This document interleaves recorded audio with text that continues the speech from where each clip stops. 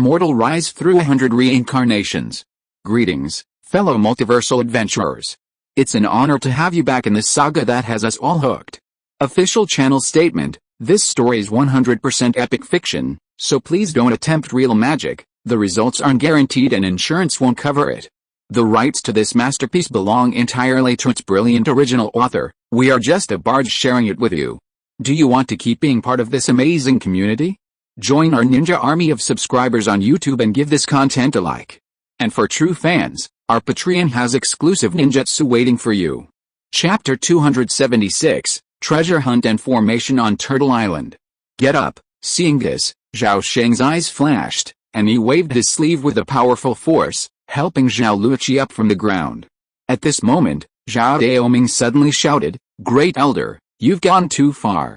This is such a major matter, and the family hasn't even finalized it yet you dare to make the decision on your own." Zhao Luoqi sneered, his seniority preying on him. The return of the family to the main branch is a truly auspicious event. I truly don't understand why you all object to such a joyous occasion. At this point, he rushed forward, bowed, and respectfully said, "Grandmaster, please understand. The people of the Kyoanga Zhao clan long for our return, but there is a small group of stubborn individuals who simply don't understand the true meaning of public opinion. On behalf of the millions of Zhao clan members, I, Zhao Luoqi, beg you to intervene and restore order." As soon as he finished speaking, at least half the people below knelt on the ground, shouting in unison, "Grandmaster, please restore order for us." Zhao Daoming's brows gleamed with anger, and he shouted, You little bastards, how dare you? Grandmaster, please don't believe their nonsense. They are the disloyal and unfilial people colluding with the demonic cult." Zhao Daojing, standing nearby, knelt and pleaded with Zhao Sheng, "Ancestor, our clan's internal discord has now reached you. I'm sorry to disgrace you. I swear by my heart of faith that while the Kyoanga Zhao clan has its share of disagreements, they are all rooted in good causes. Ancestor, with his swift eyesight, will surely distinguish right from wrong." Zhao Sheng frowned, feeling annoyed. A meeting had been perfectly planned, only to be derailed by two power-hungry gangs. This matter was incredibly complex, yet equally simple. It was nothing more than the traditional scramble for power, intrigue, and family feuds. Zhao Sheng had grown weary of these power struggles for generations. As the saying goes, a tall tree must have withered branches, and where there are people, there are rivers and lakes. Conflicts were inevitable among the 8 branches of the Xinglong Zhao clan, but under the control of the Jinden Patriarch, all conflicts of interest were contained within certain limits. It was impossible for the internal strife to escalate like that of the Kyoanga Zhao clan, where the two factions were on the verge of a bloody battle. At that moment, Zhao Sheng felt somewhat fortunate to have come, otherwise, the future of the Kyoanga Zhao clan would be bleak. Alright, with a resounding sound of ripping silk, a powerful pressure suddenly filled the living room. Zhao Sheng's expression was solemn and dignified, and waves of golden light emanated from his body, instantly restraining everyone. "I'm very unhappy. Does anyone here remember the teachings of our ancestors?" The others looked at each other, not daring to speak. The ancestors left behind many teachings, and who knew which one the immortal was asking about? If he got it right, it would be fine. But if he got it wrong, he might as well not be the first to speak out. At this point, Zhao Daojing replied, "The ancestor was asking about the 8-character motto, unity of heart and mind. Its strength can cut through metal. Thank goodness someone still remembers those 8 words. Have you forgotten why your ancestors migrated to the Shattered Star Sea?" Zhao Sheng sternly rebuked the crowd. "Ancestor, calm down. We know we were wrong, we know we were wrong." As he spoke, Zhao Daoming and Zhao Luoqi, sweating profusely, quickly knelt, followed by others. Zhao Sheng paused, but this time didn't let them stand. "I hope you will remember the teachings of our ancestors and not make the same mistakes again. As for whether you can return to the main lineage, I need to return to Xinglong and discuss with the ancestor before I can give you an answer. Don't bother me with other things, you can solve them on your own." Having said that, Zhao Sheng put away his momentum, let go of everyone, and then said coldly, "I don't care what difficult to resolve conflicts you have. But remember, you can't delay important things. Otherwise, Zhao Daoming's forehead was covered with cold sweat. Seeing this, he hurriedly patted his chest and assured loudly, "Don't worry, ancestor. What you ordered is the top priority of our clan, and we will definitely do it properly." Zhao Sheng felt a little relieved after hearing this. Whoever does it attentively and satisfies me, I will not be stingy with rewards. Zhao Luoqi was not willing to be outdone, and immediately said, I guarantee it with my life.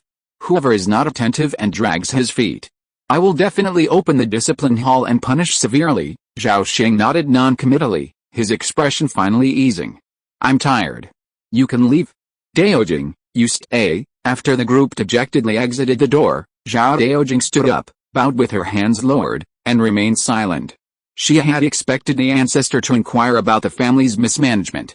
Instead, Zhao Sheng offered her a jade bottle of 1 yuan of heavy water, gave her some minor instructions, and then sent her on her way. As Zhao Daojing left the cave, she saw the patriarch and the chief elder approaching from the stairwell. Ginger, did the ancestor say anything? Ginger, does the ancestor have any instructions? Both asked, their expressions tense and anxious, almost simultaneously. Zhao Daojing was speechless. If it weren't for the two of them vying for power, there wouldn't have been such a situation. Although the ancestor hasn't said it explicitly, I suspect he's very displeased with you. He might even consider removing you from office, she said, deliberately trying to frighten them. In reality, Zhao Daojing was completely wrong. Zhao Sheng had no such idea at all. In his view, the conflict between the Kaiyanga Zhao clan's head and the Great Elder wasn't completely unsolvable. The root cause of the conflict between the two factions was a lack of shared pie.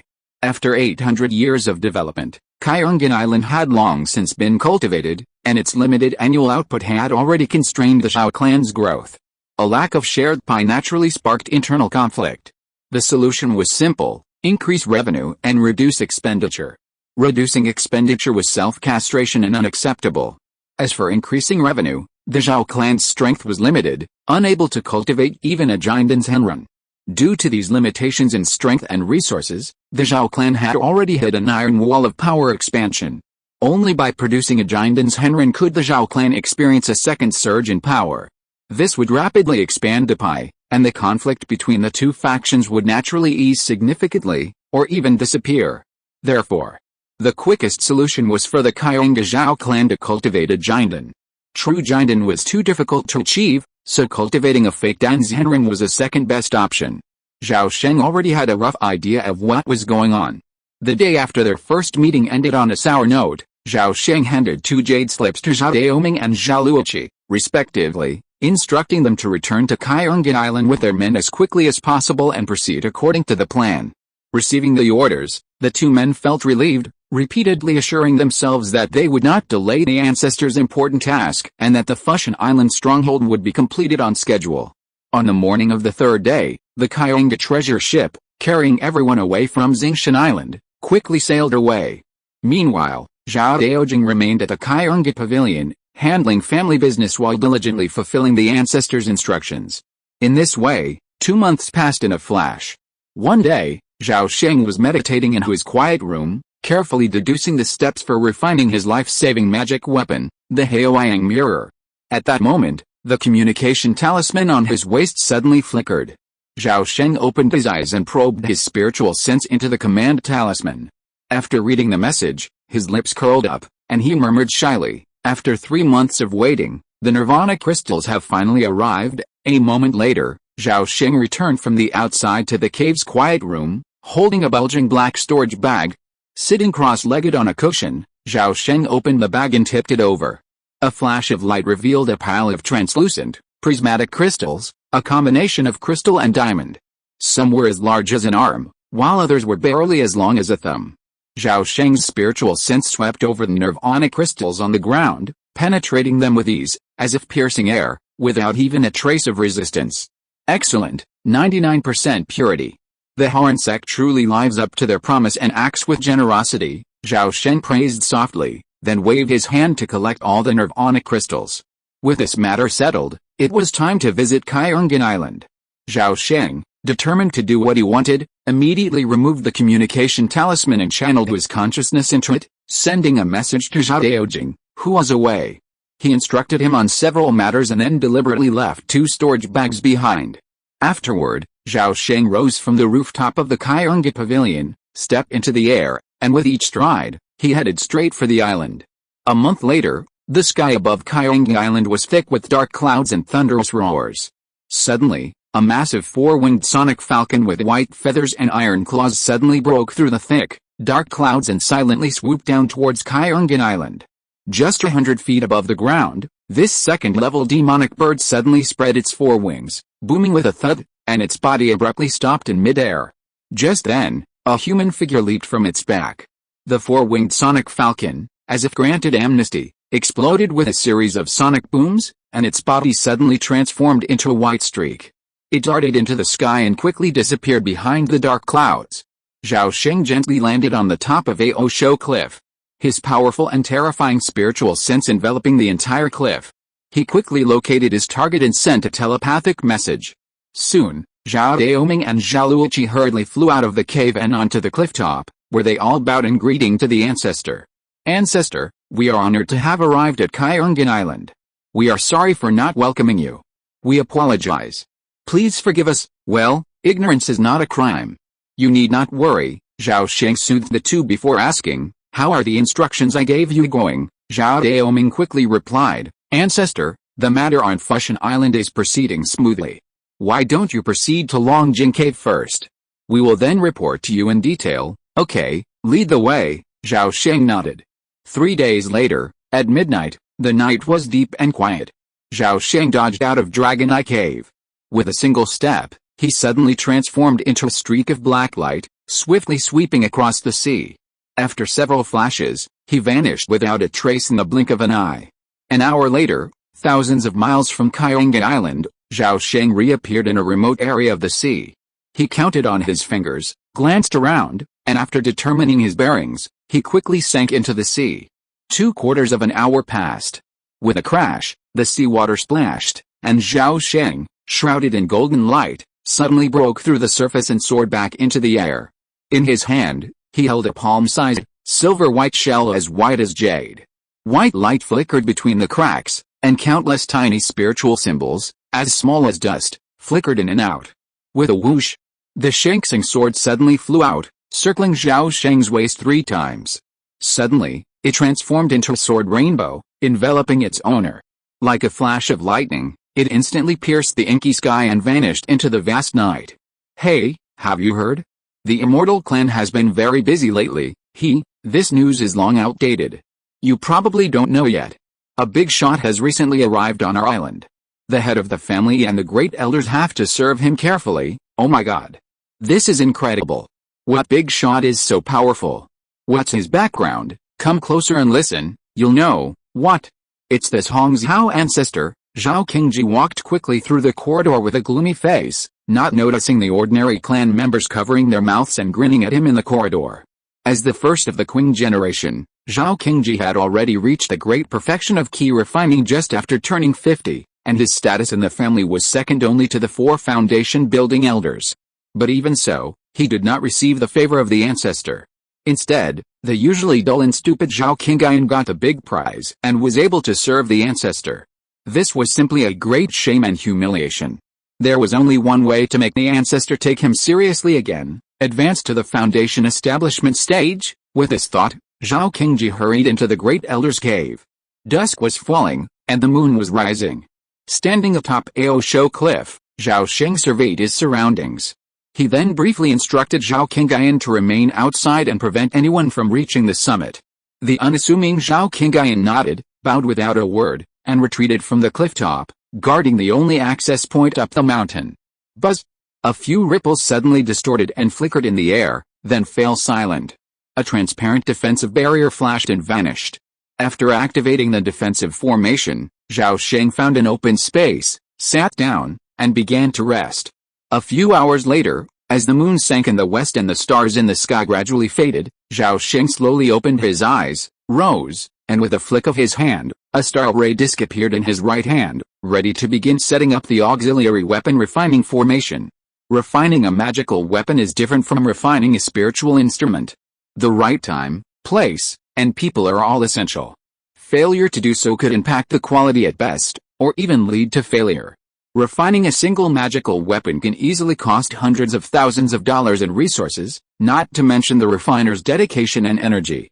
A single failure can be disastrous. while Zhao Sheng possessed the sky-snatching basket and the soul-snatching rod, two extremely powerful, top-grade magical instruments. They were incompatible with his true essence and could not be considered as natal magical instruments. Most importantly, the Haoyang mirror was crucial to Zhao Sheng's future. Natal magical instruments must be refined, and the more the better. Zhao Sheng, a ray disc in hand, circled the cliff top several times, periodically gazing up at the starry sky, muttering to himself as if to confirm something. After a while, he suddenly pulled out a koi carp talisman brush and squatted on the ground, slowly drawing. It took Zhao Sheng a full hour to complete a massive talisman array, 3 meters in diameter, inscribed with dense, ancient, and intricate Tai spiritual script. With a flick of his sleeve, a golden flame flag shot out, piercing directly into a note on the edge of the talisman formation. Zhao Sheng continued to work, his sleeves fluttering as flags flew out one after another, piercing each of the 36 corresponding nodes, forming a massive circular formation. Chapter 277 Refining. It was already dawn, a faint dawn illuminating the seaside. Zhao Sheng stood beside the formation, his hands repeatedly forming incantations. Streams of pure true energy, laced with wisps of golden crow flame, sank into the 36 formation flags. Cracks, cracks, the 36 formation flags suddenly emerged, spawning fireballs resembling the sun. The talisman array on the ground erupted in a myriad of golden light, connecting with the sun within. A dazzling pillar of fire shot up into the sky. At this moment, Zhao Sheng formed incantations with both hands, a powerful spiritual consciousness erupting, enveloping the entire cliff top. He clasped his hands together, forming a great sun seal. The next moment, a startling scene unfolded. The 36 formation flags moved without a breeze, and golden flames suddenly shot out from between them, connecting and intertwining to form a circular, three-dimensional golden flame barrier. At the same moment, Zhao Sheng opened his sleeves, and a multitude of nirvana crystals flew into the treasure refining formation. As if drawn by some gravitational force, they gathered at the center of the formation, floating suspended in midair. Zhao Sheng looked eastward. Just then, a fiery red sun rose slowly from the edge of the sky, painting the sky a crimson glow. At that moment, wisps of the morning sun's purple aura were drawn in by the formation atop the cliff, falling onto the nirvana crystals within, radiating a myriad of shimmering purple energy. Zhao Sheng gazed at the scene with some surprise, feeling quite surprised. This location is indeed the right one. But it's not the right time yet. Midday is the optimal time for treasure refining. Zhao Sheng's brow relaxed slightly, pleased that the first step of the treasure refining process was progressing smoothly. Sitting cross-legged on the ground, Zhao Sheng observed the treasure refining formation, maintaining its proper operation while silently waiting. Time slowly slipped by. The sun reached its zenith, its intense sunlight blazing down, and the air was filled with a parched heat. Yet, within 100 miles of Kaiyanga Island, the light was strangely dim and the temperature seemed icy cold. Yet, at this very moment, the summit of Aoshao Cliff was enveloped in a blinding, blazing white light, scorching intensely. Within the treasure refining formation at the cliff's center, a massive, towering pillar of fire constantly absorbed sunlight from within 100 miles. From within the pillar of fire, strands of the golden and purple hoary essence occasionally trickled down, dripping onto the nirvana crystal beneath, where they were quickly absorbed. At the edge of the formation, Zhao Sheng's eyes flashed like lightning, their divine light radiating over a foot from his eye sockets. Under the 40-fold current of time, he could discern every subtle shift within the formation. On the rare occasions when the formation faltered, he would immediately activate his spiritual sense, activate his incantations, and promptly adjust the control flags to ensure smooth refining progress. Refining a magical weapon wasn't as easy as refining a spiritual instrument.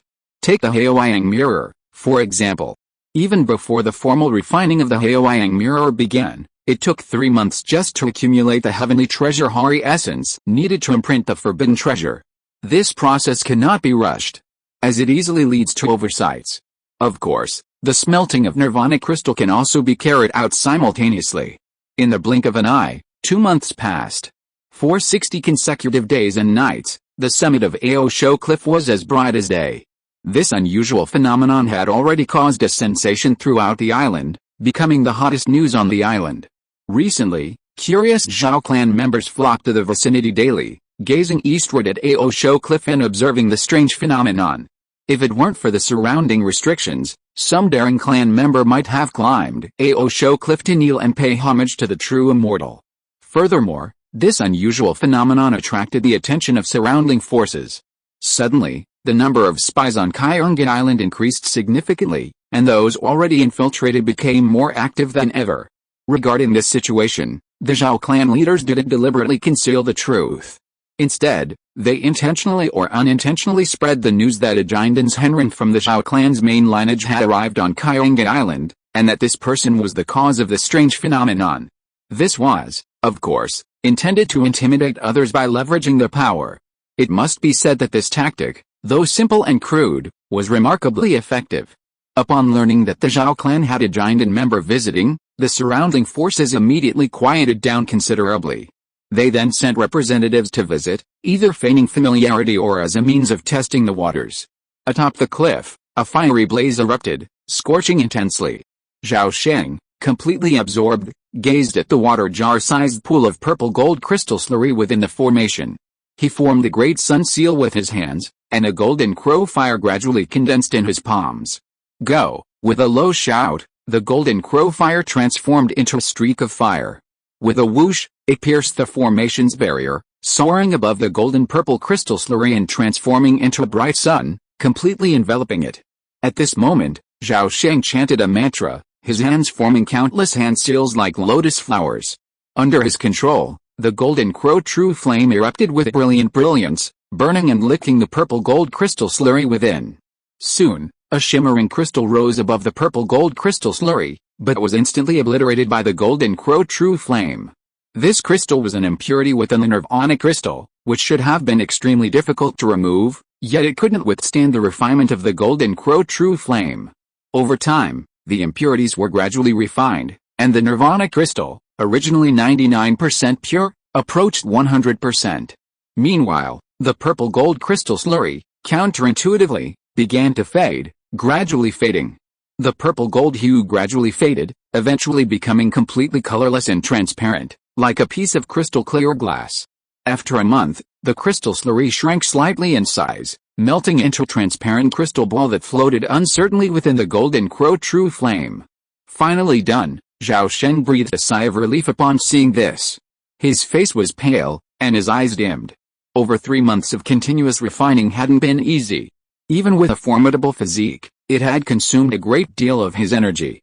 Zhao Sheng then took 3 soul-nourishing pills, sat cross-legged, and meditated, restoring his depleted mental strength.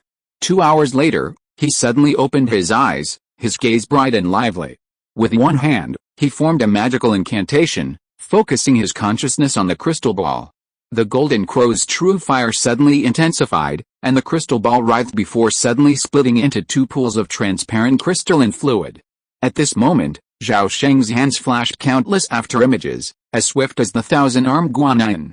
Thousands of true yuan talismans, trailing streams of light, flew into the formation like a torrential downpour of pear blossoms, immersing themselves in one of the pools of crystalline fluid, transforming into magical talismans and forbidden seals. Congeal! Zhao Sheng softly uttered the word, and the golden crow's true fire suddenly shrank to a streak of golden light, disappearing into the crystal slurry in a flash. Then, under the control of his spiritual consciousness, the golden light drew upon vast quantities of Hori's essence, rapidly attaching itself to countless forbidden treasure seals, ultimately transforming into vast talisman sun. Zhao Sheng chanted, and countless true yuan talismans cascaded from his hands. He watched intently, his expression profoundly solemn. The golden crow set in the west, the sunlight waned, and a blazing sun blazed atop Turtle's head. A dazzling white light burst forth, illuminating the surrounding darkness for dozens of miles. Zhao Sheng sat cross-legged, his entire body enveloped in a rich white light. The ground around him had cracked and turned to sand. Above the magic circle, a crystal mirror, approximately a foot wide, transparent on both sides with a slightly smooth, raised center, took full shape. It resembled a human eye, or perhaps a magnifying glass. It's done, Zhao Sheng was overjoyed, gazing at the Haoyang mirror floating before him. The smooth refinement of this magical weapon had already exceeded his expectations. Thanks to his multitasking ability, most people wouldn't have managed to succeed on their first try. After all, There are so many factors that can lead to failure. Zhao Sheng smiled faintly, took the mirror, and continued refining the second Haoyang mirror according to the same method. With the experience gained from the first refining, the second went even smoother. In just 2 days, the second Haoyang mirror was successfully refined. Zhao Sheng chuckled softly and, with a single gesture, the Haoyang mirror flew obediently out of the refining formation. After circling for a moment, it quickly sank into Zhao Sheng's danshan, where it and the other mirror slowly circled around his golden elixir. Zhao Sheng breathed a sigh of relief. With a flick of his mind, he saw the golden crow's true fire condense into a flaming lotus. It quickly flew out of the formation and, with a whoosh, sank into his danshan. The golden crow fire lotus hovered beneath the golden elixir, supporting the sky. Collect, with a shout, 36 formation flags rose to life, shrunk to palm-sized sizes, and flew into Zhao Sheng's sleeves. Zhao Sheng laughed heartily and rose to his feet. The next moment, countless mirrors, seemingly real yet illusory, flashed around him, blazing with light and radiating endless heat. In an instant, the area 100 feet in radius was transformed into a sea of blazing white flames. A golden sun suddenly emerged from behind Zhao Sheng, illuminating him like a god. At this moment, countless mirrors began to slowly rotate around Zhao Sheng, accelerating until they almost formed a dazzling halo. From afar, the sight was dizzying and awe-inspiring. However, only Zhao Sheng knew the sheer intensity of the halo surrounding him.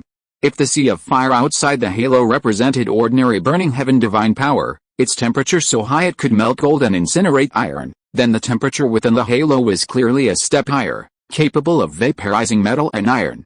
Already, the beginnings of a nascent soul realm were emerging. However, the Haoyang mirror's power had only been revealed for a moment. Suddenly, all the flames dimmed, the mirror dissipated, and the sun sank back into the void, finally returning to normal on the cliff top. However, by then, the ground beneath Aosho Cliff had been completely melted for hundreds of feet, transforming into a layer of crystalline light. A thick layer of colored glaze covered the ground, reflecting a dazzling rainbow of light in the sunlight. Just then, a group of people suddenly flew up from the mountain. Zhao Sheng stood up, stretched, and gently clenched his fists. Suddenly, he turned and smiled faintly at Zhao Daoming and the others.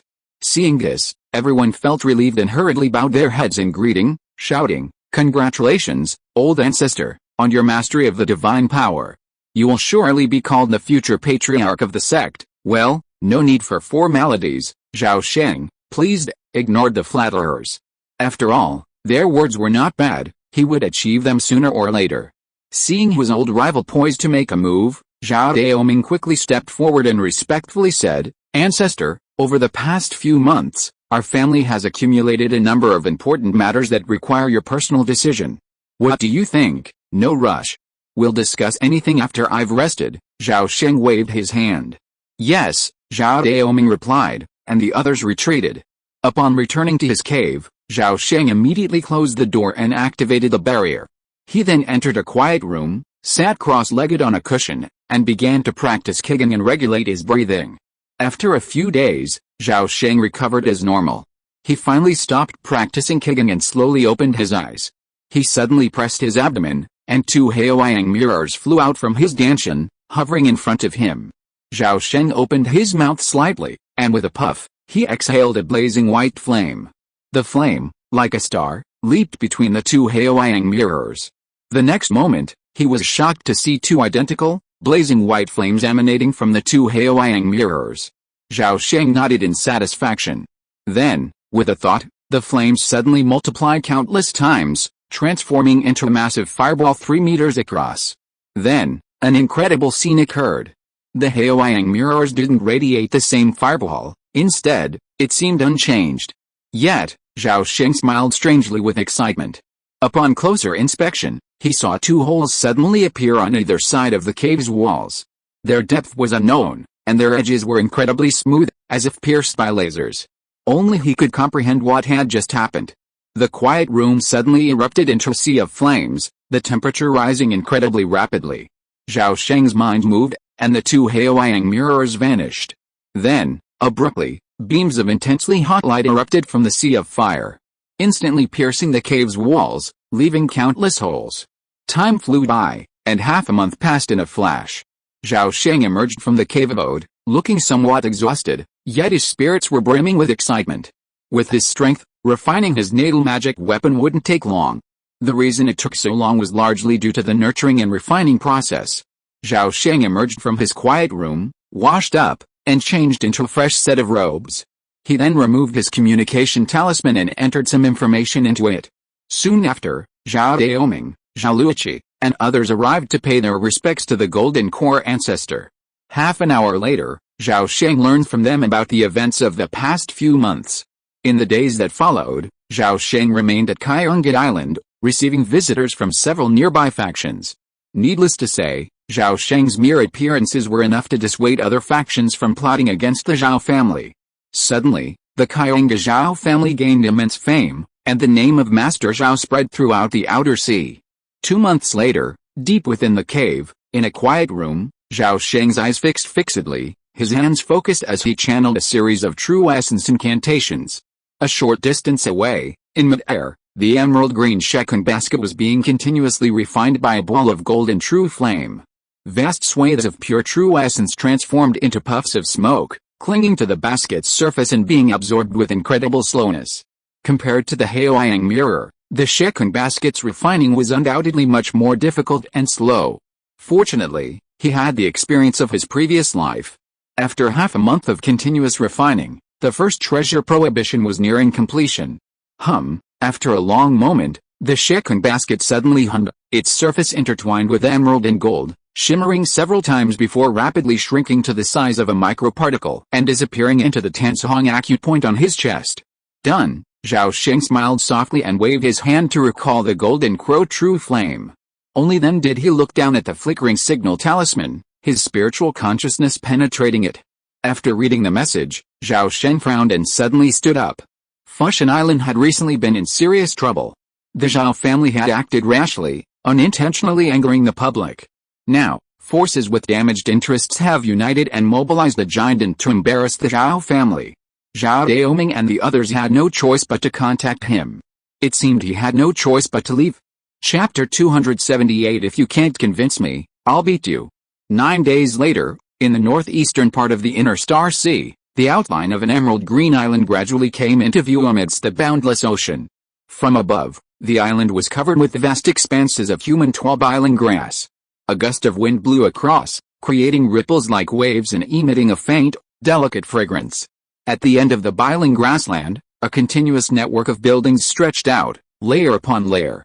Looking beyond, a cacophony of voices filled the air, swords flashed, and countless people moved through the streets, creating a scene of extraordinary bustle and activity.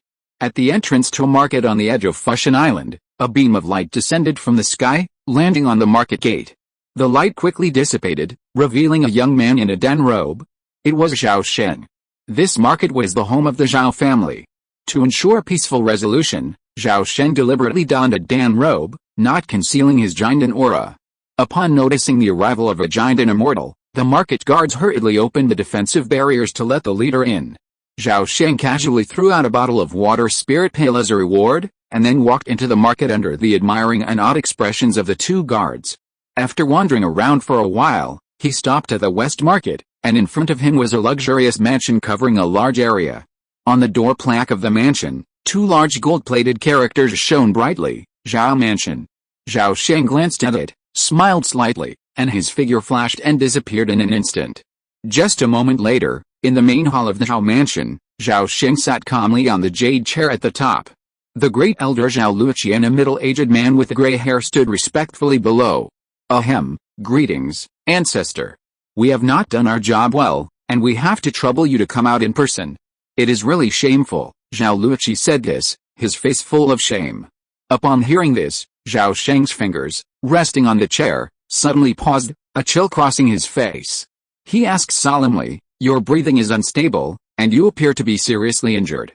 "Who injured you?" Zhao Luoqi shuddered, hesitated, and then, sensing the ancestor's increasingly serious gaze, whispered, "Half a month ago, that giant and senior, to establish his authority, deliberately seized upon a minor oversight on the part of a junior. Not only did he strike hard, he also demanded that we vacate Lanshao Valley within a month. Lanshao Valley is a key area targeted by the Zhao family. It boasts a low-grade, second-tier spiritual vein, numerous spiritual mines, and hundreds of acres of mid to high-grade medicinal fields. More importantly, the forces occupying Lanzhao Valley have been greatly weakened due to lack of successors, leaving only 2 foundation establishment cultivators to maintain their position. If you lack strength, don't blame outsiders for taking over. In recent years, Lanzhao Valley has been coveted by multiple factions.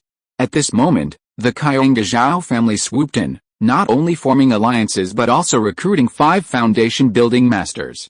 Leveraging Zhao Sheng's reputation, they successfully forced several forces to retreat, seemingly on the verge of success. But as fate would have it, the original owner unexpectedly summoned reinforcements. Zhao Sheng, upon hearing this, waved his sleeves, and a jade-colored elixir bottle shot out, landing in Zhao Luoqi's hands. This bottle of second-level Sheng pill is sufficient to heal your injuries. Now, tell me about that person's origins, ancestor. We don't know his origins either. However, before he left behind a talisman, specifically instructing us to give it to you. Zhao Luoqi then pulled a cherry green jade talisman from his sleeve and raised both hands to his chest. HMPH, quite a few tricks. Zhao Sheng casually glanced at the gray-haired middle-aged man, then with a single wave of his hand, snatched the cherry green jade talisman into his grasp. After his spiritual sense penetrated the space, Zhao Sheng's brows rose slightly, and he thought to himself, shall we chat at Qingyan Tower? He weighed the jade talisman and casually put it into his sleeve. Turning his gaze to the gray-haired middle-aged man, he asked calmly, Qingji, I was a little misjudged.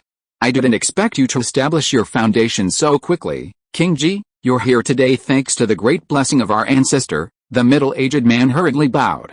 This gray-haired middle-aged man was Zhao Qingji, the first person in the Zhao family to achieve foundation building. Judging from his unsteady breathing, he must have only been there a few months, and the price he paid was not small. Your ability to establish your foundation is a great joy to the Zhao family. Our ancestor doesn't have much to reward you. Here's a bottle of Shenun blood replenishing pills. Consider it my gift. Zhao Sheng waved his hand, and a crimson pill bottle slammed into Zhao Qingji's arms like a meteor.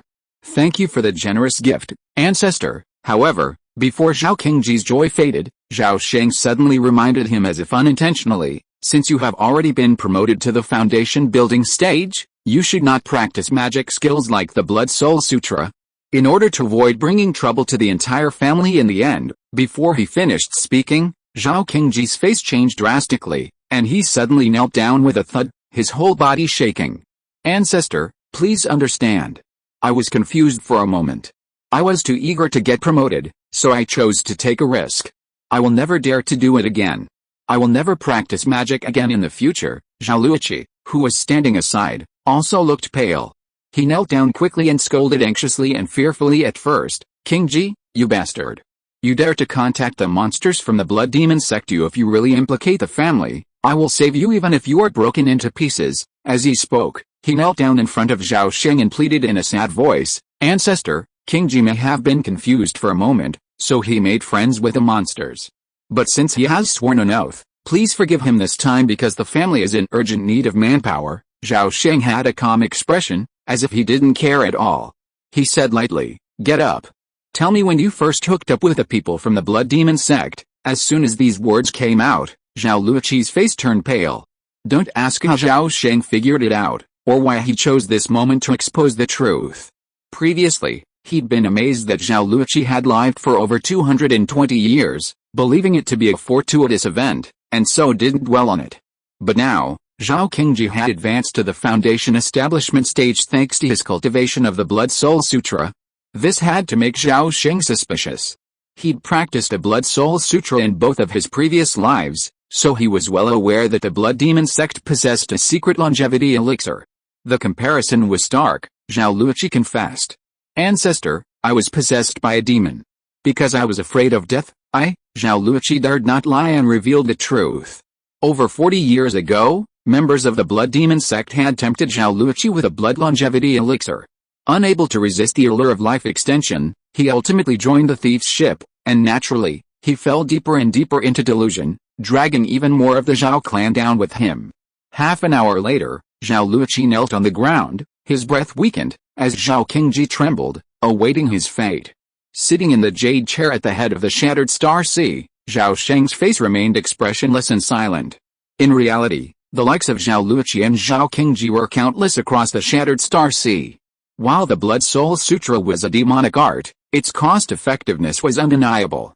Countless cultivators with inferior spiritual roots, countless frustrated individuals unable to break through the barriers to advancement, were all potential customers for the Blood Soul Sutra. The Blood Demon Sect's invincibility, its growing power the more it was suppressed, was ultimately due to the Blood Soul Sutra. Consequently, the mainstream cultivators in the Shattered Star Sea held a deep hatred for the Blood Demon Sect, embracing a policy of preferring to kill thousands by mistake rather than let one go. The results, however, were merely so-so. The Blood Demon Sect's leaders, led by the Blood Godson, had been on the wanted list for decades, yet most of them remained alive and well, stirring up trouble. Zhao Sheng snorted coldly, memorized a list of clansmen connected to the Blood Demon Sect, stood up, walked out of the hall, and soared into the air. Now was not the time to argue with Zhao Luqi and the others. The most urgent task was to resolve the situation. Within the Shattered Star Sea, the Blood Demon Sect's presence was omnipresent. No faction in the Star Sea Islands could guarantee that they had no disciples or clansmen who had practiced a Blood Soul Sutra. Worse still, due to the Blood Demon Sect's deliberate indulgence, the first 2 chapters of the Blood Soul Sutra had spread widely across the Shattered Star Sea, practically spreading like a plague. In a sense, the Blood Demon Sect was like a cancer parasitic on the world of immortal cultivation. As long as the Blood Soul Sutra was not completely eradicated from this world, the Blood Demon Sect could never be completely destroyed. Flying into the air, Zhao Sheng concentrated his true energy in his hand and gently tapped the Jade Talisman, injecting a stream of it. Instantly, the Jade Talisman glowed brightly in his hand, a beam of light emerging from its surface, its tip pointing eastward toward the market town. Zhao Sheng naturally understood what this meant and immediately harnessed his sword's light, speeding eastward. In the Zhao Mansion's main hall, Zhao Luqi's expression shifted from gloomy to gloomy. After a moment's deliberation, he suddenly stood up, leaving Zhao Qingji behind and stealing away. A few breaths later, Zhao Sheng suddenly stopped, perched above a magnificent 3-story white jade building. "Since you're here, please come down for a chat?" As soon as he finished speaking, the window of the top floor of Qingyan Tower suddenly opened. Zhao Sheng's eyes flashed, sensing a presence there, a presence no less powerful than his own. He darted in and immediately saw a handsome young man seated behind a long jade table. His face was as handsome as jade, his spirit radiant. He wore a brocade white cloud robe, a rare magical garment. Just then, he glanced over with a smile and extended his hand. "Fellow Taoist, please take a seat." Zhao Sheng's divine sense swept over, and a glint flashed in his eyes. The other person's luck was not low. Not only was his aura tinged with red, but his pillar of luck towered 36 feet. Zhao Sheng's eyes narrowed. This person, like him, was also a true golden caller. His aura was unfathomable, yet he should be superior to his. With his mind racing, Zhao Sheng walked over to a jade table and sat down confidently. "My friend, I have been invited here. If you have something to say, please speak frankly." "Let's be frank, haha, fellow Taoist, you are so straightforward." The jade-faced young master paused for a moment, then burst into laughter. "Since that's the case, I will speak frankly. The Fang family of Lanseo Valley was kind to me in the past. Now, to preserve their ancestral foundation, they have sought my help. As the old saying goes, a drop of water should be repaid with a spring. Please give me a chance to repay your kindness and voluntarily withdraw from Lanseo Valley. What if I say no?" Zhao Sheng said calmly, his eyes narrowing. "Haha, if you don't let me repay you, you're just making an enemy."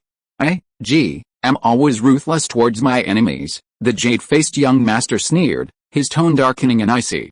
He slapped the jade table in dissatisfaction, and with a loud bang, it crumbled into dust. The terrifying pressure of the Jinden realm erupted from him, pressing down on Zhao Sheng like a mountain. Simultaneously, an extremely cold air rapidly spread throughout the room. A layer of white light suddenly appeared on the walls surrounding the pavilion, but the next moment, it froze and shattered with a puff. The porcelain vases, tables, and chairs in the room were silently frozen, crumbling, and turning into pools of icy powder.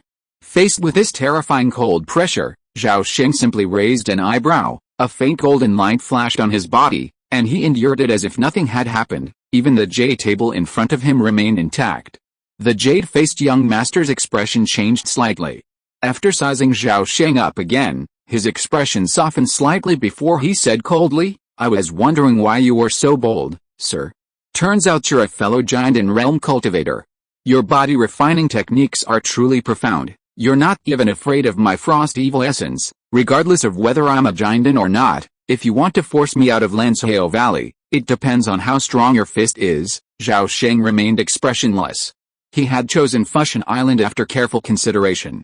If he easily backed down to any random giant and cultivator, how could the Zhao family maintain a foothold on Fushan Island? Would that make other factions laugh at our cowardice and incompetence? Very well, you have guts. How about this? Tomorrow at noon, you and I will clash at Kingayan Mountain, 50 miles away. If you win, I will automatically withdraw and no longer interfere in Lanseo Valley affairs. The jade-faced young master's eyes flickered, and he suddenly sneered. Kingayan Peak, Zhao Sheng paused, not agreeing immediately. Don't worry. I am also a prominent figure, and I disdain to use conspiracies and tricks against you. The jade-faced young master stood up, his expression extremely proud. With that, he swaggered out of the room. Zhao Sheng watched the man leave, then after a moment's hesitation, he dodged out the window.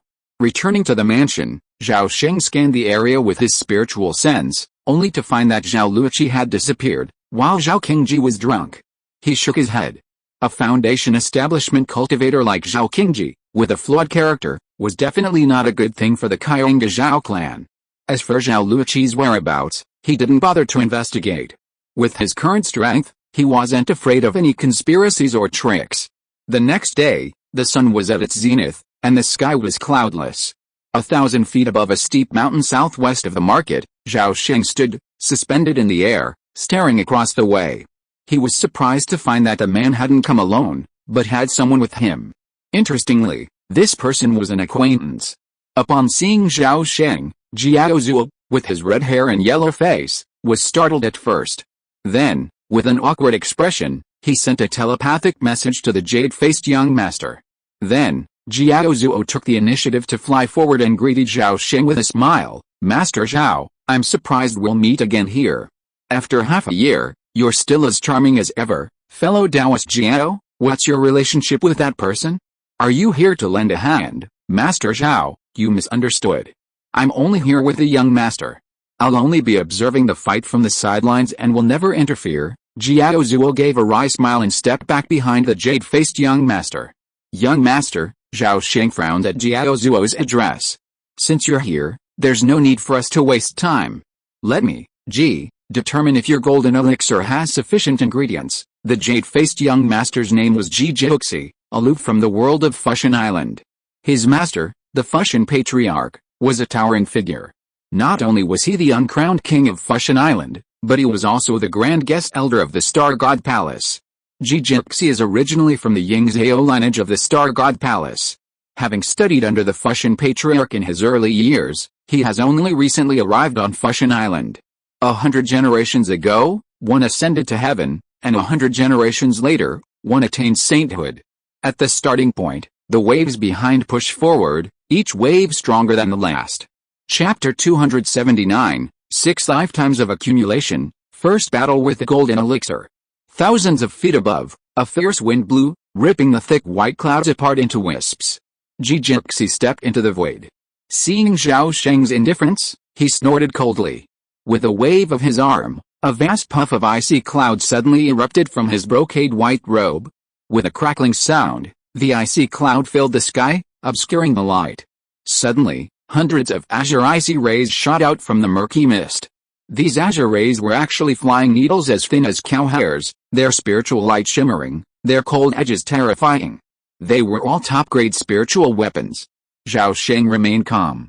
With a thought, countless pure true energy gushed out from his Danshan Qi, flowing through his meridians and into his right arm. Then, he bent his arm and punched out. With a loud boom, a golden fist shadow, as if tangible, shot out from the fist, shattering the air ahead, carrying a sonic boom cloud with it, and crashing into the white light. Suddenly, a roar echoed through the mountains, and a vast expanse of golden white mist exploded above the peaks.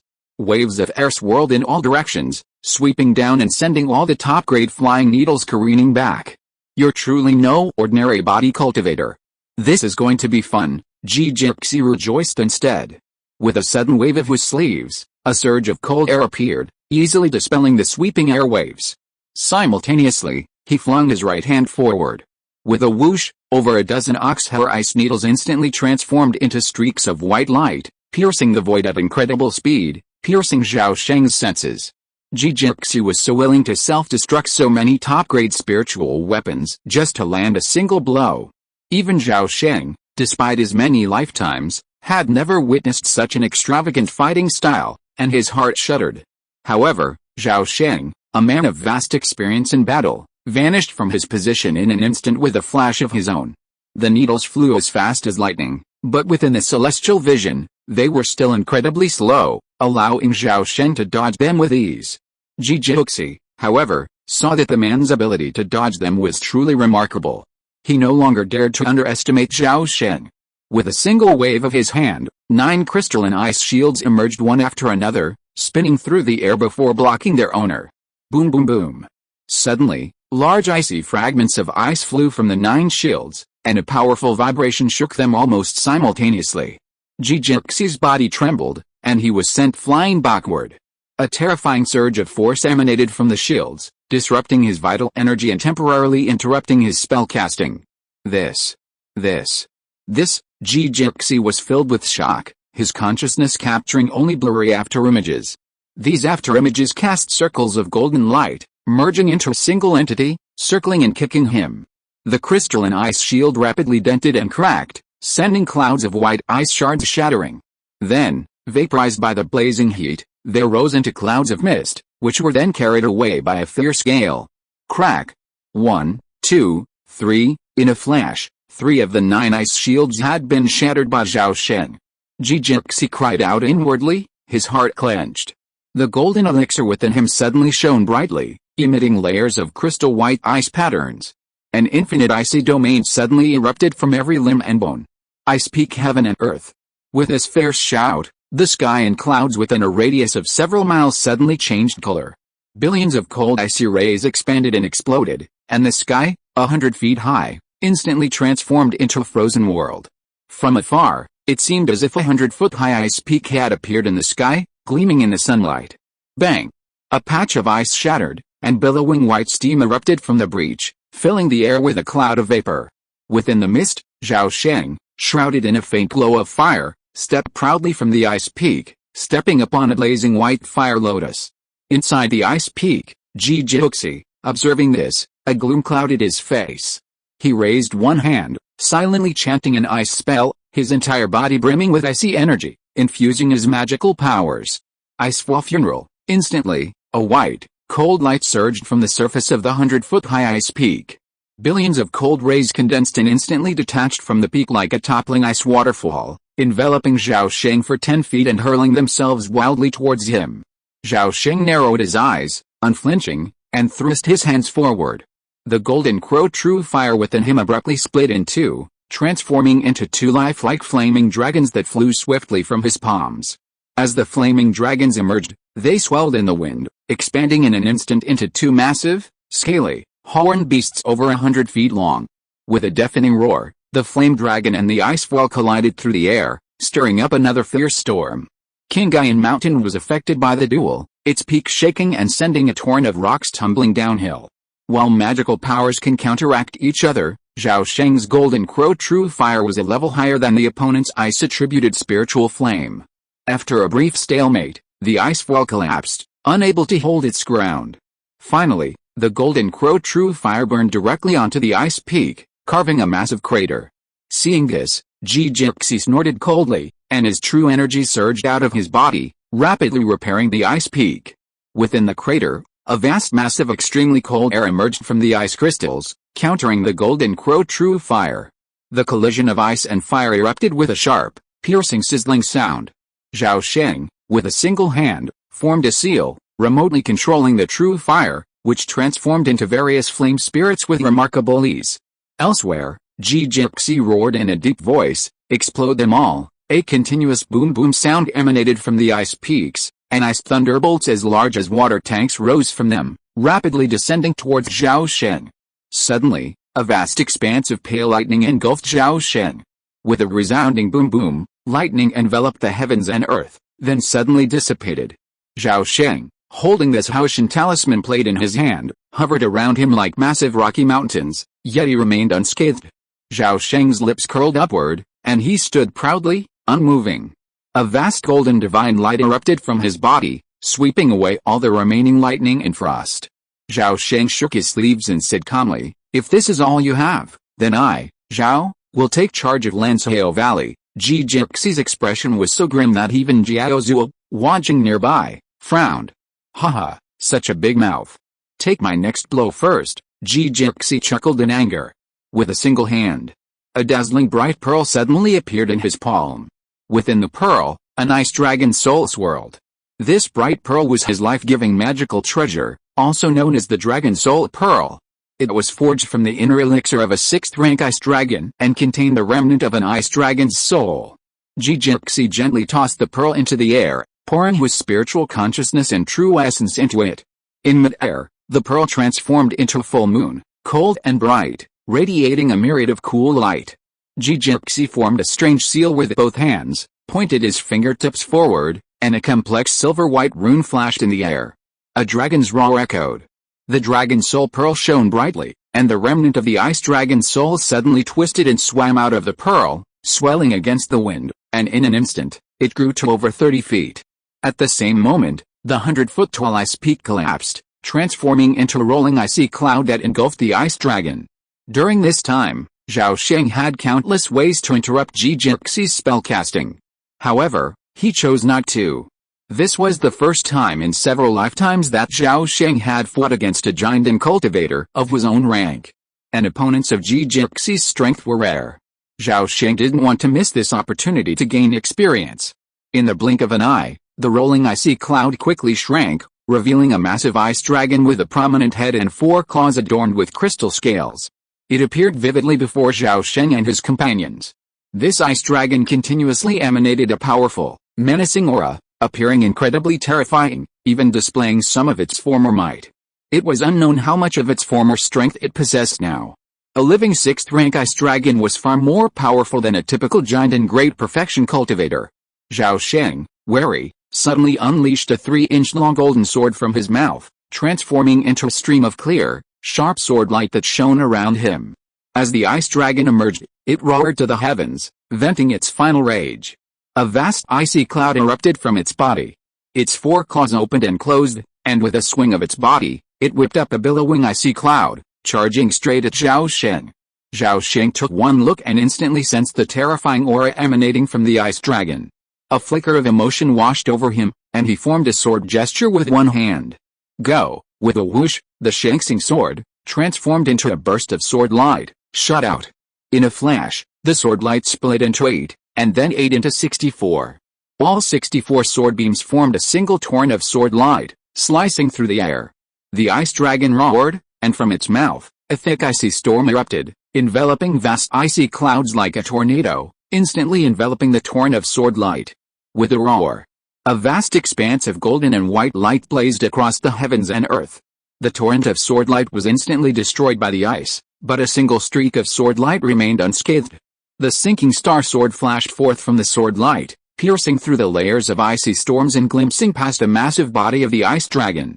The white ice dragon suddenly let out a mournful wail, its massive, slender body suddenly breaking into dozens of pieces before exploding into clouds of icy mist.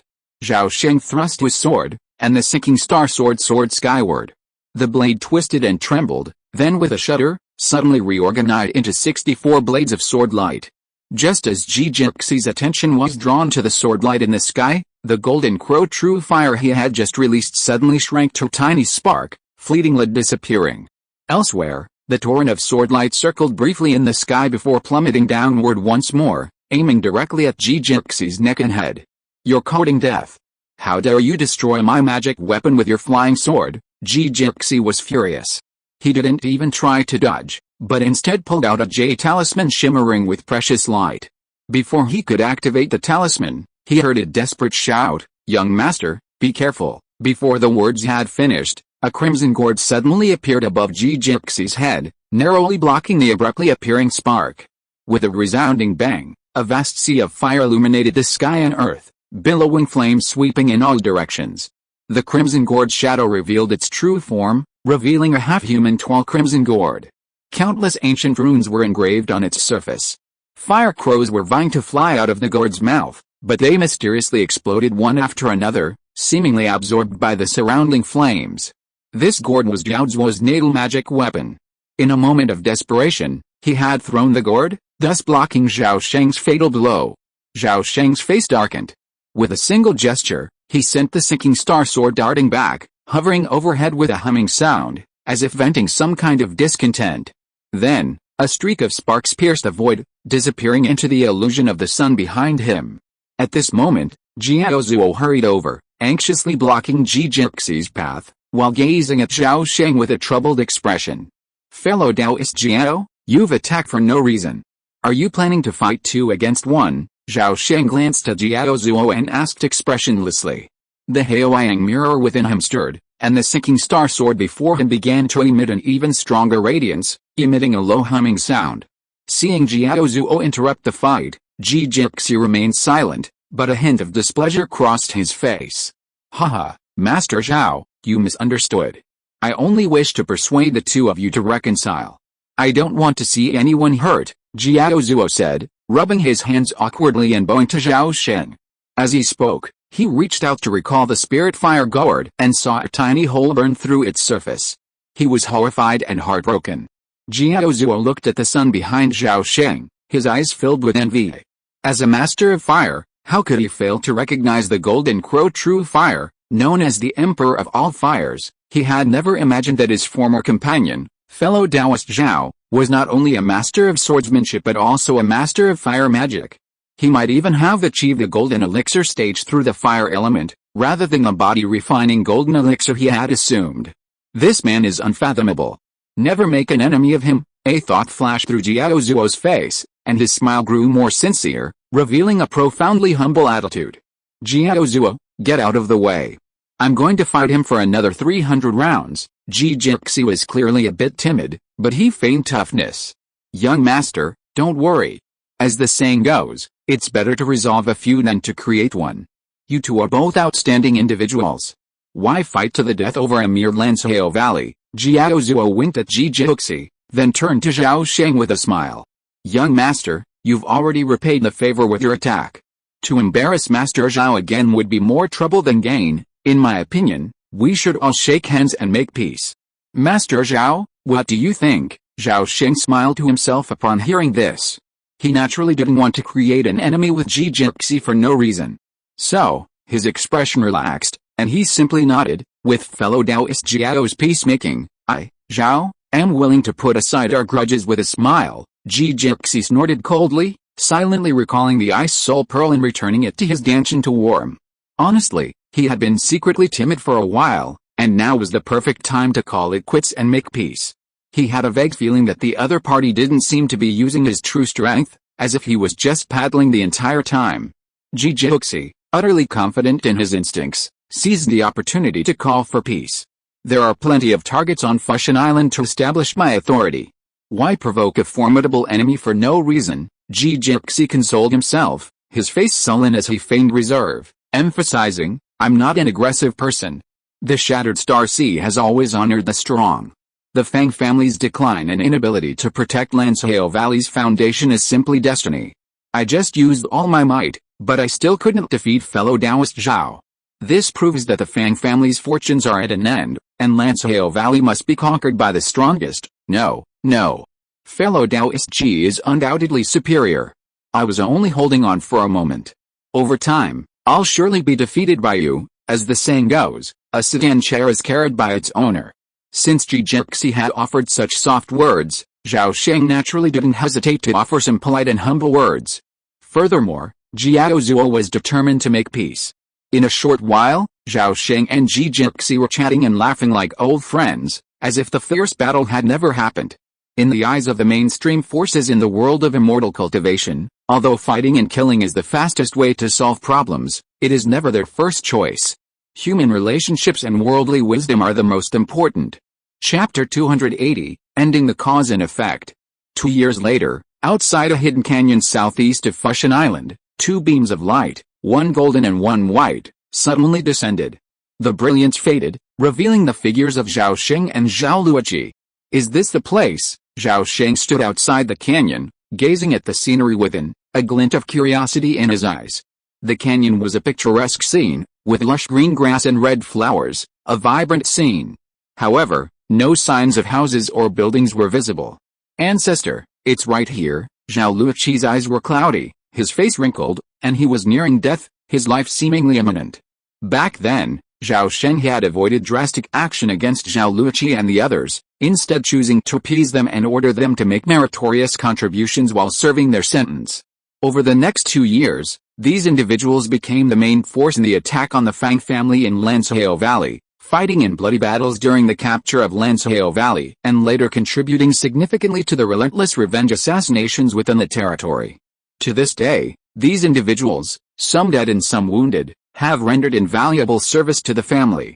Among them, Zhao Qingji suffered the worst fate. In the final battle, he was embraced by the Fang family's great elder, and they ultimately perished together. Although Zhao Luoqi was uninjured, the constant toiling to maintain stability and deal with various emergencies had taken a toll on his spirit. With Lansao Valley falling into the hands of the Zhao family, the people of the territory gradually settled, and the various revenge assassinations gradually subsided. By then, Zhao Luoqi had reached the end of his life, and his death was imminent. However, Zhao Luoqi dared not complain, as this was the will of the ancestor, and the intention was self-evident. In recent days, the ancestor had suddenly summoned him, and after a confidential conversation, he felt dejected, yet strangely relieved. Then, the ancestor instructed him to contact the Blood Demon sect and seek an audience with its leader on the island. This was one of the reasons why the two of them were here today. The formations and barriers here are quite ingenious, capable of concealing aura fluctuations. It seems the Blood Demon sect possesses a wealth of capable individuals. Zhao Sheng's eyes flashed. He was about to return to Central Continent, and there were matters he needed to settle before leaving. With that, Zhao Sheng curved his finger, and a flash of swordlight flashed, plunging into the canyon ahead. Suddenly, the canyon's sky rippled, and the entire landscape shook, as if a pebble had been dropped into a calm lake. Just then, a yellow-robed young man suddenly emerged from behind the painted curtain, gazing at Zhao Sheng and the others with alarm. "Who are you? How dare you trespass into my Yaohan Valley?" Zhao Sheng's gaze shifted. The yellow-robed young man before him was only in the late key refining stage, yet he showed no fear in the face of the two of them. Zhao Luoqi stepped forward, his hands rapidly making dozens of strange hand gestures. A flash of blood shone from his body as he whispered, "We have no ill intentions in visiting you today, but we wish to see Hall Master Zheng Kui. Please inform him." "Well, wait a moment, I'll go in and report this." The yellow-robed young man's demeanor suddenly changed, and he nodded hastily at the gesture. Zhao Sheng's eyebrows suddenly raised, and then a hoarse, aged voice suddenly rang out from the depths of the canyon. "Sijiu, that's not necessary. The renowned Master Zhao is visiting today, and I, Zheng, am sorry for not welcoming you." As the words trailed off, an elderly man in a blood-red robe slowly emerged from the distant woods. "Hall Master," the yellow-robed young man said with a solemn expression, bowing respectfully before quietly stepping aside. "Master Zhao, Brother Luoqi, please excuse Siju's rude words just now." The blood-robed old man spoke politely, yet his heart was filled with wariness and caution. "Fellow Taoist Zheng, we too have been intrusive in our visit. How can we vent our anger on others? Young brother, you were neither humble nor arrogant just now, and I admire that very much." Zhao Sheng's eyes flickered, sensing that this man was quite powerful, but his aura fluctuating between strength and weakness. He must have recently ascended. Judging from his aged appearance, he must have sacrificed considerable years in his quest to reach the Golden Core realm. "Fellow Taoist Zhao, you are so magnanimous, I admire you very much. This is not a place for conversation. Please enter the valley and chat." Zheng Kui's guard dropped slightly upon seeing this, and he stepped aside, making a gesture of invitation. With that, the canyon behind him blurred, revealing another landscape. "Since fellow Taoist Zheng has so graciously invited us, we will not hesitate. Sorry to bother you." Zhao Sheng smiled, and followed. Zhao Luoqi followed silently. Soon, the three of them landed in a courtyard, surrounded by lush trees and a tranquil and peaceful atmosphere. The courtyard was small, its buildings constructed of some kind of spiritual wood. Outside, over 10 acres of spiritual field stretched, and a nearby emerald lake offered a breathtaking view unlike anything seen outside. Zhao Sheng was a bit surprised. It felt more like a secluded retreat than a secret blood demon sect sanctuary. However, he soon felt relieved. Who says a demon sect sanctuary must be eerie and hostile?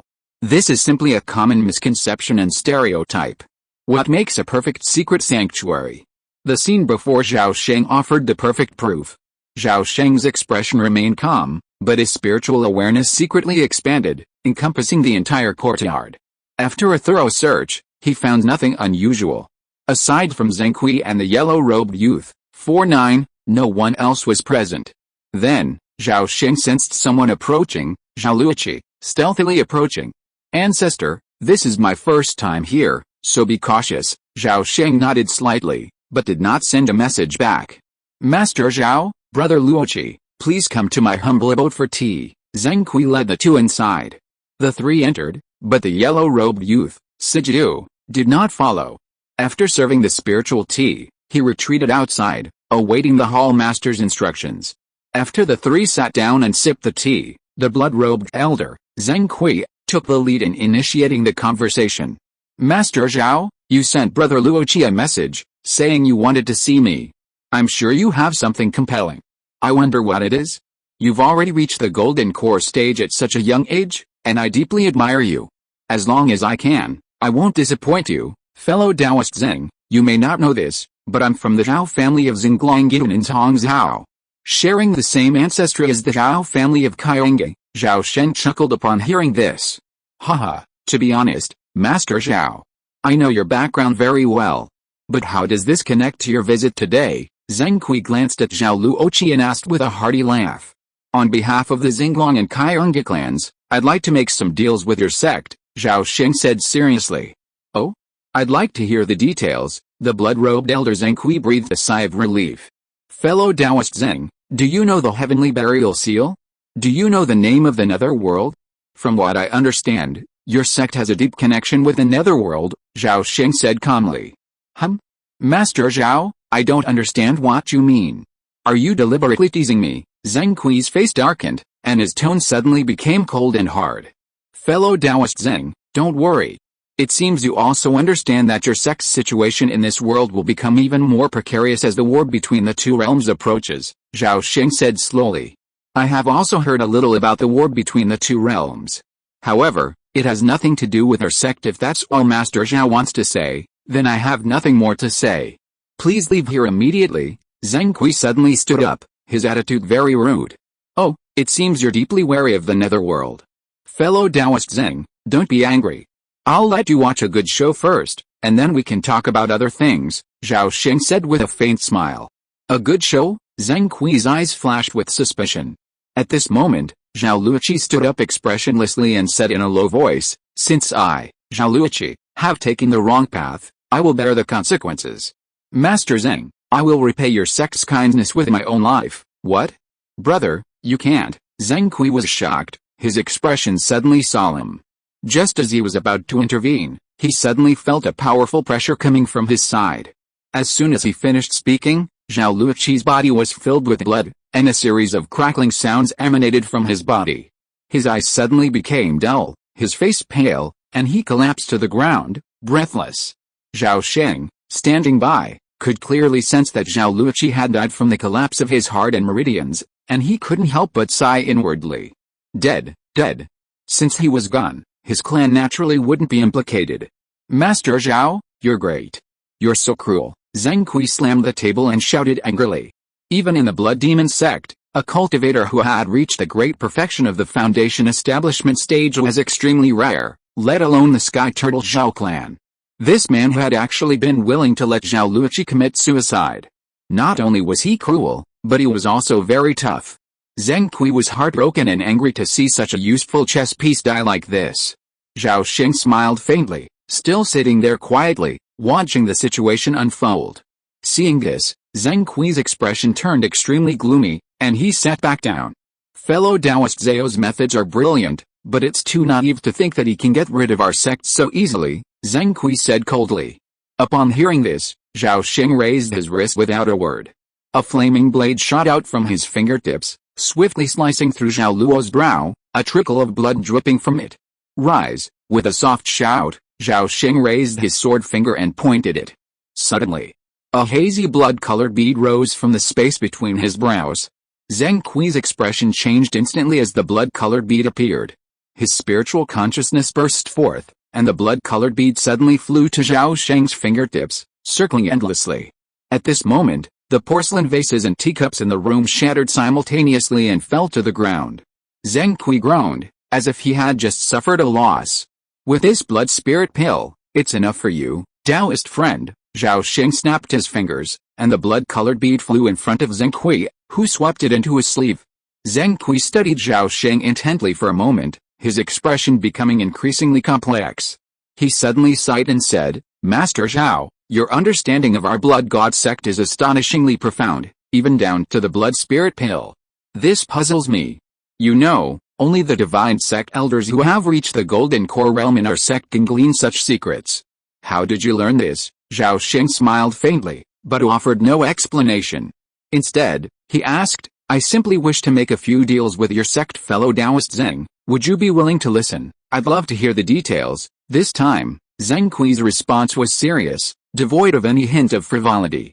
2 weeks later, 6,000 miles northwest of Fushan Island, on a remote island, a sudden rumble erupted in the sky, startling all creatures on the island and sending them fleeing in panic. A mysterious light flashed from the depths of the island, and then a transparent barrier appeared in the air. Suddenly, 2 streaks of light descended from the sky, instantly breaking through the barrier and landing on the ground. Suddenly, the light faded, revealing 2 masked figures in black robes. Just then, the ground nearby suddenly cracked, and 4 figures emerged from the ground.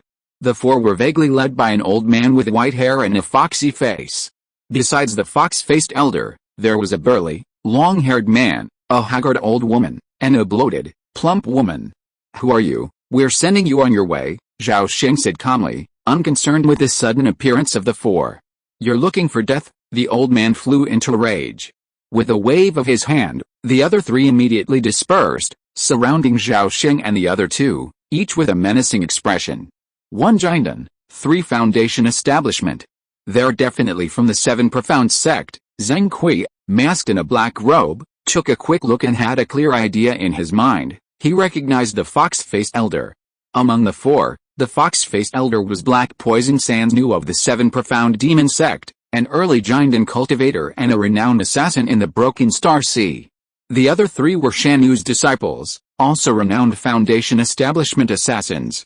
They had once teamed up to assassinate a Jinden cultivator from another continent, earning them the name Zhao Daoyao, and the rest of the group.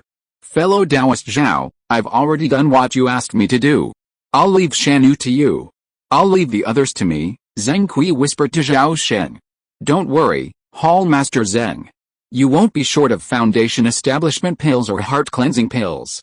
But only if there truly is a Zhuangsuan fruit field here, Zhao Sheng calmly transmitted the message, his spiritual sense scanning the surroundings to ensure there were no more enemies. Our sect's intelligence is never wrong, Zheng Kui confidently replied, a narrow, blood-red blade appearing in his hand. Zheng Kui then unleashed the powerful aura of a Jinden true immortal, stirring the 4 men across from him. They activated their magic arts and drew their respective magical weapons. The depth of the blood demon sect's erosion of the shattered Star Sea's immortal world was unknown to anyone except its most senior members. However, the blood demon sect's unparalleled intelligence was universally acknowledged. This was one of the reasons Zhao Sheng had proactively sought them out. Master Zheng, remember to fight swiftly, Zhao Sheng commanded, then vanished from his position. The next moment, a dark figure suddenly appeared behind the fox-faced elder, and a thunderball the size of a jackal silently struck him in the back. With a resounding boom, a massive lightning cloud appeared over the island, the sky trembling in a howling wind. The fox-faced elder howled, his entire body bathed in lightning, his skin charred. Shanu had ambushed and assassinated countless cultivators, never expecting he would one day be ambushed. Zhao Sheng's agility far surpassed common belief. Knowing he was doomed, Shanu, regardless of his injuries, rubbed his hands together, sending a flood of black energy surging. With another shake, the black energy swirled into a black storm that swept across the land. Zhao Sheng's pupils constricted, and he vanished again, reappearing 100 feet away on the sea. Chapter 281, Grandson Meets Unknown. Huh? It's the 7 profound poison. You forced Shan Yu to use his ultimate move so quickly. Zheng Kui appeared beside Zhao Sheng, surprised as he gazed at the black poisonous aura that permeated the island. Zhao Sheng said nothing, but spread his hands wide and gently pushed in the direction of the island. Boom! 2 enormous fire dragons suddenly flew out from his palms, surrounded by azure Jengjin sword light. No one except Zhao Sheng knew that the fire dragons also contained 2 balls of golden crow true fire. At the same time, Zheng Kui's eyes flashed, and his blood knife suddenly transformed into a vast blood-red crescent moon, slashing towards the island with the fire dragons. Meanwhile, deep in the black aura, 3 members of the 7 profound sect, in tacit coordination, leap into the sea, attempting to escape. Facing 2 giant masters, they knew their own limitations and dared not resist. Their only option was to flee. The fox-faced Shan Yu roared, and with a flash of black light in his hands, dozens of thin, pitch-black cones, each less than an inch long, appeared before him. With a wave of his hand, the thin cone melted into the black mist, becoming invisible. Before fleeing, Shan Yu attempted to avenge the sneak attack. Boom! The fire dragon, upon impacting the poisonous black aura, instantly dissipated with a hissing sound. The 7 profound poison could even dissolve true essence, truly worthy of being the 7 profound sect's ultimate weapon. Zhao Sheng snorted coldly, clenching his fists. Raging flames surged from his body, transforming into 2 fiery dragons that coiled around his arms. Then, he stomped his foot against the sea, sending a torrent of waves crashing down. With a movement of his spiritual consciousness, the golden crow true fire instantly expanded countless times, transforming into 2 enormous suns that swept away and incinerated the surrounding black aura. With a resounding boom, Shan Yu's face paled, and his body was involuntarily thrown backwards, his internal organs aching with excruciating pain, and countless bones were broken. Although a giant cultivator, he had ascended through a false elixir, and his physical strength was average. In terms of true strength, he was far inferior to true Giant's Henren, and naturally couldn't withstand the powerful blows of a Giant's Henren from the body refining school. As the saying goes, strike while you're weak. Zhao, taking advantage of his position, showed no mercy. Golden light converged between his fists, and the winds of his fists ripped through the void. Each blow was thunderous, heavy as a mountain. Fox-faced Shan Yu was unable to react and fell into decisive disadvantage. Just then, Zheng Kui joined in. Instantly, his face was filled with despair. A long moment later, with a shrill howl, the white-haired old man's head shattered, his body scorched by the golden crow true fire, and the shattered corpse instantly burned to ash. Zheng Kui retreated a dozen feet away, looking at Zhao Sheng with a hint of awe. He said solemnly, "Master Zhao, the Zhuangxuan fruit you seek is beneath the island. I'll be guarding outside and won't be entering. Please come in." Zhao Sheng's face remained calm. After summoning the golden crow true fire with a single thought, he nodded and said, "Thank you, Master Zheng." With that, the true fire suddenly transformed into a blazing shield, enveloping him. Carrying the shield, Zhao Sheng slowly ascended to the island. Finding a crack in the ground and entering the secret area of the 7 profound sect a moment later, he emerged from the crevice again. Zhao Sheng's face was calm, revealing no emotion. "Let's go." With that, Zhao Sheng gently tossed out a gray storage bag. Zheng Kui caught it, his spiritual sense piercing it, a satisfied smile spreading across his face. By then, Zhao Sheng had already soared high into the sky. Zheng Kui, observing this, hurriedly followed. Suddenly, 2 beams of light streaked towards the horizon.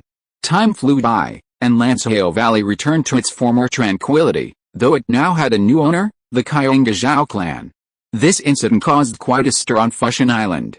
After all, the island only had 6 second-tier spiritual veins, and changes to any second-tier spiritual site would affect the interests of countless individuals and factions. However, with a true golden core master like Zhao Sheng at the helm of Lanzhou Valley was more than capable of deterring any treacherous individuals. Furthermore, Ji Jiuxi, the young master who had recently become renowned on Fushan Island, was also a close friend of Master Zhao. This further instilled fear in the local forces of Fushan Island, who dared not easily provoke this fierce foreign force, the Kyonga Zhao clan. 6 months passed in a flash. One day, the door to the secret chamber of Lanzhou Valley's underground spiritual acute point burst open, and a man in a red robe slowly emerged. Compared to before his retreat, Zhao Sheng's aura was noticeably more profound, his robes carrying a rich elixir fragrance, and a slightly hot air about him. His skin was now as white as jade, yet it seemed to possess an incomparable resilience. If one could examine his body, one would discover that his bones glowed with a brilliant blue luster, his muscles shone like gold, and his flowing blood essence, as heavy as mercury and silver, emanated a shimmering aura. This was naturally due to a breakthrough in his immortal golden body, significantly increasing his physical strength. At this point, even if Zhao Sheng stood still, even a Foundation establishment cultivator wielding a high-grade spiritual weapon and flying sword would have no hope of breaking through his defenses, let alone killing him.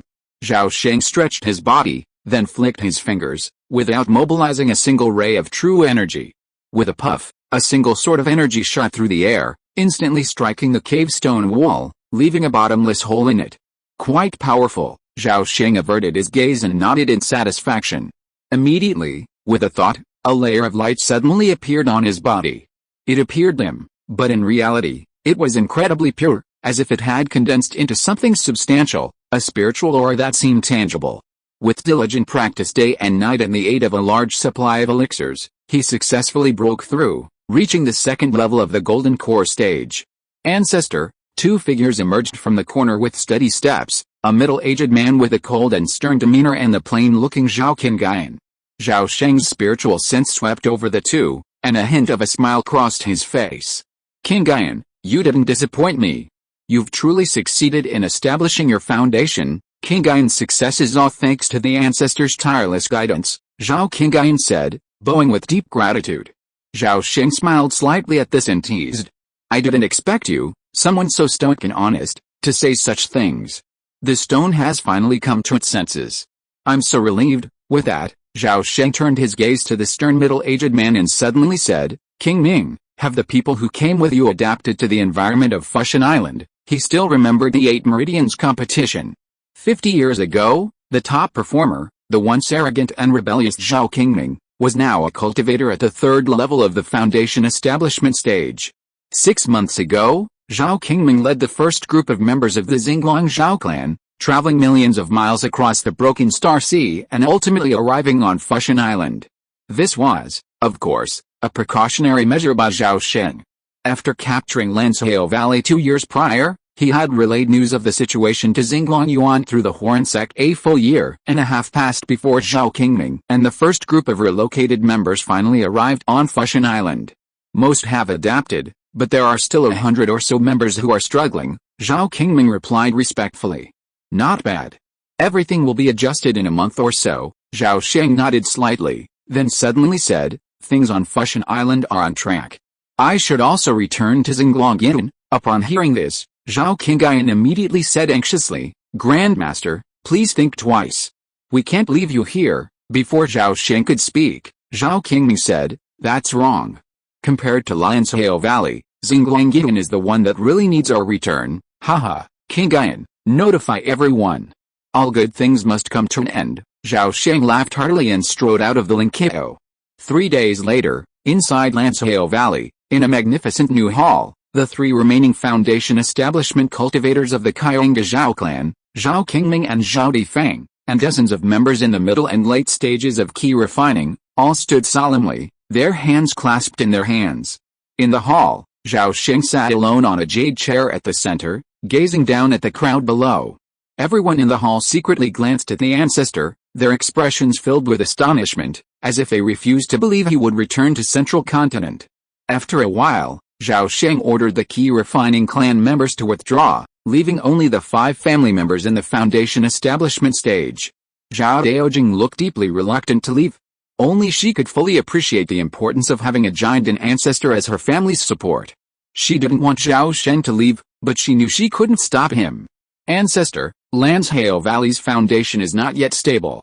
Would you mind staying for another 2 years? Patriarch Zhao Daoming bowed and pleaded sincerely. Zhao Sheng shook his head and declined. No, I've already informed Master Jiano. If you encounter irresistible danger in the future, you can ask Master Jiao for help. Otherwise, you can also ask Ji Jinxi for help. With my favor, they will naturally not stand idly by. Zhao Sheng said this because he had already made advance arrangements. Of course, it could also be seen as a transaction. After all, the favor of a promising giant master is sometimes priceless. Also, I've prepared 3 secret treasures for you to suppress your luck. Zhao Sheng pulled out 3 storage bags and tossed them casually. The bags transformed into 3 streams of light, landing in the hands of Zhao Daoming, Zhao Daojing, and Zhao Qingming. Zhao Daojing reached out to catch the bags, probing their spiritual sense within. Within, he saw a sword-shaped talisman, brimming with sword energy and a hazy aura. Zhao Daoming's bag held a dozen inheritance jade slips and a large stack of third-tier talismans, along with a dazzling array of elixir bottles. Zhao Qingming couldn't help but reveal a look of ecstasy, believing the contents must be incredibly valuable. This Zuanling puppet can temporarily counter a fake elixir, but not for more than half an hour. Also, be extremely cautious when practicing the spiritual secret technique, dividing the spirit and fusion of mind, and never rush into anything without success. Zhao Sheng's voice slowly rang out. Thank you, ancestor, for the gift. Zhao Qingming's heart warmed slightly, and he immediately bowed. Zhao Daoming and Zhao Daojing also hurriedly bowed in thanks. Zhao Sheng nodded slightly, then instructed, after I leave, announce to the public that I will be in seclusion for cultivation and will not see outsiders. Keep a low profile until the second batch of reinforcements arrives. Do you understand? We will obey the ancestors' orders, the 5 Foundation establishment cultivators shouted in unison. 3 days later, Zhao Sheng and Zhao Daojing quietly left Fushan Island. More than half a month later, 2 beams of light suddenly descended from the sky and landed on Star God Island. Zhao Sheng remained on Star God Island for over 2 more months, visiting all the island's markets, clearing out his accumulated elixirs, talismans, and other surplus items while purchasing various treasures and specialties unique to the Shattered Star Sea, such as nirvana crystals, demon pills, and spiritual objects of heaven and earth. Winter gave way to spring, and on the 3rd day after the Star God Festival, Zhao Sheng boarded the Horn-Sex sea-suppressing cloud boat and began the long journey back to Central Continent. Half a year later, Xinglong City was decorated with lights and bustling with people. Millions of residents in the city were smiling and celebrating the birth of another foundation-building cultivator in their family. On the same day, a golden light came from the sky. When it approached Xinglong City, the golden light suddenly became hot and disappeared without a trace. Only a faint shadow was seen quietly falling into the residence of the Jinden Patriarch in the Dui district of Xinglong City. In a corner of the back garden, the shadow gradually solidified, revealing Zhao Sheng in a plain robe. He looked at the stunning beauty who was admiring the flowers in the pavilion, his eyes full of affection. At this time, a strong and heroic young man suddenly jumped from the outer wall into the garden with excitement on his face. But before his feet touched the ground, he was supported by an invisible force and slowly floated to the ground. Zhao Ziyuki scratched the back of his head and looked up, only to see Zhao Sheng, who stood there smiling silently. He exclaimed in surprise, "Who are you? How dare you sneak into the inner palace? Did anyone teach you the rules before you came in?" Zhao Sheng was stunned, then forced a wry smile. He'd been away from home for so many years, and now even his eldest grandson didn't recognize him. "Here, don't be rude. He's your grandfather." Just then, a cold, stern voice echoed from the pavilion, hinting at excitement. As he spoke, Duang Miaozhen flew over and landed at Zhao Sheng's side, her eyes shimmering as she gazed at her husband, who hadn't returned for so long. "Grandfather? Which grandfather?" Zhao Ziyuki was puzzled. The man before him looked very familiar, but he couldn't place his identity.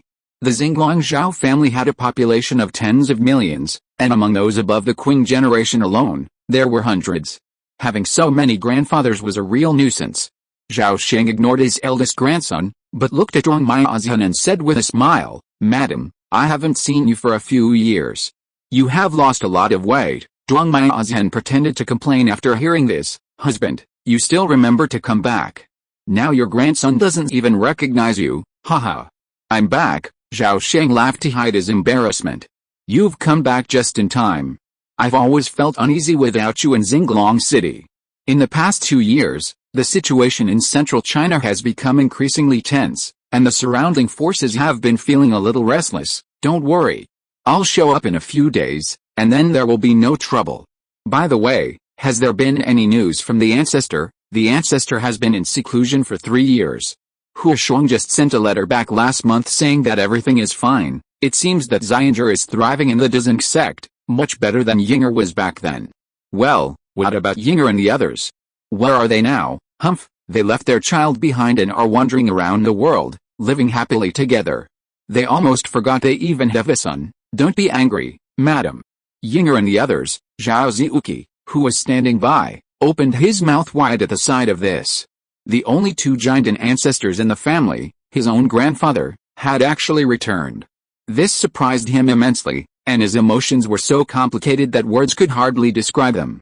After chatting with his wife about family matters for a while, Zhao Sheng turned to Zhao Ziuki and said with a bright smile, "My dear grandson, you don't even bow to me when you see me? I've carefully prepared a gift for you, Grandpa. Your grandson, Zhao Ziuki, bowed to you." Zhao Ziuki bowed respectfully to Zhao Sheng. "My dear grandson, here's your gift. Do you think I'm satisfied?" Zhao Sheng smiled with satisfaction. With a flick of his hand, a storage bag appeared in his hand, which he gently handed to Zhao Ziuki. Zhao Ziuki was only 10 years old, but already 6 feet tall. He was not only energetic and powerful, but also possessed the cultivation level of the second level of key refining. He opened the storage bag and was immediately overwhelmed by the dazzling array of rare items. He thanked him joyfully. "Thank you, Grandpa. I'm so pleased with the gift. As you're satisfied, go and play." After Zhao Ziuki jumped over the garden wall, Zhao Sheng gently took his wife's hand, his eyes burning with passion. At this moment, Zhuang Miaozian's eyes were like water and she was infinitely charming. Chapter 282, Changes in Tong Zhao, Zhao's turn. The 3 destruction plan is proceeding in an orderly manner. Over 100 yin caves in the sky burial ground have been destroyed, and millions of zombies and evil spirits have been incinerated.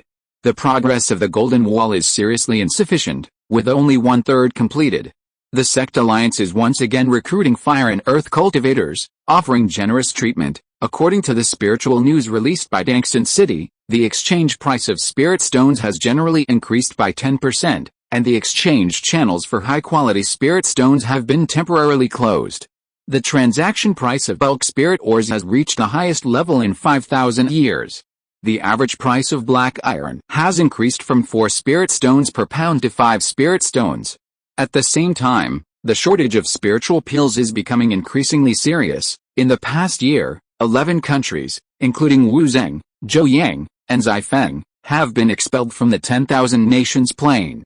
The 10,000 nations plain is shrouded in war clouds, and large-scale mortal wars have occurred in many places, with millions of people killed. Many countries have formed national alliances, and the immortal cultivator families behind them have also suffered heavy casualties. Many immortal cultivation sects, led by the Xiaoyao sect, have opened their gates wide in the past 2 years, significantly lowering admission standards. Aside from the 10 major sects, the remaining second-rate forces can only accept those with 4 spiritual roots. The Hessian sect, the Hiki sect, and other lower-tier sects. The popularity of the 4 major cities of independent cultivators, such as Dongshan City and Dangshan City, is low, and the market continues to be depressed. The reason seems to be the large number of independent cultivators joining the sects and immortal cultivation families. The ancestor Lan Kang of the Zhang sect died mysteriously, and the cause of death is unknown. The independent cultivator Master Mu Yan has passed away, and his relics were obtained by a key refining independent cultivator. A riot broke out in the Beastmaster sect's Beast Garden, and 3 6th-level demons have escaped so far. Below the 5th level, on the 9th floor of the Bagua Guangming Tower, Zhao Sheng sat cross-legged on the meditation cushion, slowly putting the intelligence jade slip into his storage bag with his right hand, muttering to himself, "The storm is brewing." 10 years after the journey to the Shattered Star Sea, the situation in Central Continent has undergone another dramatic shift. The current situation has become increasingly dire, and all major factions seem to be on edge. The atmosphere in the world of immortal cultivation has become increasingly heavy and gloomy, like a powder keg poised to ignite at any moment. Undoubtedly, all this stems from the celestial burial plane. The seal between the 2 realms is about to break, and the netherworld ghost realm will inevitably invade the celestial pillar realm once again. The approaching war between the 2 realms has created this tense and heavy atmosphere in Central Continent. The Central Continent Sect Alliance has made little effort to conceal its actions in the celestial burial plane, razing the ground and burning zombies and ghosts. Consequently, News of the impending war between the two realms has gradually spread rapidly, spreading wildly among the immortal cultivators. Perhaps due to the distance between the immortal cultivators and other continents and oceans, the lower-level cultivators have been largely unaware of this event. But in Central Continent, not only the independent cultivators, but even some well-informed mortals have learned of this devastating news. Therefore, upon Zhao Sheng's return to Xinglong City, the Zhao family was ecstatic, and morale instantly stabilized. However, this also meant that Zhao Sheng was immediately besieged by the clan elders. He had countless pressing matters to report to the ancestor and await his response. As you can imagine, a dispute over the ownership of a single spiritual mine could sometimes involve millions of spiritual stones. Within the Xinglong Zhao family, there weren't just one such major matter, there were many more, 10 times more important and complex, requiring Zhao Sheng's decision. Faced with this daunting situation, Zhao Sheng spent 2 weeks dedicated to handling these matters. It wasn't until 2 months later that he had reorganized both internal and external family affairs, restoring the Zhao family's operations to a smoother state and significantly improving efficiency. So, when Zhao Sheng occasionally felt bored, he envied the carefree lifestyle of the wandering cultivators. Unbeknownst to him, the wandering cultivators were also deeply envious of him, having a powerful immortal clan fully committed to supporting his cultivation. Time passed, spring passed, autumn returned. 6 months later, the Xinglong Zhao clan underwent a subtle shift. While other factions aggressively recruited independent cultivators, engaging in a dangerous big fish eats small fish pattern, the Zhao clan's overall development strategy rapidly shifted from expansion to defense, from pioneering to production. Their efforts in expanding territory plummeted by half. Furthermore, the Zhao clan even began to cut back internally, reducing unnecessary expenses. Externally, they eliminated unprofitable businesses and sold off unimportant fixed assets, while simultaneously purchasing and hoarding a wide range of supplies. On the surface, the Xinglong Zhao clan's actions were no different from those of other immortal cultivation factions. They simply reduced costs before war, proactively gathered resources, and secretly stockpiled them. However, in reality, before Zhao Xuanjing reached the nascent soul stage, the Xinglong Zhao clan prioritized maintaining a low profile and maintaining stability. This was the clan's top priority. Furthermore, unsure of the ultimate extent of the war between the two realms, Zhao Sheng secretly initiated a plan known as clan-wide military strategy. With a decree issued by the giant and patriarch, the vast machinery of the Xinglong Zhao clan rumbled into life. Of course, the larger the ship, the harder it is to turn around. Even with Zhao Sheng at the helm, it took the Xinglong Zhao clan a full year to finally achieve this turnaround. Within 2 years, the major factions in southern Xinjiang had already noticed the Zhao clan's marked transformation. Meanwhile, Zhao Sheng seized the opportunity to deliberately appear at the birthday celebration of a Danding sect ancestor. While securing a large-scale spiritual medicine purchase deal with the Danding sect was secondary, the more important goal was to inform the world that he, Zhao Sheng, the Zhao clan's golden elixir patriarch, was still alive. Zhao Sheng's reappearance had an immediate impact. The forces surrounding Xinglong quickly calmed down, and disputes over territorial interests also decreased significantly. The Xinglong Zhao clan thus ushered in a rare period of stability and development. No matter how treacherous the external turmoil, Xinglong ignored it, focusing solely on the clan's massive production of alchemy, artifacts, and talismans. As war loomed, no matter how many elixirs and magical instruments the Zhao clan produced, it could not satisfy the insatiable appetites of those hungry gluttons. 5 years later, on the 7th day of the 7th month. That day, the Kun section of the Xinglong dungeon was bustling with activity. A long line stretched along the underground passageway, stretching all the way to the end. Young and old, the line eagerly awaited their turn, none of them complaining. Beside each of them sat 2 massive wooden barrels, half a man's height, piled high with the carcasses of various low-level cultivated monsters, including biling fish, swift rabbits, and armored pigs. 5 years ago, the Gong Hall issued a major announcement, announcing an unlimited purchase of all kinds of monster meat, regardless of grade. Initially, only cultivators enthusiastically participated. Later, when a layman successfully sold a batch of low-quality biling fish to the Gong Hall in exchange for a bottle of key-nourishing pills, countless others followed suit. Soon, a craze for cultivating low-level monsters swept across the Xinglong plains. Some Zhao cultivators, lacking any special skills, were driven to hunt and kill all manner of monsters and ferocious birds. Over the past few years, the Merit Hall had become a glutton, ready to devour any number of demon beast carcasses, even soliciting purchases from neighboring factions. Zhao Sheng waited in line, a bit nervous. Beside him sat a plump, skinned pig in a wooden barrel. Watching his clansmen leave the counter contentedly, Zhao Sheng turned back to his grandfather and couldn't help but ask, "Grandpa, after selling the armored pig this time, can you really get me into the Immortal Martial Hall? My dear grandson, you look down on me. After all, your grandfather graduated from the Immortal Martial Hall. If I weren't sure I could get you in, would I dare make such a promise?" Grandpa was a burly old man with a mustache. His bare arms bulged with muscle, and his hands, as large as palm leaf fans, were covered in thick calluses. Zhao Sheng felt a little relieved, but he remained concerned. The threshold for admission to the Immortal Martial Hall grew higher every year. Last year, only those at the half-step Xiantian stage were accepted. Who knew how strict it would be this year? "Grandpa, I'm already 18, but I haven't yet mastered the iron body, and my internal energy has only been cultivated for 30 years. I'm afraid I can't enter the Immortal Martial Hall," Zhao Sheng said anxiously. "Relax. Today, we'll sell 2 armored pigs and exchange them for 2 bottles of essence pills.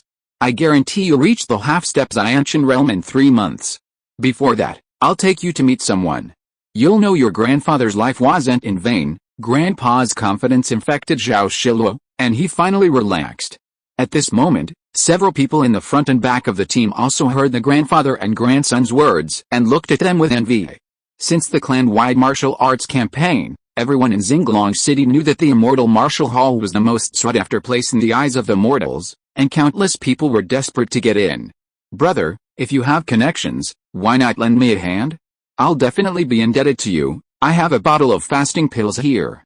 If you could introduce me to someone, this elixir would be a token of my gratitude. I have 4 spirit stones." If others rushed forward, offering their services in advance, which excited Zhao Sheng immensely. But his grandfather remained unmoved. He simply laughed it off, keeping the crucial detail secret. Soon, it was their turn. Grandpa hurried to the counter and traded the armored pig for 2 bottles of essence pills and 3 wooden armor talismans. As soon as the exchange was complete, Grandpa grabbed Zhao Sheng and scurried away, making it difficult for the others to catch up. An hour later, after wandering through half of Xinglong City, they finally arrived at a vast avenue, with massive, solid buildings, endless stone walls, and a ground paved with Kingang rock. Shouts echoed from the dojo, the air thick with a parched heat that made one's blood boil. From the depths of the dojo, plumes of spiritual energy rose into the sky, giving the place a distinctly unforgiving atmosphere. This was the Xianwu Hall, also known as the Xianwu Dojo. "Wait here," Grandfather Zhao Hong said, hurriedly entering the hall. A full half-hour passed before Zhao Hong, accompanied by a sturdy middle-aged man with a ruddy complexion, emerged. "Shiluo, why don't you quickly pay your respects to your great-uncle master?" As the 3 approached, Zhao Hong gave his grandson a quick look and shouted. Zhao Shiluo, upon seeing this, quickly bowed and saluted. "Shiluo pays his respects to your great-uncle master. Well, your muscles and bones have been well-trained, but your internal energy is far from reaching peak strength. Besides, the Xianwu Hall's recruitment standards have been raised this year. Only young prodigies under 16 are accepted. This child should be 18 by now." "What a pity." The middle-aged man's words startled both grandfather and grandson. Zhao Hong's face turned bitter and he pleaded, "Uncle Master, can you please be flexible? You should know that you are the youngest martial arts grandmaster in the whole clan. Others can't do it, but you can." "Back then, my father," the middle-aged strong man waved his hand, interrupting Zhao Hong's complaint. "Okay, stop bringing up your father all the time. 16 years old is the hard standard set by our ancestors, and I can't be flexible. But I have a quota for menial work, which can indirectly allow you to join the Xianwu Hall. You can accept it if you are willing, and there is nothing I can do if you don't want to. Shiluo is capable of the dirty and tiring work of fetching water and sweeping. But I'm afraid it will delay his martial arts training. Uncle Master, do you have any lighter work?" Zhao Hong didn't even care about his old face for the sake of his grandson's future. The middle-aged man smiled faintly. "There's a job like this, actually. The mushroom and meat farm is short of someone, so let him fill in. Also, I'll accept Shiluo as my registered disciple. As a token of my gratitude for Brother Kaiyong's life-saving grace, Zhao Hong was overjoyed upon hearing this. He quickly pressed Zhao Shiluo's head down and kowtowed 3 times to the middle-aged man. "Thank you, Uncle Master, for your kindness. Shiluo will definitely not let you down," and so, Zhao Shiluo, unknowingly, became a disciple and, incidentally, a handyman tending the mushroom and meat farm. It was September, a rare, crisp autumn day even in the scorching heat of southern Xinjiang. The sun was shining, the sky cloudless, and Xinglong City was still bustling with people. However, within a radius of 10 miles around the Bagua Guangming Tower, the temperature plummeted abnormally, and the light grew dim. Yet, atop the Guangming Tower, a dazzling light shone brightly. A thick, blazing white beam descended from the sky, reaching the 9th floor. From afar, those with exceptional vision could faintly discern the end of the pillar of light, twinkling 2 tiny pinpricks of light high in the vast sky. At this moment, anyone climbing above the 6th floor of Guangming Tower would sense the intense heat within, the fire aura intensely rich and vibrant. The billowing heat waves from above seemed to indicate a massive furnace hidden within the higher floors. At this moment, the defensive restrictions on all 6 floors of Guangming Tower were activated. 3 Foundation establishment elders sat separately at the stairwell, their bodies aglow with spiritual light, each holding a spiritual sword, solemnly guarding the stairwell. No one was allowed to trespass until the ancestor had completed his training. At the very top of Guangming Tower, on the jade platform outside the 9th floor, Zhao Sheng sat cross-legged within a vast spirit-gathering formation, his entire body enveloped by the dazzling pillar of light. Infinite fire auras vibrated and cheered around him, and waves of spiritual energy surged through the formation. Boom! A faint rumbling echoed from Zhao Sheng's body. The golden elixir suspended in his danchan shone brilliantly. True essence surged beneath him like a sea, while the golden crow true fire transformed into a vast sun, enveloping the golden elixir. At this moment, a vast amount of fire spiritual energy, mixed with strands of the radiant sun's essence, was drawn into his danchan. Instantly, it was tempered by the golden crow true fire, transforming into pure true essence and magical power. As time passed, strands of ever-pure true essence rose from the sea of qi, ultimately merging into the golden elixir, contributing to tiny advances in Zhao Sheng's cultivation. After reaching the golden elixir stage, the slow pace of cultivation for cultivators has left countless immortals despairing. Often, years of diligent practice yield only tiny gains. Even if an ordinary 3 spiritual-rooted golden elixir cultivates in seclusion for a lifetime, without a truly fortuitous opportunity, they won't even reach the nascent soul tribulation. If this is the case for 3 spiritual roots, let alone 4 or 5 spiritual roots, well, most people below the 4th spiritual root level struggle to even establish their foundation, let alone reach the golden core stage. Zhao Sheng possesses dual spiritual roots of gold and fire. While he has hope of advancing to the nascent soul stage, no one can guarantee success. That's why he went to such great lengths to refine the Haoyang mirror. The Bagua Guangming Tower already possessed a large-scale formation for transforming sunlight, saving him much effort. Consequently, starting 5 years ago, Xinglong City suddenly experienced the strange sight of pillars of light descending from the sky. Chapter 283 Invitation. Years passed. One day, dusk fell, the lights of Xinglong City began to illuminate, and the towering pillar of light that enveloped Guangming Tower slowly dissipated. On the 9th floor of Guangming Tower, the spiritual light of the spirit-gathering array gradually dimmed, the patterns disappearing, and the surrounding spiritual energy gradually calmed. Zhao Sheng exhaled softly and slowly opened his eyes. The flames on his body subsided. Within his qi, the golden elixir shimmered, and the golden crow true fire once again transformed into a ball of flame, burning quietly. Zhao Sheng sensed the Zhinun within his body. It was much purer than before, and his cultivation had improved significantly. However, this was nothing. A few years of cultivation was not enough to break through to the 3rd level of the golden core. At this stage of the golden core, each breakthrough was extremely difficult, often requiring dozens or even hundreds of years of painstaking effort. Zhao Sheng stood up, took a light step, and stepped out of the building, a flash of golden light, soaring towards the east city. After a dozen breaths, the golden light landed in front of a magnificent pavilion shrouded in a formation. This was the Zhao family's sutra library. "Welcome, ancestor," the guard at the door hurried forward and bowed upon seeing Zhao Sheng. Zhao Sheng nodded slightly. He had come to the sutra library many times in recent times, and the guards were used to it. Naturally, there was no need for him to kneel and kowtow as he had done the previous 2 times. He showed his pass token, and the magic array light curtain cracked a narrow path. Zhao Sheng stepped into the sutra library, and the magic array light curtain immediately returned to its original state. Zhao Sheng walked straight to the top floor of the sutra library. It was empty. There were 7 or 8 bookshelves in the room, filled with a large number of jade slabs, ancient books, and scrolls. Each bookshelf was shrouded in a barrier. The treasures in this room were mostly precious techniques and secret manuals collected by the family over the generations. In addition, there were some cultivation experiences of the ancestors. The 4th floor and above of the sutra library were all important areas, and only the elders who had established their foundation were allowed to enter. Zhao Sheng had been here several times recently. Firstly, to review the past and learn new things, he read the cultivation experiences of his predecessors, especially those of the 2 giant ancestors, Zhao Dingguang and Zhao Tuangxin. This helped him draw inferences from one instance and broaden his knowledge.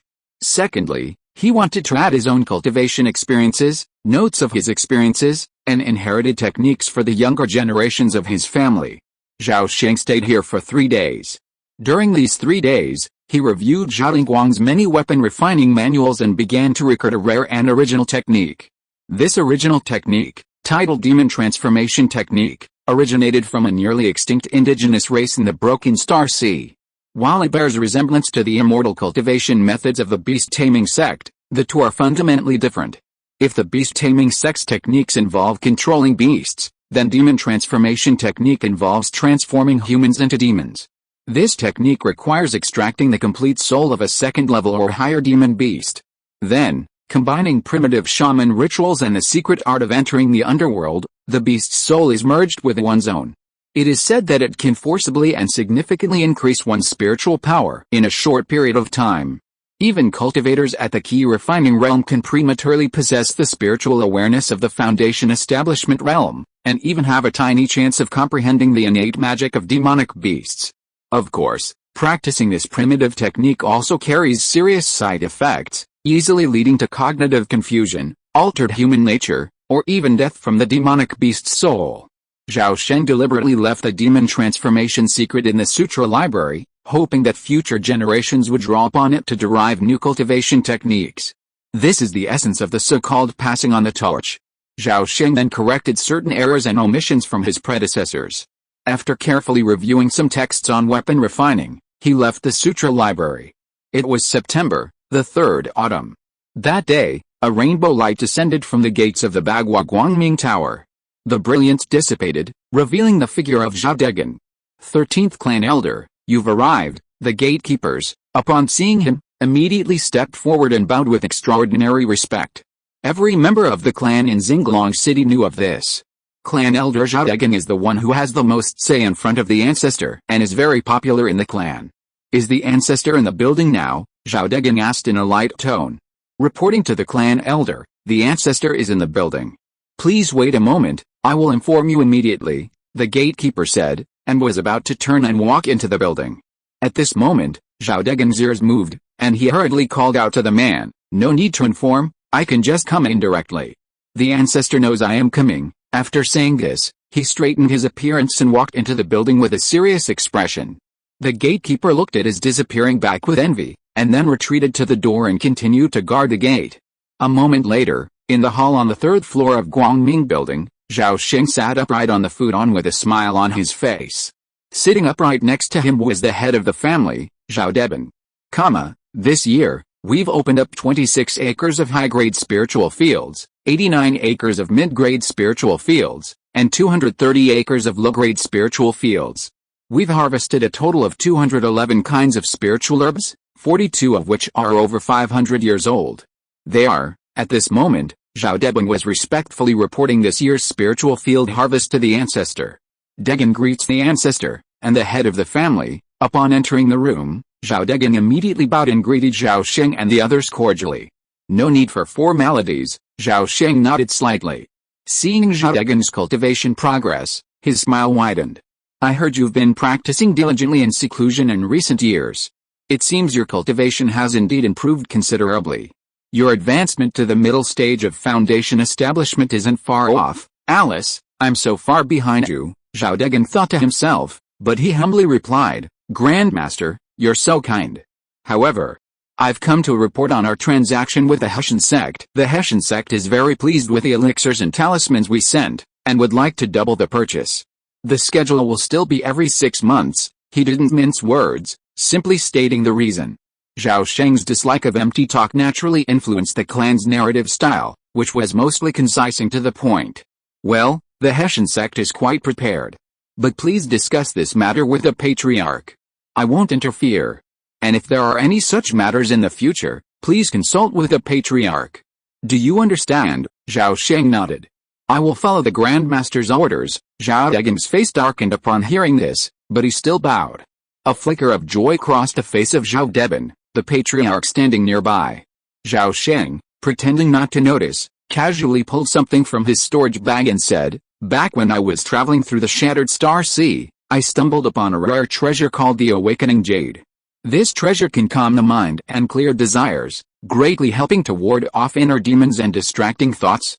I'm giving it to you as a reward, Grandmaster. If this treasure has such miraculous effects, how can I possibly use it? Zhao Degan was delighted at first, then declined.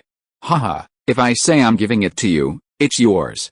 Take it. Zhao Sheng chuckled and gently pushed the Awakening Jade out, landing in Zhao Degan's arms. Thank you, Grandmaster, for the reward. Zhao Degan was truly overjoyed and bowed solemnly.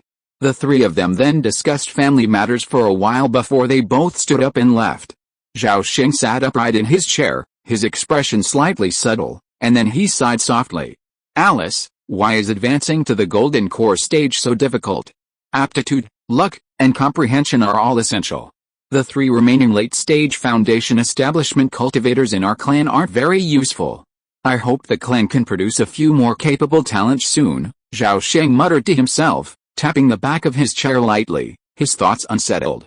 2 months later, 2 beams of light pierced the sea of clouds like meteors, plummeting towards the city below. Soon, they descended with unrestrained swagger into Xinglong City. 2 figures emerged from Zhao Sheng's residence, an old man and a young man. The old man was vigorous and upright, dressed in a yellow robe embroidered with the yellow sand and cloud patterns. The young man was a stern-faced swordsman in white, cradling a 3-foot-long, unsheathed sword in his arms. The blade was as clear as water, emitting a chilling light.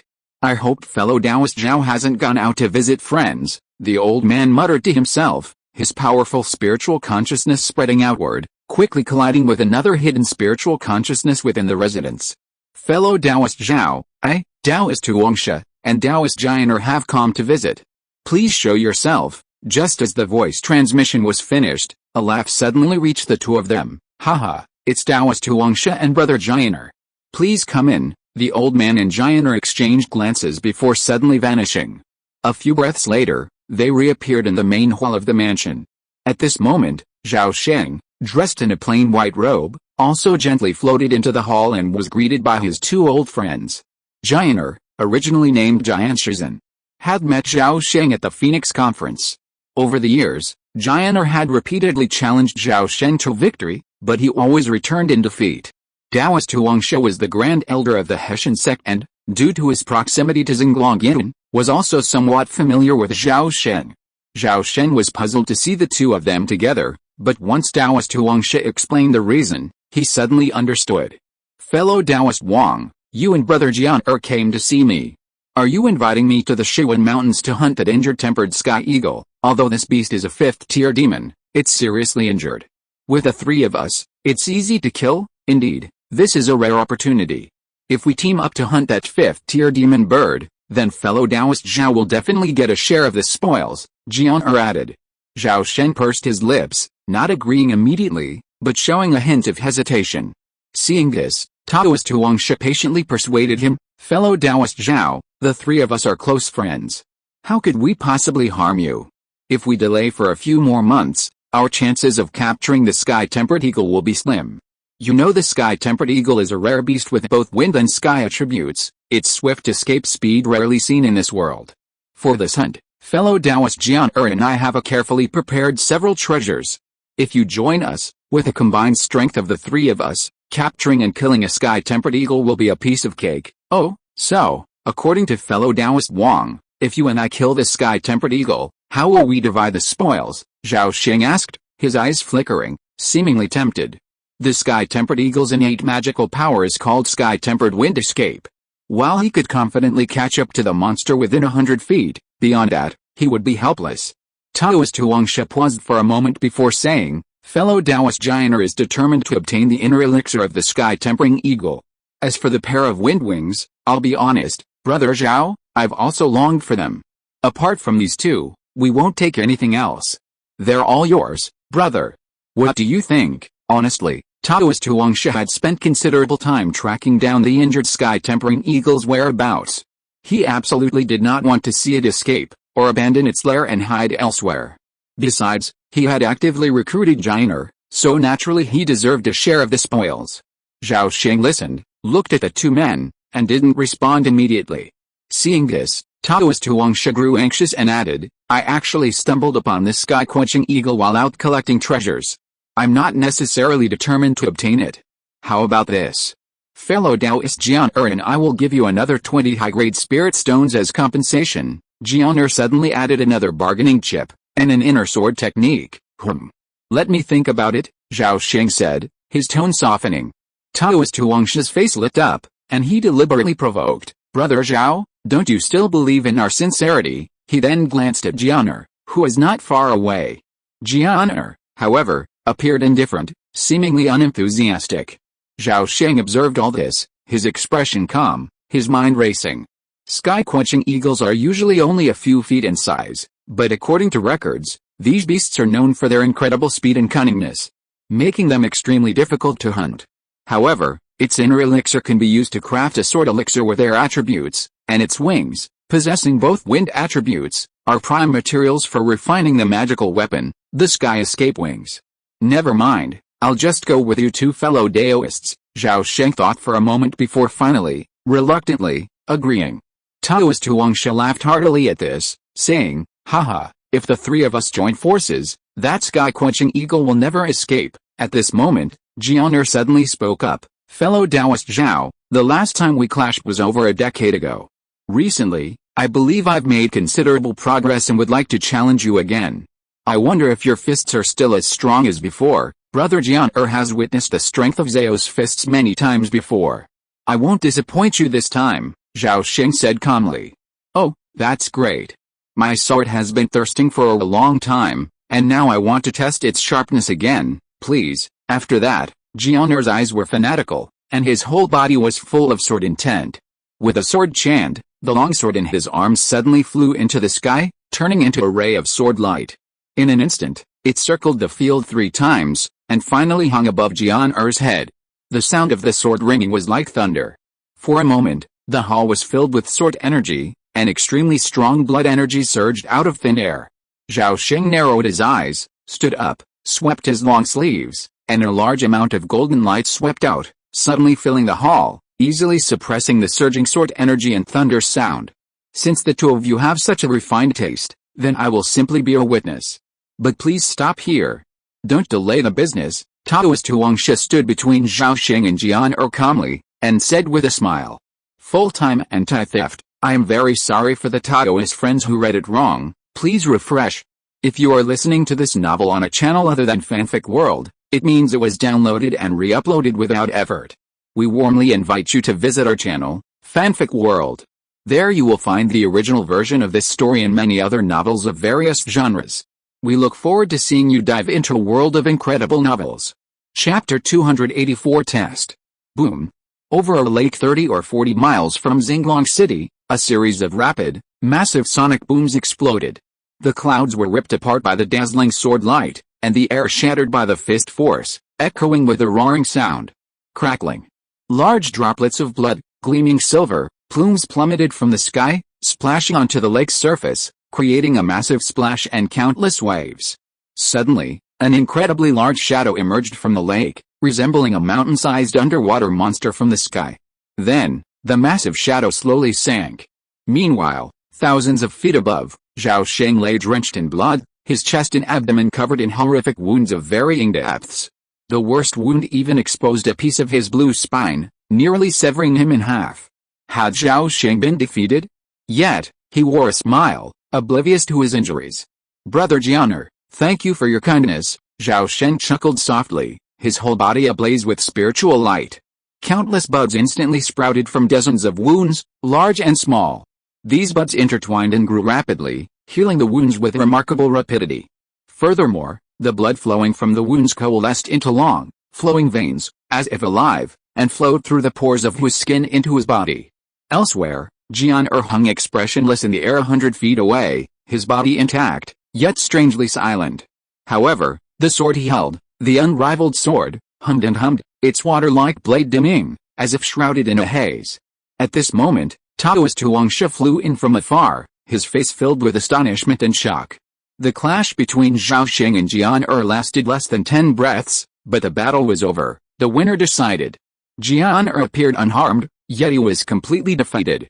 Taoist Huangsha had never imagined that someone in this world would dare to confront a Sword Dao Golden Core Master head-on, and with such relentless determination. Even more surprising was the man's decisive victory. "Brother Zhao, your indestructible body is simply too strong." Taoist Huangsha flew between the two men, looked at Zhao Sheng, and exclaimed in amazement. Zhao Sheng practiced his skills to recover from his injuries while modestly saying, "No, no. Look at all the injuries on my body, it's obvious that I haven't trained my body well enough.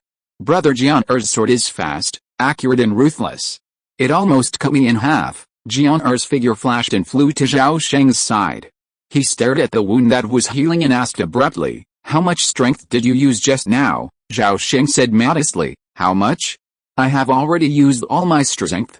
If the fight lasted longer, I would have lost." Taoist Huangsha and Jianer's faces darkened and they cursed inwardly. Hypocrisy. Unlike Taoist Huangsha who only thought in his heart, Jianer said it directly. "HMPH, you haven't even used the Golden Crow True Fire in your life-defining magic weapon, so how can you say you're using all your strength?"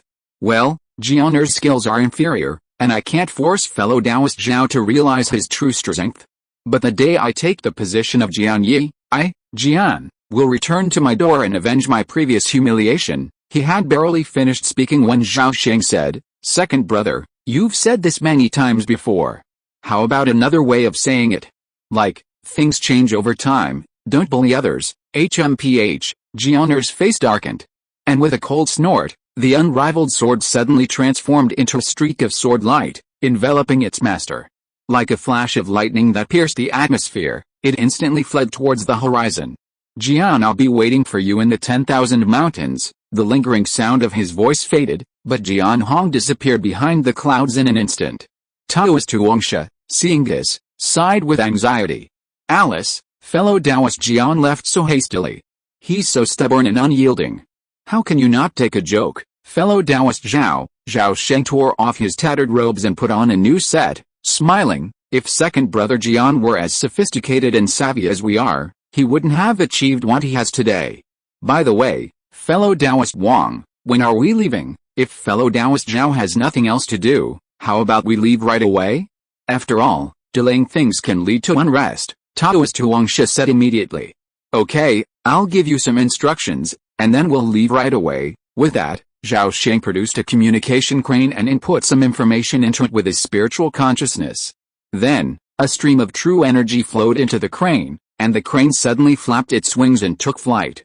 After circling once, it quickly flew towards Xinglong City, dozens of miles away. "Alright, let's go." Zhao Sheng watched the crane disappear into the distance, then smiled. A few breaths later, the two beams of light vanished into the horizon. 5 days later, in a dense forest and deep valley, above mountains shrouded in miasma, Zhao Sheng and Taoist Huangsha rode side by side, each controlling their own beams of light as they advanced. As they soared, they communicated telepathically, seemingly discussing something. "Fellow Taoist Zhao, Central Continent is in turmoil right now, and the Sky Burial Plain seems to be becoming a major threat to our realm. In your opinion, will a war between the two realms truly begin? What will the scale be? Who has the better chance of victory? Will the war spread to southern Xinjiang? Who can say for sure? But the sect alliance is preparing for war. The 3 destruction plans for the Sky Burial Plain, aimed at exterminating corpses and ghosts, are proceeding at full speed, and the Golden Wall and the Great Severing Realm Array are already 80% complete. If the Netherworld Ghost Realm's strength doesn't exceed the estimated strength of the Heavenly Pillar Realm, they may not even be able to escape the Sky Burial Plane. But if, Zhao Sheng didn't finish the rest of the sentence. Taoist Huangshe understood and transmitted, if the overall strength of the Netherworld Ghost Realm is far inferior to ours, we might be able to counterattack and avenge the invasion 10,000 years ago. Zhao Sheng, however, was less optimistic than Taoist Huangshe. According to the records within the Xitigarbha sect's secret cave, the Netherworld Ghost Realm was likely to be at least as powerful as the Xianzhu realm, if not more so. After all, in the battle 10,000 years ago, the Xianzhu realm was the invaded. This was evident in the 10,000-mile radius of the Xianzang Plain, which had become a sinister haunted land. By the way, I've heard that the Zhao family began conducting the Xianzang Plain trials over 20 years ago. Over the years, many outstanding individuals have emerged from the Zhao family, earning them the reputation of 3 dragons and 10 heroes. Others aside, who among the 3 dragons do you think has a chance of surviving the Thunder Tribulation? Zhao Sheng's brows furrowed slightly at this. Taoist Huangshe's words seemed casual, but they were actually meant to be a test. The so-called 3 dragons of the Zhao clan refer to the Zhao family's 3 most outstanding late-stage foundation establishment cultivators, Zhao Deli, Zhao Degwang, and Zhao Yansu. The 10 heroes refer to 10 younger generations who have distinguished themselves from the hundreds of key refining clan members. Most of them are from the Qing generation, with a few, led by the eldest son, Zhao Huaying, from the Hua generation. A thought flashed through Zhao Sheng's mind, and he said bluntly, while Deli and the others are good, their chances of surviving the Thunder Tribulation are slim. I'm also very surprised that one of the 3 has produced a fake elixir. Taoist Huangshe felt relieved, then quickly added, don't worry, fellow Taoist Zhao. As long as you and Master Jianglong are here, the Zhao family will thrive for at least 1,000 years. Unlike my Hessian sect, which has no successors, once I pass away, our sect will inevitably decline. When that happens, I hope that fellow Taoist Wang, for the sake of our friendship, will look after the Hessian sect for me, to prevent it from being destroyed. Zhao Sheng consoled him, that's not true, fellow Taoist Wang. The Hessian sect and the Zhao family have a centuries-long friendship. Even if your sect's fortunes decline and its golden elixir supply dies, even without me, my family will not stand idly by. Haha, I am extremely happy to hear what fellow Taoist said. I am grateful for your kindness. If such a day comes, my Hessian sect will definitely remember it in our hearts. Taoist Huangshe smiled carefree and then passed over the topic. Some words are fine to listen to, but anyone who takes them seriously is a fool. By the way, I haven't seen Senior Jianglong in years. Is he still in seclusion? Zhao Sheng's eyes flickered upon hearing this, and then he smiled and transmitted his message. Haha, our ancestor listened to the teachings of the nascent soul patriarch in the Xitigarbha sect later. Due to some realization, he chose to retreat to comprehend the spiritual wisdom. He has been in seclusion for over 10 years now. But news has been coming back. He is now more vigorous and his strength is improving. A yellow light trembled beneath Taoist Huangshe, and he nodded in admiration, saying, Master Jianglong's strength is unfathomable. According to what you said, the senior is likely to reach the nascent soul stage soon. Thank you, Taoist Wang. Our ancestor will definitely live up to everyone's expectations, Zhao Sheng said with a look of unshakable confidence. This scene made Taoist Huangshe secretly worried. The Hessian sect considered itself formidable, but compared to the Xinglong Zhao clan, it was a mere puny force. Living alongside such a powerful neighbor, the Hessian sect lived in constant fear, terrified that their ancestral heritage would one day be usurped. For centuries, the dragon-subduing master Zhao Xuanjing had loomed over the Hessian sect and other nearby factions, a suffocating pressure. Judging by the timeline, the dragon-subduing master's time had come. His passing would be a relief, as the Hessian sect would find some relief.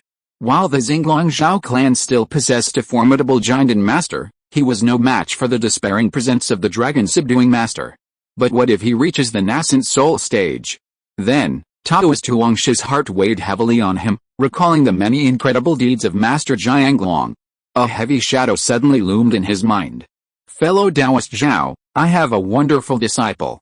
She's beautiful, graceful, and gentle. I heard your grandson is almost 20. Why not let the two of them meet? Perhaps our families could become close friends. Taoist Huangshe, His plan failing, came up with another. Haha, my grandson is stubborn and unruly. If anyone could tame him, I'd be more than happy. However, my wife always makes the final decision on marriage. Once this matter is settled, I'll discuss it with my wife and then report back to you. What do you think? That's fine. With that, the two of them flew thousands of miles away, chatting casually. Before them lay a vast, rocky cliff covered in old vines and strange trees. Jianer, with a stern expression, clasped his sword in his hands, his eyes closed as he rested, his body hovering above the cliff. A chill wind howled, his sword robe rustling in the gusts. Zhao Sheng and Taoist Huangsha saw him from afar and immediately descended, flying over to join Jianer. Jianer suddenly opened his eyes and said calmly, "You're too slow." Taoist Huangsha was startled by his words, then quickly smiled. Haha, it's fellow Taoist Jian who's too fast. Jianer didn't argue, but simply said, "Master Taoist, it's your turn." Zhao Sheng watched from the side without saying a word. He looked around, seeing the cliff stretching off to the left and right into the distance, and beyond it, endless mountains and valleys. Everywhere he looked, dense forests thickened with miasma clouds. Countless strange and venomous insects and beasts roamed the forests, and from the darkness, the cries of birds and howls echoed from time to time. "Follow me." With that, the Taoist Huangsha suddenly transformed into a vast puff of yellow sand, forming a waterfall that swiftly rushed towards the vast mountains. Zhao Sheng and Jianer, observing this, transformed into light and followed closely. Half a day later, the three of them stopped before a steep peak. Here, surrounded by towering peaks, the land was desolate, trees sparse, and the spiritual energy was very weak. Taoist Huangsha surveyed the surrounding scenery, nodded, and without hesitation, slapped a leather bag at his waist. A cloud of yellow sand erupted, transforming into tiny, dusty sandflies the size of mosquitoes. "Go, little darlings." As soon as he finished speaking, a swarm of sandflies dispersed, searching in all directions. Zhao Sheng, puzzled by this scene, did not question it. He stepped aside, stood quietly with his hands behind his back, and waited. Soon, the hundreds of sandflies in front of Taoist Huangsha suddenly flapped their wings and took off. His face lit up with joy at this, and he quickly waved his hand at the two men, saying, "We've found it. Contain your auras. That sky-tempering eagle is quite cunning, be careful not to be detected by it." Immediately afterwards, Taoist Huangsha raised his hand, and a stream of pale yellow light shot out from his sleeve, transforming into a vast expanse of radiance that enveloped the three figures. Suddenly, the three figures gradually vanished into thin air. Half a minute later, a deep, dark cave appeared in the middle of a steep mountainside. The entrance was over 2 feet high. Inside, a chaotic mass of earth and rock, its surface covered with wind and claw marks. Zhao Sheng and the other two, hiding on a hilltop 20 miles away, secretly observed the movements there. "Wait a moment, you two. I will set up the formation first," Taoist Huangsha whispered, then flicked his long sleeves. 18 streams of gray light shot out, transforming in the wind into 18-foot-sized, gray-yellow formation flags, each inscribed with ancient runes. He then formed a series of incantations, releasing a series of magical spells and auras that instantly disappeared beneath the flags. With a single humming sound, the 18 formation flags shone with brilliance, a faint gray-yellow light condensing into a curtain. After a fleeting moment, it vanished along with the 18 flags. Zhao Sheng, struck by this, secretly raised his opinion of Taoist Huangsha. Even after this, Taoist Huangsha, still unsatisfied, released nearly 100 hazy yellow talismans from his sleeves, landing on the ground near the mountaintop before vanishing in a flash.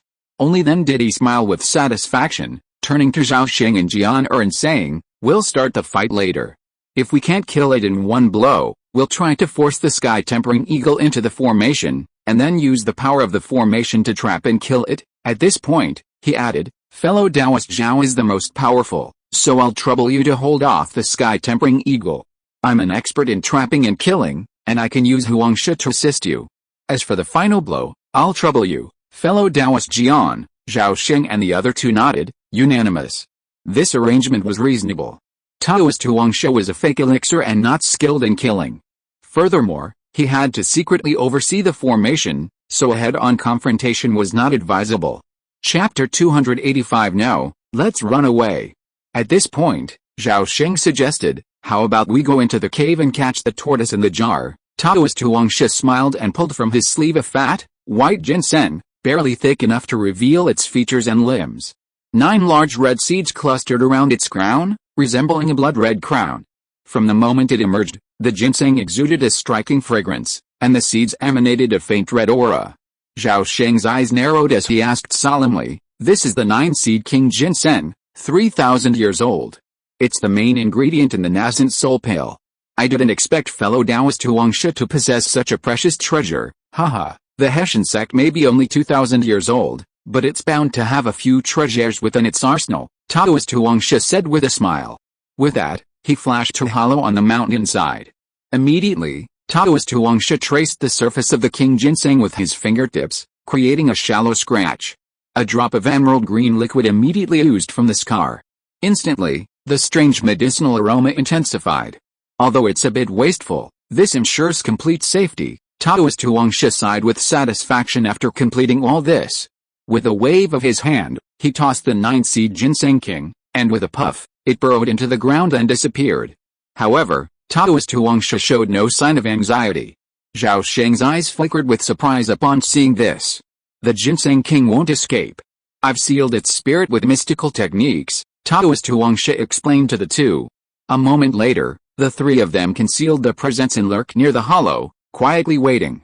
Meanwhile, the medicinal fragrance emanating from the ginseng king permeated the air in all directions. About half an hour later, a shadow flickered at the cave entrance. Suddenly, a bald eagle's head emerged from the opening, its sharp, dark green eyes gazing around with alarm. After confirming the surroundings were clear, it slowly emerged. From a distance, the sky-tempering eagle stood only 8 or 9 feet tall, featherless, its skin smooth and translucent like glass, reflecting a shimmering light. Its fleshy wings were covered in wisps of cloud-like markings, and countless tiny vortices of air flickered around it. A massive wound, over 2 feet long, oozes with pus and rot, its surface shrouded in layers of a strange black light, preventing it from healing. Upon seeing this, the 3 men hiding 20 miles away immediately activated their secret techniques, restraining their breath and daring not to utter a single sound. The sky-quenching eagle, after ensuring there was nothing unusual nearby, vanished from the cave, its speed so swift it was impossible to discern, as if it had teleported. Even more remarkable, its speed far surpassed the speed of sound, yet it made no sound of breaking through the wind, its movements as silent and ghostly as a ghost. Zhao Sheng's eyes suddenly lit up, a gleam of light radiating from his pupils as he watched the sky-quenching eagle soar towards the mountain top. In less than 2 breaths, 20 miles had passed in a flash. In a flash of brilliance, the sky-quenching eagle suddenly came to rest above the 9-seed ginseng king's burial site. The eagle sniffed greedily, its eyes revealing greed and a hint of hesitation. Then, with extreme vigilance, it scanned its surroundings, its eyes suddenly blazing with 2 sharp, green beams. Like dazzling beams of light. Snip, with an eagle's cry, the tempered sky sculpture's surface flashed with brilliance before suddenly vanishing. The next moment, it unexpectedly reappeared 100 feet away. Zhao Sheng narrowed his eyes, secretly surprised. At this moment, Taoist Huangsha's voice echoed in his ears, "Fellow Taoist, don't do it. This is a test." After a moment, it seemed that nothing unusual was found. The tempered sky eagle shone with a flash of brilliance, and suddenly returned to its original place. The eagle's head suddenly raised, and the cloud-like markings on its wings silently withered down, and then turned into circles of cloud-white light waves, which expanded at an incredible speed and instantly enveloped the entire mountain. Not good, Zhao Sheng had rich practical experience. When he saw that something was wrong, he instantly withdrew and retreated, and the golden light on his body surged, and instantly turned into layers of barriers to protect himself tightly. At the same time, his ears moved, and the oracles automatically folded down, blocking the ear holes. Almost at the same time, an invisible and intangible ultra-high-frequency sound wave suddenly hit Zhao Sheng. He only felt a pain in his internal organs, and was actually cracked into countless fine scars. The ground on the top of the mountain shook together, and the grass, trees and rocks that were seen collapsed in an instant, piling up into piles of dust finer than sand. Zhao Sheng's strong and condensed golden elixir essence and his small golden body with copper muscles and golden bones could not withstand this invisible force that penetrated all holes. This also shocked him. On the other side, Huangsha Liu Dao and Jian Er were also caught off guard by this sudden attack. Puff, Do it. The Taoist Huangsha suddenly spat out a mouthful of blood and roared in exasperation. Zhao Sheng had only sustained minor injuries from the sudden attack, but the Taoist Huangsha was far more seriously injured. Before he could finish his words, countless threads of sword energy suddenly appeared in the sky. These threads, flowing like dancing silk threads, contained an incomparably sharp sword intent, blocking the entire sky. The sky-quenching eagle flapped its wings, and cloud-like patterns flashed across its surface before flowing, its form becoming blurred again. Countless cyclones of varying sizes gathered, churning the air into a chaotic mess, and the surrounding area instantly became a vacuum. With a roaring sound like thunder and lightning, countless green wind blades swirled out from the cyclones like a torrential rain, aiming at Zhao Sheng and the other two. Zhao Sheng waved his hand, and 5 golden talismans flew out, transforming into 5 huge spiritual shields blazing with golden light, blocking the oncoming wind blades. At the same time, the beast's form flickered continuously, shifting again and again as if teleporting, attempting to escape from the heavens. But time and again, before it had escaped 100 feet, a blazing white lotus would unexpectedly appear before it, blocking its path. Sensing the terrifying fire within the lotus, the sky-quenching eagle flapped its wings and folded its wings, flying back. Repeatedly crashing into the wall infuriated it, its bestial nature unleashed. Crack, crack, crack, the sky-quenching eagle cried frantically, its wings peeling off, followed by a continuous explosion of cloud-white light.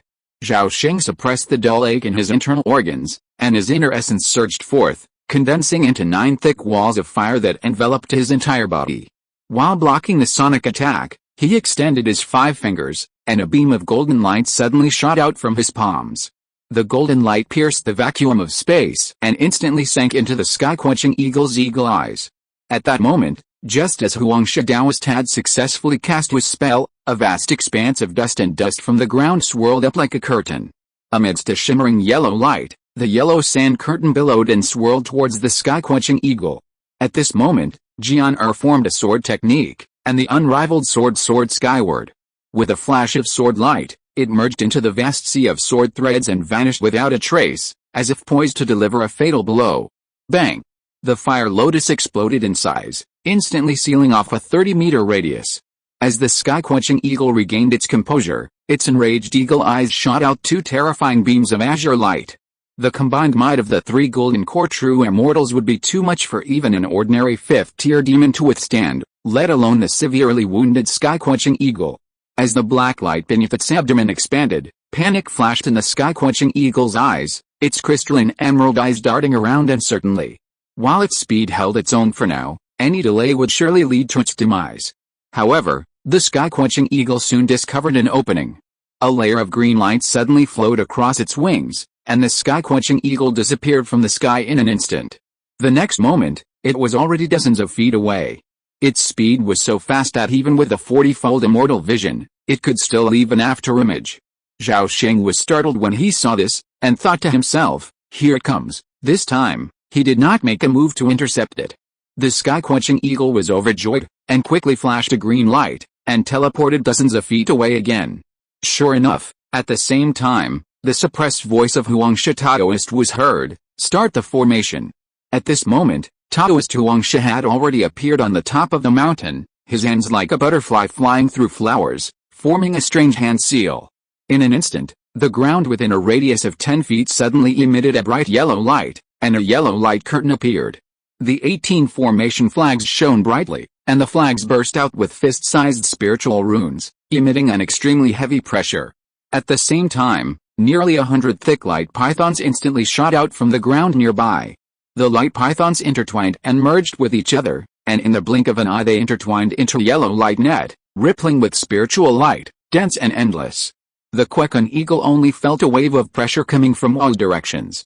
A trace of panic flashed across its eagle eyes, and the cloud patterns around its body flickered with brilliance, and it suddenly disappeared from its original place.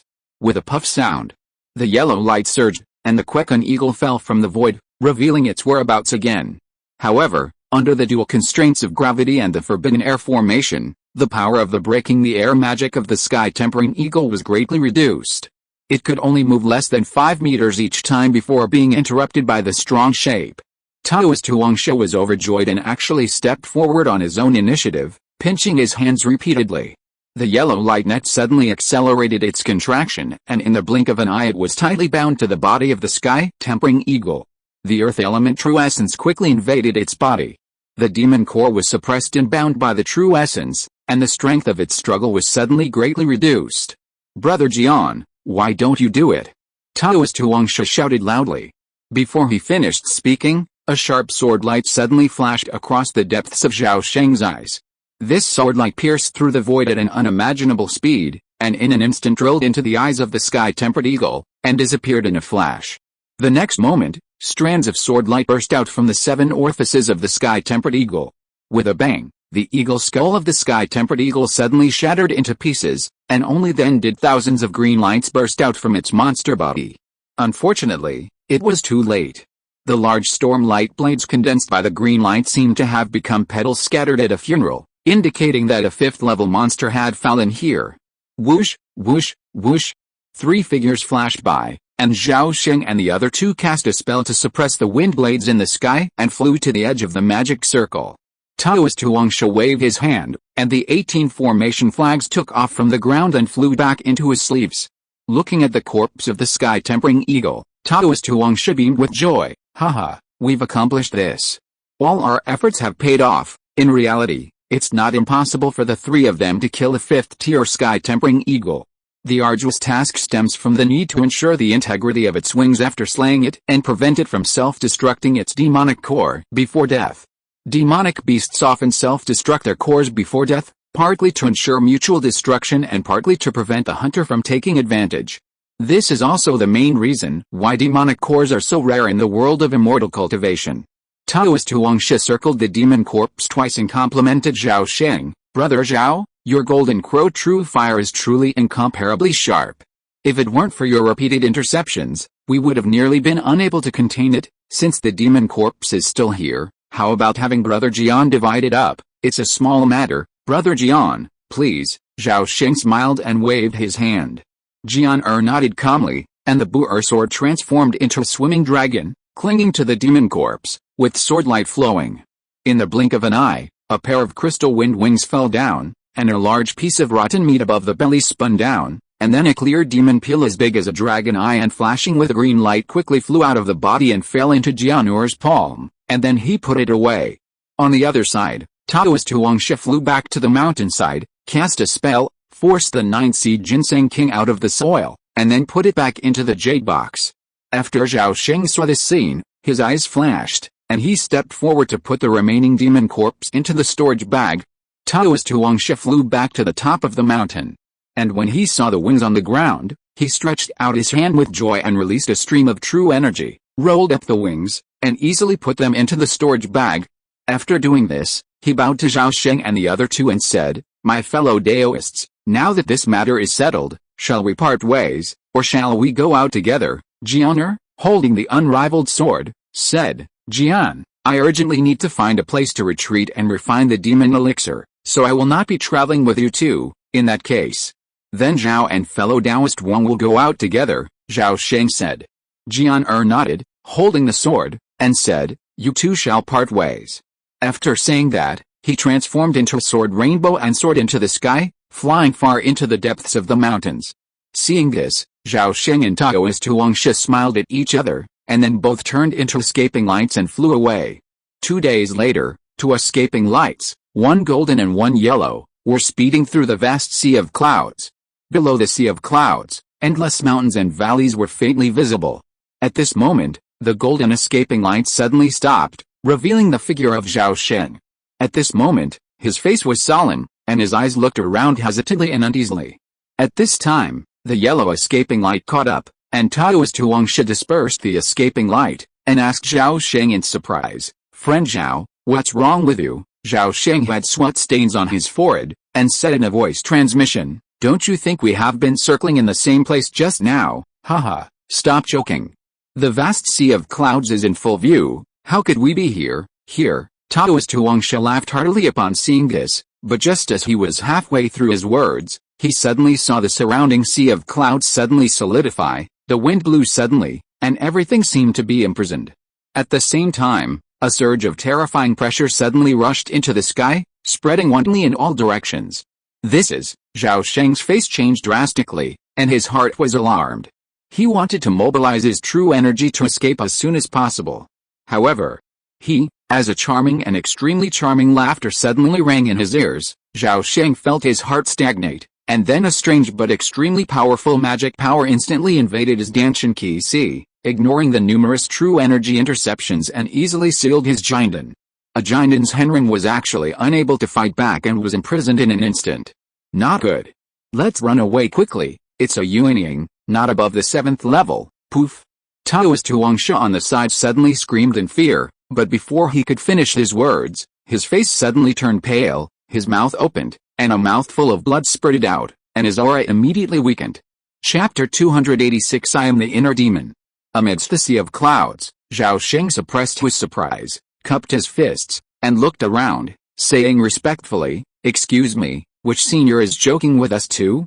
"Junior Zhao Kengang, I'm honored." Suddenly, the charming laughter echoed again, this time from behind Zhao Sheng. Accompanied by a sweet, honey-like scent, Zhao Sheng felt a sudden dizziness in his mind, countless charming images inexplicably conjuring up. Oh no, he was startled, and suddenly turned around to see a flawless, incredibly beautiful face pressed against his shoulder, smiling at him with an enchanting smile. A closer look made Zhao Sheng's heart sink.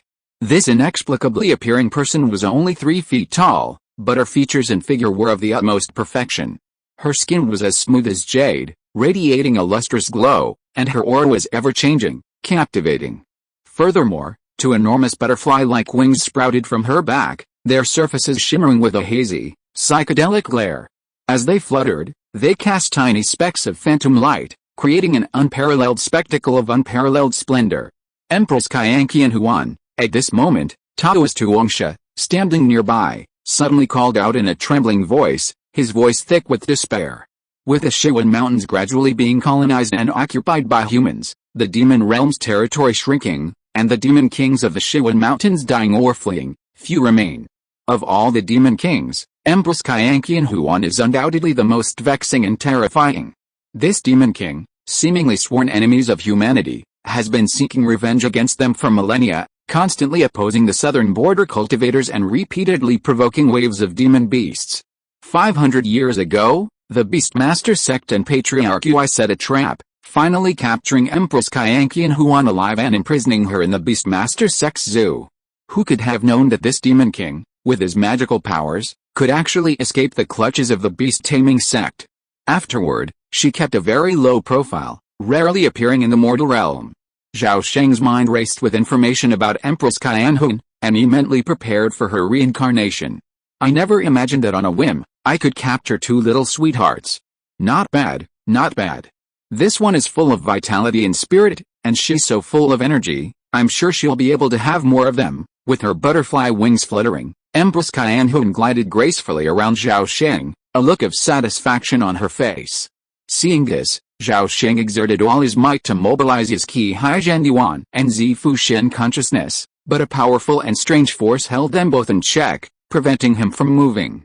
Meanwhile, Taoist Huangsha was sweating profusely, his face pale, and his body trembling slightly. Don't blame him for his loss of composure. Over the past millennia, the deaths and injuries of hundreds of millions of humankind, the countless tragic incidents of entire tribes being manipulated to their doom, had long since created a terrifying entity that terrified countless cultivators in the southern border's immortal world.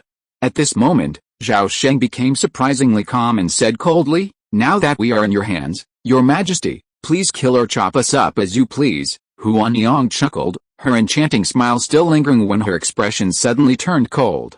And she glared at Taoist Huangsha with an icy, merciless look.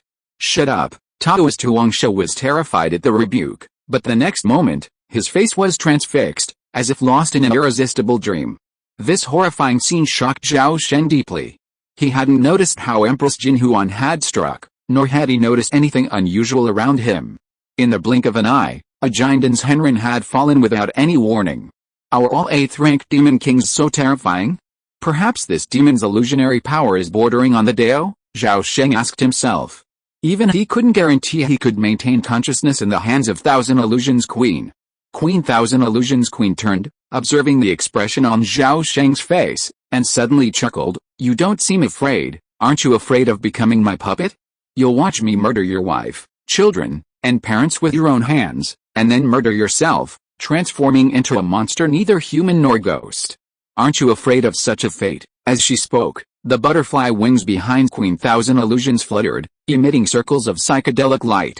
As Zhao Sheng listened to these words, countless horrific scenes suddenly flashed before his eyes. These scenes were so vivid, as if they were real. The next moment, his vision flashed, and he suddenly appeared in a pool of blood. The rich smell of blood filled his nose. Before him, Zhenglong City was ablaze, and countless desperate screams echoed nearby. At his feet, his wife, Dong Miaoxian, and his son, Zhao Huaxian, both collapsed to the ground, their deaths horrific. Not far away, his eldest son, Zhao Huang, his hair disheveled and his face filled with despair and rage, roared, "Dad, are you crazy? You actually killed mother and my second brother with your own hands." At this moment, Zhao Sheng's heart was suddenly overwhelmed with endless regret, pain, and sorrow. He despairingly saw himself, expressionlessly waving his hand, unleashing a flash of sword light, severing his eldest son in half.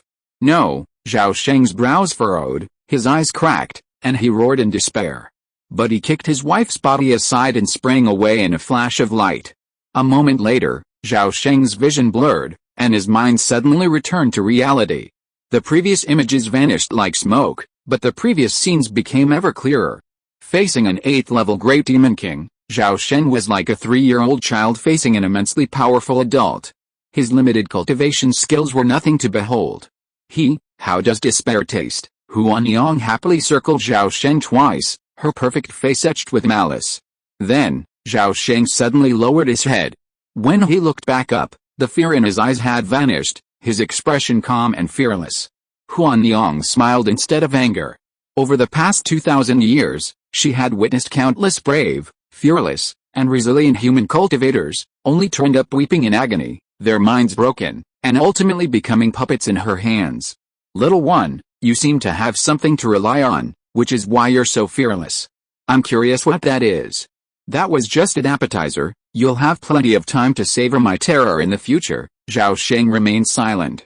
However, in that brief moment, he had a vague sense that this great demon king wasn't as powerful as he appeared. A faint, lingering aura of death emanated from this Thousand Illusions lady. And her movements were slightly stiff, as if this demonic form wasn't her true self. Of course, this physical disharmony was only observable within the realm of the immortal spirit. Ordinary golden elixirs were completely imperceptible. Huan Yang likely hadn't imagined that the little creature before her was actually an immortal, age-old monster, nor had she imagined that such a miraculous skill as the star god Thousand Heart Art existed. At this moment, Zhao Sheng's consciousness had quietly split into three, one large and two small. The larger consciousness occupied over 90% of his mental energy, while the two smaller ones huddled in the deepest recesses of his soul. One remained awake, while the other sank into complete slumber, awaiting reawakening only a month later. The three consciousnesses operated independently and coexisted, varying in strength but essentially the same. Seeing Zhao Sheng's unmoved expression, Huan Yang's eyes flashed with a fierce look. She pointed a finger, and a stream of hazy, psychedelic, and colorful butterflies flew out from her fingertips. These butterflies, trailing brilliant light, danced around Zhao Sheng. After a few circles, they transformed into wisps of light that disappeared into Zhao Sheng's purple palace. Instantly, countless fragments of past memories suddenly surfaced in Zhao Sheng's consciousness. His mind was suddenly enveloped by a rainbow of light, and for a moment, he felt as if he were trapped in an endless dream. After this, Huan Yang's complexion suddenly faded. Her hair, shimmering with hair, suddenly fell and dissipated into a halo of light. A thick, deathly aura emanated from her body. How could this little creature's spirit be so resilient? It's wasted so much of my spiritual power and spiritual energy. My butterfly form could have lasted for 60 years, but now it only has 40. It seems I must cultivate a new 6th-level illusion butterfly as soon as possible, Huan Yang muttered softly, then flew to Taoist Huangsha and began to perform the same technique. Illusions are essentially deceptions, using the false to deceive the real. Shallow illusions primarily deceive the 5 senses, while intermediate illusions can even deceive the enemy's intuition and consciousness. The ancients often said that illusions arise from the mind. In reality, This was only a mid-level illusion. Advanced illusions, like the one performed by Huan Yang, can permanently deceive even the enemy's consciousness and memory. The most profound illusions, or the great Dao of illusion, can even deceive the way of heaven, and even recreate the 3,000 great Daos. If someone could push the great Dao of illusion to this level, then countless immortals and Buddhas would become mere playthings. An unknown amount of time passed, as if it were merely a trance, before Zhao Sheng suddenly regained consciousness. At that moment, he heard Taoist Huangshi's concerned voice, "Fellow Taoist Zhao, fellow Taoist Zhao. What's wrong?" Zhao Sheng awoke as if from a dream. Subconsciously, he activated his profound energy. A vast aura of light suddenly appeared beneath his feet, supporting his falling body. He turned to look at Taoist Huangsha and smiled, "Nothing. I just lost my mind for a moment. Let's hurry on, that's good. We're almost out of the Shiwen Mountains. Just don't let anything happen." Taoist Huangsha, relieved, nodded. With a flick of his long sleeve, a yellow light enveloped his entire body, and it instantly shut out. Zhao Sheng pursed his lips, smiled to himself, and then vanished. However, at this moment, he was unaware of the existence of another self deep within his soul. Deep within the purple mansion soul sea, a dim ball of light the size of a fist slowly rose upward. Zhao Sheng within the ball of light was terrified, even his hair stood on end. The Zhao Sheng outside was completely unaware that his consciousness had been manipulated by Huanyang. Some perceptions had been distorted, and the seeds of hatred had been planted, waiting to take root, sprout, and flourish, bearing horrific consequences. Even his memories had been distorted. False stories and inexplicable enemies had been inserted naturally. Everything seemed so harmonious and natural, and Zhao Sheng was completely oblivious. 5 days later, Zhao Sheng and Taoist Huangsha returned to Xinglong City. Taoist Huangsha stayed in the city for 2 days, reconciling various cooperative agreements with the Zhao family before finally departing happily. Zhao Sheng returned home, completely normal, showing no signs of abnormality. However, subtle changes were creeping in. Duang Miaozhen was the first to notice these subtle changes in Zhao Sheng. Her husband was gradually becoming colder and more taciturn than before, occasionally even glimmering with a strange, fierce look. Although Dong Miaozhen found this strange, she didn't think much of it. She couldn't imagine what her husband had been through. Meanwhile, the other Zhao Sheng deep within his soul was also deeply depressed. He dared not reveal himself, nor did he dare communicate with that Zhao Sheng. This was because the previous self, having just connected with a powerful Zhao Sheng's consciousness, had been easily assimilated after a brief moment of confusion. A metaphor could best describe Zhao Sheng's predicament. The real Zhao Sheng seemed like a demon deeply rooted in the soul of the false Zhao Sheng. If he were to reveal himself, the main consciousness would swiftly eliminate him. The outcome would be more than tragic. It was precisely because of this extremely unique state that Zhao Sheng fully understood the numerous manipulations orchestrated by the thousand illusions lady within his consciousness. If this demon's plot continued, the Xinglong Zhao clan would be in danger. Normally, Zhao Sheng could only use his mind projection to subtly hint at the main consciousness, attempting to alert it to the irregularities in his memories. Unfortunately, so far, this had little effect. While the main consciousness occasionally detected something amiss, it quickly ignored it. Because every time his main consciousness detected something amiss, a butterfly phantom fluttered from his memory, scattering dots of hazy, iridescent color. Subconsciously, his main consciousness ignored any discrepancies. Only then did Zhao Sheng truly witness the terrifying power of the thousand illusions goddess's magic. Fortunately, he had a last resort. If he couldn't crack the demon's magic, he could still choose to self-destruct and reincarnate. Time passed, and in the blink of an eye, another 6 months had passed. One day, news of a truly earth-shattering event rocked Xinglong City and quickly spread throughout southern Xinjiang.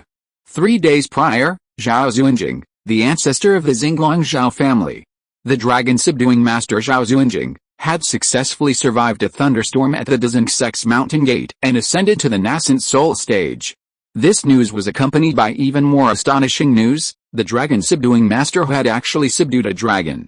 On the same day that he survived the nascent soul thunder tribulation, the mountain dragon under the tutelage of Master Jianglong also survived the dragon transformation tribulation, becoming the last remaining 7th-tier mountain dragon in the world. Xinglong City instantly became the focus of the entire southern Xinjiang immortal cultivation community. Everyone knew the significance of having a nascent soul ancestor as the leader of an immortal family. Soon, countless leaders from numerous sects and families rushed to Xinglong City to celebrate the arrival of another nascent soul ancestor in southern Xinjiang. During this period, the Zhao family was frantically busy, their joy indescribable. While the ancestor was still recuperating in seclusion at the Dezheng sect, Xinglong City was already abuzz with excitement, a sea of joy. For 3 whole months, Xinglong City was as bright as day, adorned with lights and fireworks. As the Zhao family's golden core, Zhao Sheng was naturally the primary target of numerous forces seeking an audience. For 3 months, he practically neglected his cultivation, continuously meeting with fellow golden core practitioners who had come admiringly for him. At this moment, a small, feeble consciousness, hidden deep within his soul, silently gathered strength to strike back, awaiting an opportunity. Another 6 months passed, the new year approached, and less than 8 years remained until the 9 stars conjunction. On this day, ancestor Zhao Xuanjing returned on a dragon, his might awe-inspiring.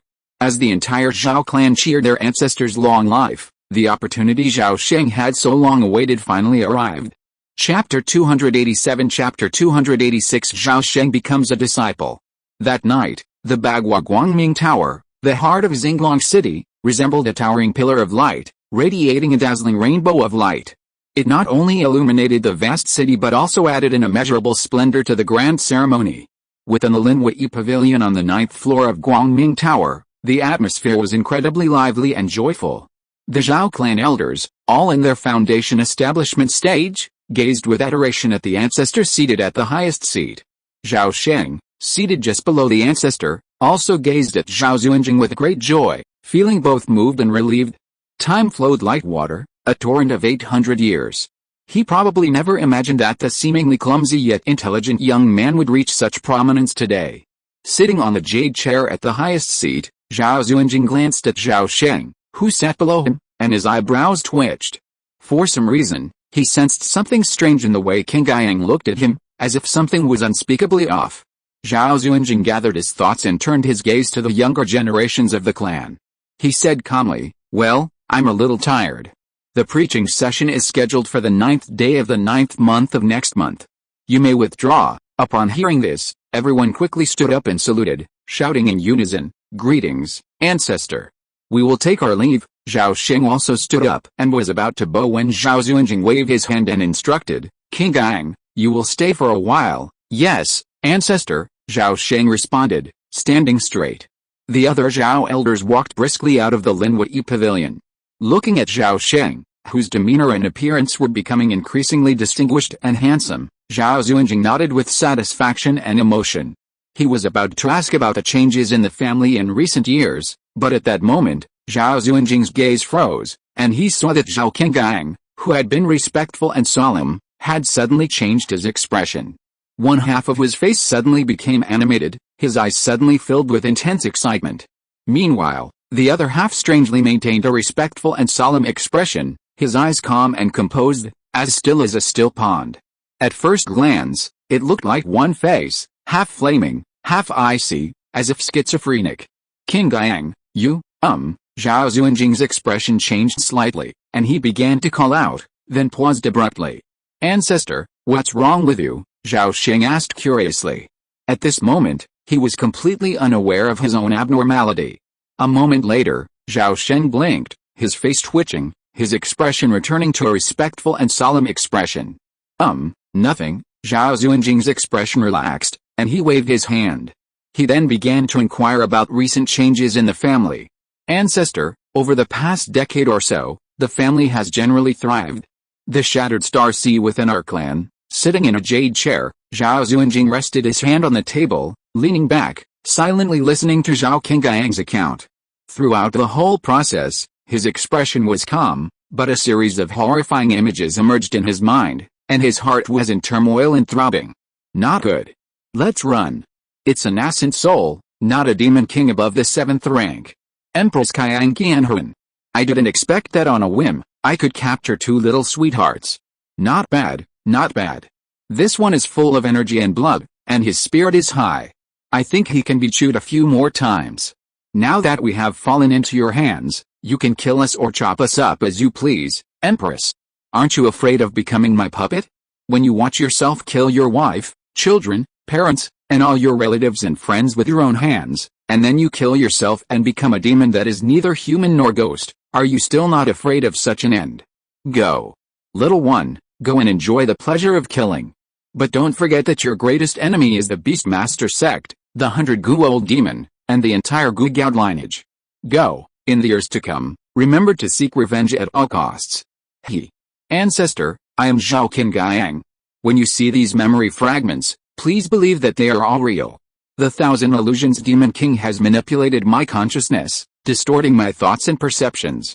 The Zhao Qingyang before you is me and yet not me. Please help me break the Thousand Illusions Demon King's mind illusion technique as soon as possible. Just now, I expended most of my remaining mental energy to transmit this message, and now I am about to fall into deep slumber. I sincerely hope that you will soon break free from this imprisonment. Zhao Qingyang's final words. Zhao Xuanjing repeatedly reviewed the memories in his mind, carefully identifying the incomparably beautiful Demon King in the images. He finally confirmed that his descendant had indeed been ambushed. Zhao Xuanjing was also deeply troubled by the extremely difficult and troublesome Empress Qianhuan. Her illusions were unparalleled, especially the mind illusion abilities she gained after transforming into human form, which were truly unstoppable. Zhao Xuanjing pondered and concluded that there was only one person in Central Continent who could break the mind illusion technique and ensure that the victim's soul was intact. So far, we have accumulated a reserve of more than 5 million spirit stones, a total of 236 kinds of first, second and third level spirit pills, a total of 10 hills of spiritual grain in the warehouse, more than 100,000 spirit talismans, and more than 200 magic tools. An hour later, Zhao Sheng finally said, there are 6 magic weapons to suppress luck, namely the Purple Light Furnace, the Chongling Treasure Boat, the Mountain Dragon Shield, the 8 Diagrams Bright Plate, the 6 Yun Bag and the Chengsing 7 Spirit Sword. Zhao Xuanjing nodded after listening, and did not say more. Instead, he talked about Zhao Sheng's family affairs. Qingyang, Hu Shuang didn't come back with me. He's lucky this time. Half a year ago, the sect's Patriarch Ji took a liking to him and accepted him into his sect. Now he's traveling with Patriarch Ji to Bihan continent. Zhao Sheng smiled. Really?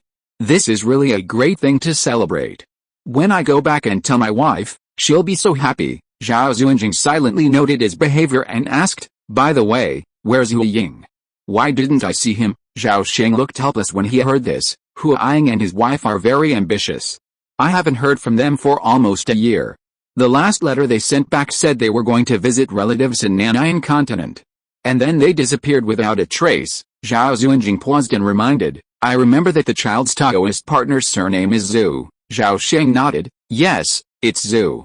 His full name is Zhu Xianwu. Qingyang, I remember that the royal family of the Great Yan Divine Dynasty also took Zhu as their surname. Its founding ancestor is still alive today.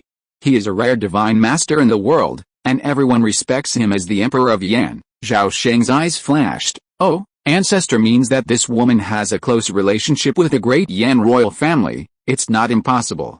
However, there are many forces with the surname Zhu in Nanayan continent, and they are all branches and side branches that have branched out from the royal family. Moreover, the Great Yan royal family has always strictly controlled its clansmen, and very few direct lineage members have crossed the ocean to come to Zhongzhou. Therefore, the probability of this woman being a direct lineage of the royal family is not high. Zhao Xuanjing's words made Zhao Sheng dispel the delusion that emerged in his mind. At this moment, Zhao Xuanjing suddenly seemed to have a sudden thought and said to Zhao Sheng, Qingyang, go back and rest.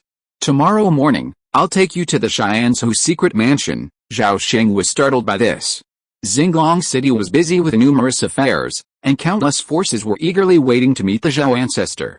Why would the ancestor take him to Xianzhou Mountain, tens of thousands of miles away, for no apparent reason at this time? Although thinking this, Zhao Sheng didn't ask any further questions and simply nodded in agreement. After a moment, Zhao Xuanjing's eyes were deep as he watched Zhao Sheng fly away from Guangming Tower. Only then did a trace of worry appear on his face, and he sighed silently. Alice. Before he could even finish his sigh, all the tables, chairs, and bookshelves in the Linwei pavilion collapsed instantly, turning into puddles of dust on the ground. After a night of bustle, Xinglong City's atmosphere waned slightly. As the sky filled with crimson clouds and the sun began to rise, two beams of light suddenly shot up from the roof of Guangming Tower, one after the other, rising into the clouds. After a few flashes, they quickly vanished into the vast glow. 7 days later, on the shady side of Shiansu Mountain, 18 miles high, two beams of light plunged into the dense fog. In a short time, Zhao Sheng and Zhao Zunjing traversed hundreds of miles of fog and arrived at the Zhao family's secret residence. The ancient peach trees towered like mountains, lush and verdant. Spiritual clouds swirled beneath them, and faintly visible among the branches were red-topped peaches, each with a unique fragrance. 30 years had passed, and the longevity peaches were about to ripen. Unfortunately, the former formation master Zhao Daochuan had passed away over a decade ago, and the guardian of the residence was now Zhao Di, of the degeneration. Seeing the two family leaders arrive together, Zhao Di was startled, sensing something terrible was about to happen. Something major had indeed happened, but it wasn't what he'd imagined. As Zhao Zunjing stepped into the secret abode, his expression suddenly changed, and a vast yellow light erupted from his body, sweeping in all directions. The terrifying pressure that followed instantly enveloped the entire secret abode. HMPH, which fellow Taoist is playing such a joke on me? Even a identified nascent soul patriarch can only hide in secret. Are you ashamed to see people? As soon as he finished speaking, a rock near the spiritual peach tree suddenly blurred, and a thin, long-haired old man in golden clothes and a golden belt, with a row of grey cloth bags hanging from his waist, suddenly appeared. Haha, fellow Taoist Jianglong, don't blame me. This old beggar is merely borrowing this precious land to recuperate for a while. I have absolutely no intention of coveting the magical peaches. Zhao Zunjing's expression relaxed upon seeing this man. With a wave of his sleeve, he dispelled the pressure and said in a gentle tone, "So it's Senior Beggar Immortal. Junior Zhao Zunjing greets you. Please forgive my impatience and impertinence." No. It was this old beggar who was at fault first. The beggar Immortal licked his lips, casually brushed back his tangled hair, and assumed a solemn demeanor. The beggar Immortal was a rare Yuanying-level cultivator in the Shiansu realm, and his life was a legendary one. Born in Dongshan City, his spiritual roots remained undeveloped as an infant, and he lived by begging. At the age of 11, his three spiritual roots, fire, gold, and wind, manifested simultaneously, leading to his adoption by a wandering cultivator. While teaching him the techniques of immortal cultivation, his adoptive father also secretly taught him some techniques of the Miao Shao Kung Fu technique. Over the next few hundred years, while Beggar Immortal's fame in Dongshan City grew, he also endured countless hardships. At the age of 200, he intended to carve a cave atop Shiansu Mountain as his burial site. However, by chance, he unearthed the mausoleum of a nascent soul ancestor, thus inheriting his legacy. From then on, Beggar Immortal leaped like a fish over a dragon's gate. Before his death, he miraculously survived the Jinden Thunder Tribulation and successfully ascended to the Jinden stage. Later, at the age of 800, before his death, Beggar Immortal once again miraculously crossed a nascent soul barrier, becoming a rare nascent soul ancestor. Now over 1,600 years old, Beggar Immortal's cultivation had surpassed the middle stage of the nascent soul, but his strength was still relatively weak among his peers. Despite this, Beggar Immortal was one of the hidden bosses of Dongshan City. Beggar Immortal was playful and somewhat eccentric, but he disliked bloodshed. He loved to play around in the mortal world and always considered himself a beggar. Therefore, Zhao Zunjing felt a sense of relief upon seeing Beggar Immortal. Senior, the secret residence is extremely well hidden, and multiple barriers and formations have been set up around it. I wonder how you discovered this place. The Beggar Immortal walked proudly to a place not far from the two of them, and said with a smile, the old beggar, said it was a coincidence. Do you believe it? Zhao believes it, Zhao Zunjing replied calmly. The Beggar Immortal paused at the words, then shook his head in dissatisfaction, and his hair immediately fell down again. HMPH, another boring brat. The Beggar Immortal curled his lips, a bit impatiently saying, forget it, I'll tell you the truth. Old beggar, originally wanted to sneak up to Gichi Cave. It's your bad luck, really. You just happened to pass by, entering and exiting the barrier. So I discovered you. He then deliberately added, your location is too close to Gichi Cave. I'm not exaggerating. I estimate your location has probably been discovered long ago. Not to mention other Daoists. Elder Z must have discovered it long ago. But he simply didn't bother to pay attention. Zhao Xuanjing listened in silence. He knew the beggar immortal was right. The elder Zi he was talking about was a true lord of transformation, a divine transformation who stood at the pinnacle of the Xianzhu realm. He was one of the two longest-lived true lords of transformation at the time, and he was also the previous patriarch of the Supreme Induction sect for 2,000 years. He had sat atop Xianzhu Mountain, overseeing the Ascension formation. For the past decade or so, Elder True Lord Zi has been overseeing a highly classified project within Gichi Cave. Zhao Xuanjing's primary purpose for coming to Xianzhu Mountain was to meet Elder True Lord Zi. He knew so many secrets thanks to Zhao Sheng's contributions back then. Thinking of this, Zhao Xuanjing glanced at Zhao Sheng from the corner of his eye, only to see him standing calmly with his hands folded. Zhao Xuanjing's heart moved, and he waved to Zhao Sheng, and at the same time introduced to Beggar Immortal, Senior. This is a younger generation of my clan, whose real name is Zhao Qingyang. His cultivation is mediocre, and he has just been promoted to the Golden Core for a few years. Junior Zhao Qingyang pays homage to the ancestor Beggar Immortal. Beggar Immortal turned his gaze to Zhao Sheng, who was bowing, and suddenly a strange light flashed in his eyes. He couldn't help but exclaimed in amazement, "Tisk tisk, incredible, incredible. This young man is really gifted and amazing. I think he is a body-refining genius that is rarely seen in 1,000 years.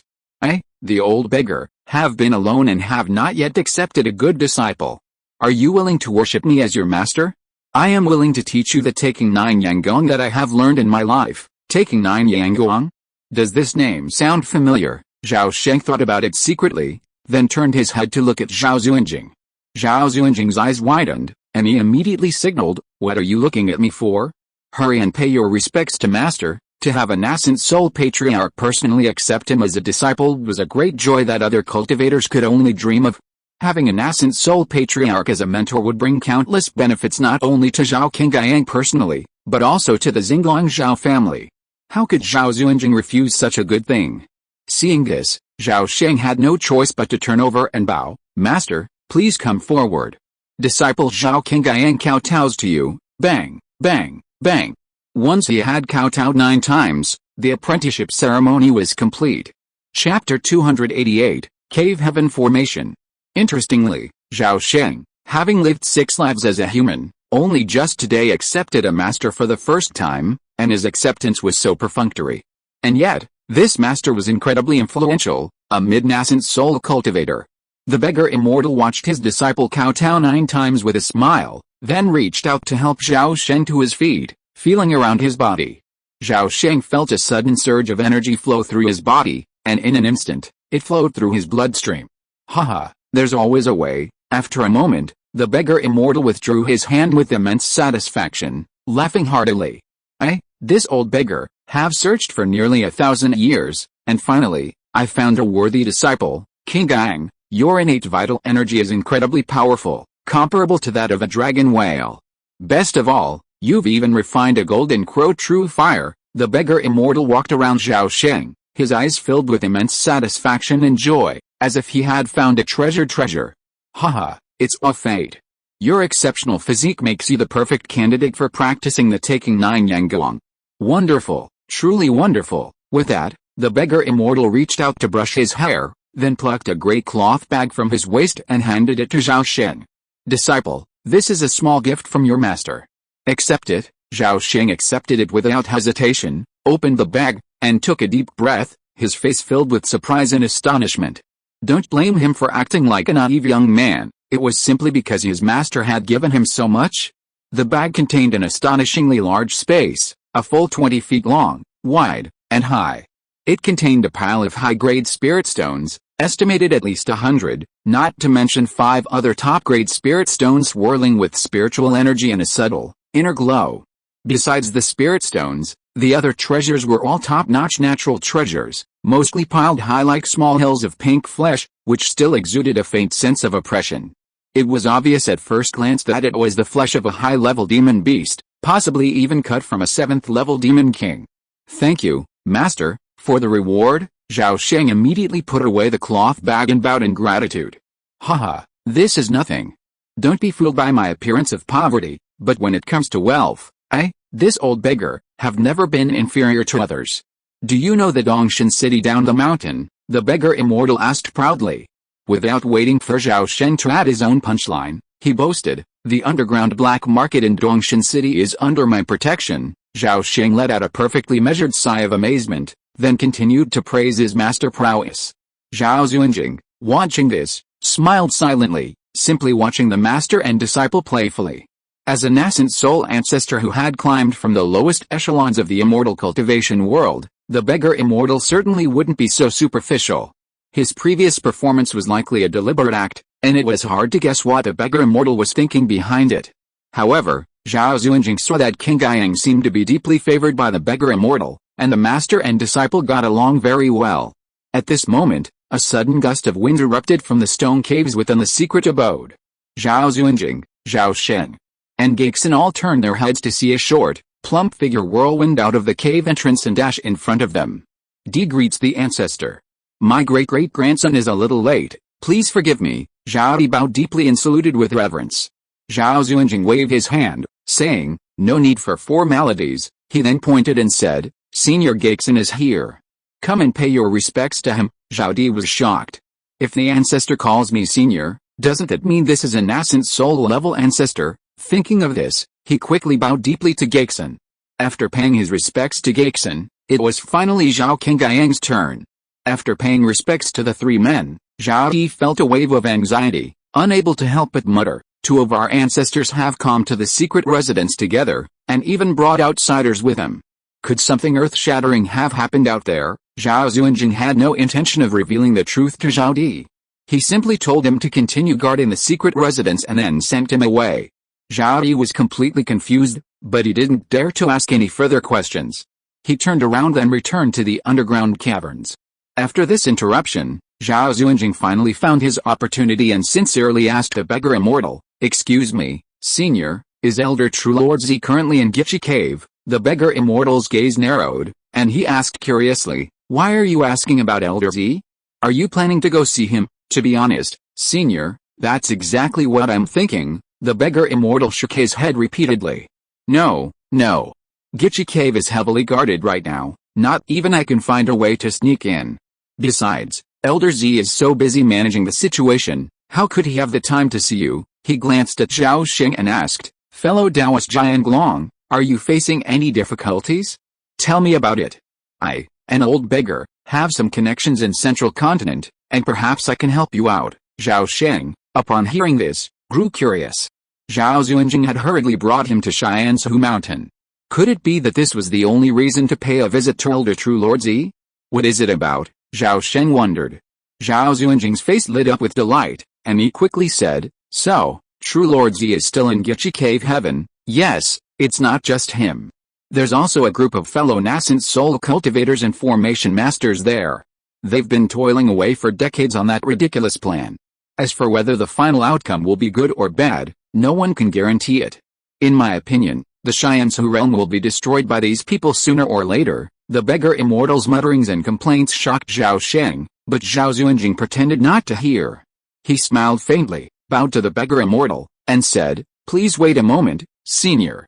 I need to take King Guiyang to meet with True Lord Zhu right away." The beggar immortal's eyes flashed, and he immediately said, "Wait, I'll go with you too. Having an old beggar around will give us a little more confidence." Zhao Xuanjing listened, thought for a moment, and nodded in agreement. "That's fine. Senior, let's set off immediately." There was no need to elaborate further. A moment later, Zhao Sheng and the other two flew 20 miles and arrived at the outskirts of Gitchi Cave Heaven. After more than 20 years, the area was still shrouded in thick clouds and fog. The difference was that the ferocious beasts within a few hundred miles had been completely annihilated, leaving the cliffs near the fog in a dead silence, devoid of any living creature. Just as the three reached the edge of the fog, two figures, one tall and one short, suddenly leaped out of it. Circles of starlight surrounded them, imbued with wisps of mysterious aura. Zhao Sheng's heart sank. These two were both Jindan's Henren, their cultivation realm likely even higher than his. At this time, when the two men saw the beggar immortal, their faces turned as bitter as melons. They hurriedly stepped forward and bowed, begging, "Ancestor beggar immortal, please be magnanimous and spare us too.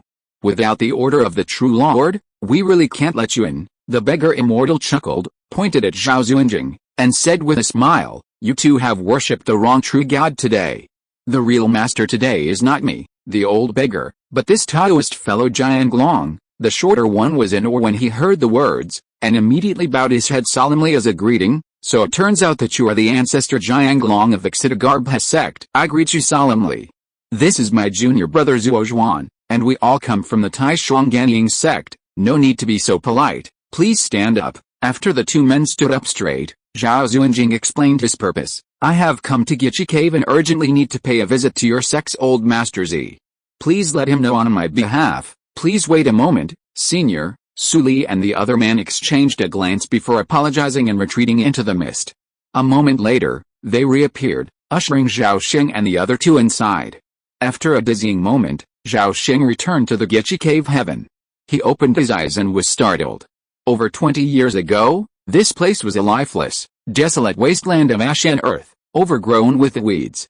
But now, this world had undergone a near-cosmic transformation. Looking around, the weeds, ash, earth, and pits had been completely swept away, replaced by massive, smooth jade slabs. Countless jade slabs filled the landscape, stretching all the way to the Gichi Palace at the end of the line. Intricate, ancient runes were engraved on the slabs, emitting a faint, spiritual glow. Beyond them, towering, shimmering banners towered from various locations, both near and far. Emblazoned with totems of mountains, rivers, lakes, dragons, phoenixes, the sun, and the moon, they depicted a variety of creatures. These spirit banners, numbering in the thousands, were planted throughout the cave heaven, each one vaguely connected by a profound connection. Zhao Sheng flew silently behind the others, his heart agitated. If he was not mistaken, the entire Gichi Cave heaven had been used as a formation base, some master exploiting the terrain to construct an array of unimaginable magnitude. Huh? Zhao Sheng's heart skipped a beat. He sensed that this world was more stable than his last visit. He had flown all the way here, not a single rift in space-time had been sighted. 10 miles passed in a flash, and they arrived at the square in front of the Gichi Palace. There were quite a few people in the square. Some possessed extraordinary bearing and grace, some possessed a profound aura, and some radiated a powerful presence. Some were talking to themselves, some were strolling leisurely, and still others were meditating with their eyes closed. However, most were gathered in groups of 3 or 4, engaged in heated discussions. Even though he'd been mentally prepared, Zhao Sheng was still shocked by the sight of these people. Jinden's Henren, previously rare in the world of immortal cultivation, and Yuanying ancestors, all was elusive, were now everywhere in this square. "This is too much," Zhao Sheng marveled. It was clear that this square had become one of the most densely populated areas of high-end combat power in the Xiansu realm. Zhao Sheng restrained his aura and followed Beggar Immortal and Zhao Xuanjing with a very low profile, quickly crossing the square. Even so, he could still clearly sense the various glances from those around him. Many of his fellow cultivators had already recognized Beggar Immortal and Zhao Xuanjing, but for some reason, none of them approached to greet them, opting instead to communicate through telepathic communication. The group arrived at the palace gate. Su Li, his face solemn, turned to Zhao Sheng and the other two and said, "We can only escort you here.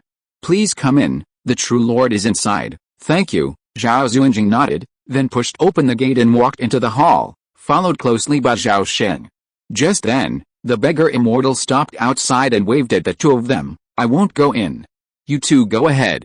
There are many old friends here, and this old beggar is a good place to catch up." "Yes," Zhao Sheng hummed, nodded, and stepped into the hall. Entering the hall, he instinctively narrowed his eyes. Before him was a garden of lush grass, blue sky, gurgling water, and birdsong and fragrant flowers. Zhao Sheng instinctively released his spiritual sense, scanning the surroundings, and at the same time, the immortal world activated its time flow to 40 times. What he saw was incredibly real. His 5 senses of sight, hearing, taste, smell, and touch, and even his spiritual sense, told him that everything he saw was real. Yet, he knew it was all a lie, as if he had fallen into an all-too-real illusion. Startled, Zhao Sheng turned to look at Zhao Xuanjing beside him, only to find him frowning, as if unable to see through the scene before him.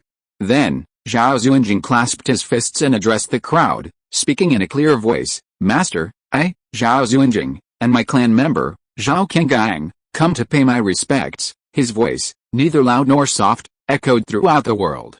The words lingered, their echoes lingering. Suddenly, Zhao Sheng's eyes flashed, and he was suddenly in a vast expanse of white. Standing before them stood an elderly man with a youthful face, white hair, and the shape of a tortoise-shaped crane. His features were ordinary, his aura almost mortal, except for his eyes, which shone with a lively spirit, revealing undisguised curiosity, scrutiny, and admiration. This elder was undoubtedly Master Z, one of the supreme masters of the Xianzhu realm and the last great-great-grand master of the supreme induction sect. At this moment, an unrolled painting floated before the old man, depicting the garden Zhao Sheng had just seen. Deep within the garden stood a beautiful woman in purple, her features a ethereal beauty.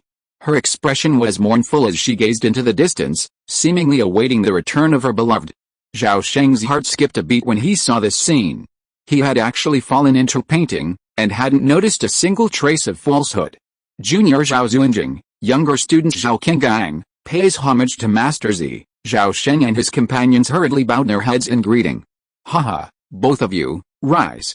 Speaking of which, I've met many wonderful young men in the last few thousand years. Among them, you two stand out, and perhaps even have a chance of ascending to the divine transformation stage in the future. I'm very much looking forward to it. Zhao Sheng's heart skipped a beat when Master Z's gaze suddenly turned to him. Upon hearing this, Zhao Zunjing immediately responded modestly, True Lord, you are too kind. Since ancient times, those who have been able to cross the divine transformation passage have been gifted with exceptional talent, luck, and exceptional opportunity.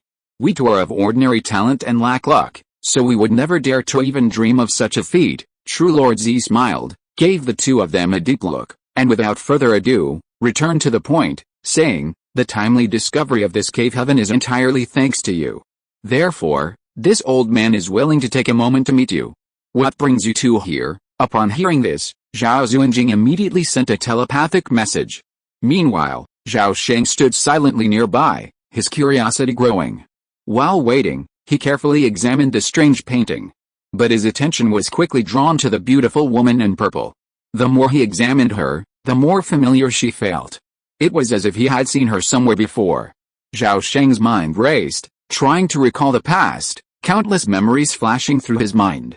After a few breaths, the scene finally settled on a familiar talisman. A magic talisman? Fairy Ziksha. Back when he was in charge of the family academy, he'd personally demonstrated how to draw a magic talisman many times during his talisman classes. Fairy Zikshas was the one he mastered the most. What's going on? Just as Zhao Sheng was puzzled, a soft laugh suddenly reached his ears. Haha, so that's how it is. This is easy, but that little magic butterfly is truly stubborn. My old man's heaven-concealing talisman is still missing a main soul, so why not use her to fill the gap? Chapter 289, Practicing Kigen to Eliminate Illnesses. That little illusion butterfly is truly stubborn. My heaven-concealing talisman is still missing a main soul, so why not use her to fill the void? Thank you, Master. The Zhao family, will never forget your life-saving grace. Zhao Sheng was startled upon hearing this and looked up, only to see Zhao Zunjing and Master Z looking over at him. Seeing this, Zhao Sheng felt a sense of foreboding. Qinggang, come forward. Zhao Zunjing waved at him. Ancestor, is there something wrong with me? Confused, Zhao Sheng took a few steps closer, standing before the two. Master Z, after examining him, smiled and said, Little one, relax. You'll be fine after a good night's sleep. As soon as he finished speaking, Zhao Sheng felt a vast expanse of white sky and earth suddenly shift, transforming into a boundless ocean. A gentle breeze blew, the sun shone warmly, and the entire sea was silent and filled with a tranquil atmosphere. Zhao Sheng found himself lying on the surface of the sea, his body warm and relaxed. His chaotic thoughts quickly cleared, and he soon reached a state of emptiness. After a breath or two, he seemed to be immersed in an incredibly beautiful dream, a dream that seemed to last for an eternity, yet also seemed to last only a moment. With a long breath, Zhao Sheng slowly opened his eyes, just in time to see Zhao Zunjing and Zi's Henjin standing across from him. What just happened? Zhao Sheng looked at Zhao Zunjing, his face beaming with joy, startled. But the next second, countless fragments of memory suddenly flooded his mind, instantly returning all his previously sealed memories. Simultaneously, a faint wave of consciousness suddenly and actively merged with his consciousness. As it absorbed this wave of consciousness, Zhao Sheng suddenly understood everything he had been secretly plotted against by Empress Qianhuan, completely unaware of it. This realization filled Zhao Sheng with a deep fear. After understanding the entire situation, Zhao Sheng bowed deeply, repeatedly thanking Zhenjin for saving his life. True Lord Zi waved his hand dismissively, then rolled up the painting before him and tucked it into his sleeve. The painting, roughly 3 feet square, featured a single, vibrant, multicolored butterfly, fluttering gracefully within the painting, casting glints of dazzling light. Zhao Sheng only had time to glance at it before he was startled. This colorful butterfly was clearly the same one that had appeared so often in his memory. Could such an illusory object be extracted from memory? Were all the methods of True Lord Huishan so miraculous? After Zhenjin folded the scroll, he turned his gaze to the painting of the purple cloud fairy and casually said, "Well, the illusion has been removed. Do you have anything else to say? If not, please withdraw." For him, standing at the pinnacle of this realm, Zhao Sheng's affairs were of little importance, far less significant than this unfinished painting. "What's missing?" True Lord Zi frowned, muttering to himself. Seeing this, Zhao Zhenjing immediately excused himself. Without even turning back, Zhenjin waved his hand, signaling the two to leave. However, Zhao Zhenjing stared at the vast expanse of white before him, unsure how to exit. Just then, Zhao Sheng suddenly spoke boldly, "Perhaps we're missing a poem to complement the painting." "Yes, why didn't I think of that?" Zhenjin suddenly realized, turning back with a glint in his eyes. "Little fellow, you've enlightened me. Taoism, Buddhism, and Confucianism are all one family. I was almost getting stuck in a dead end. Since Buddhism and Taoism are both dead ends, why not try Confucianism? Interesting. Is everything in this world predestined?" At this point, he suddenly turned to Zhao Sheng and asked, "Little fellow, if I were to compose a poem to accompany this painting, what would you write?" Zhao Sheng paused. Zhao Zhenjing, standing nearby, saw this, his face grim. He was about to speak to offer some relief when a powerful force suddenly restrained him, immobilizing him. "Don't be impatient. Take your time. If you can satisfy this old man, I'll give you an opportunity." Zhao Sheng's eyes lit up at this, and without hesitation, he said aloud, "This junior has been moved by a poem.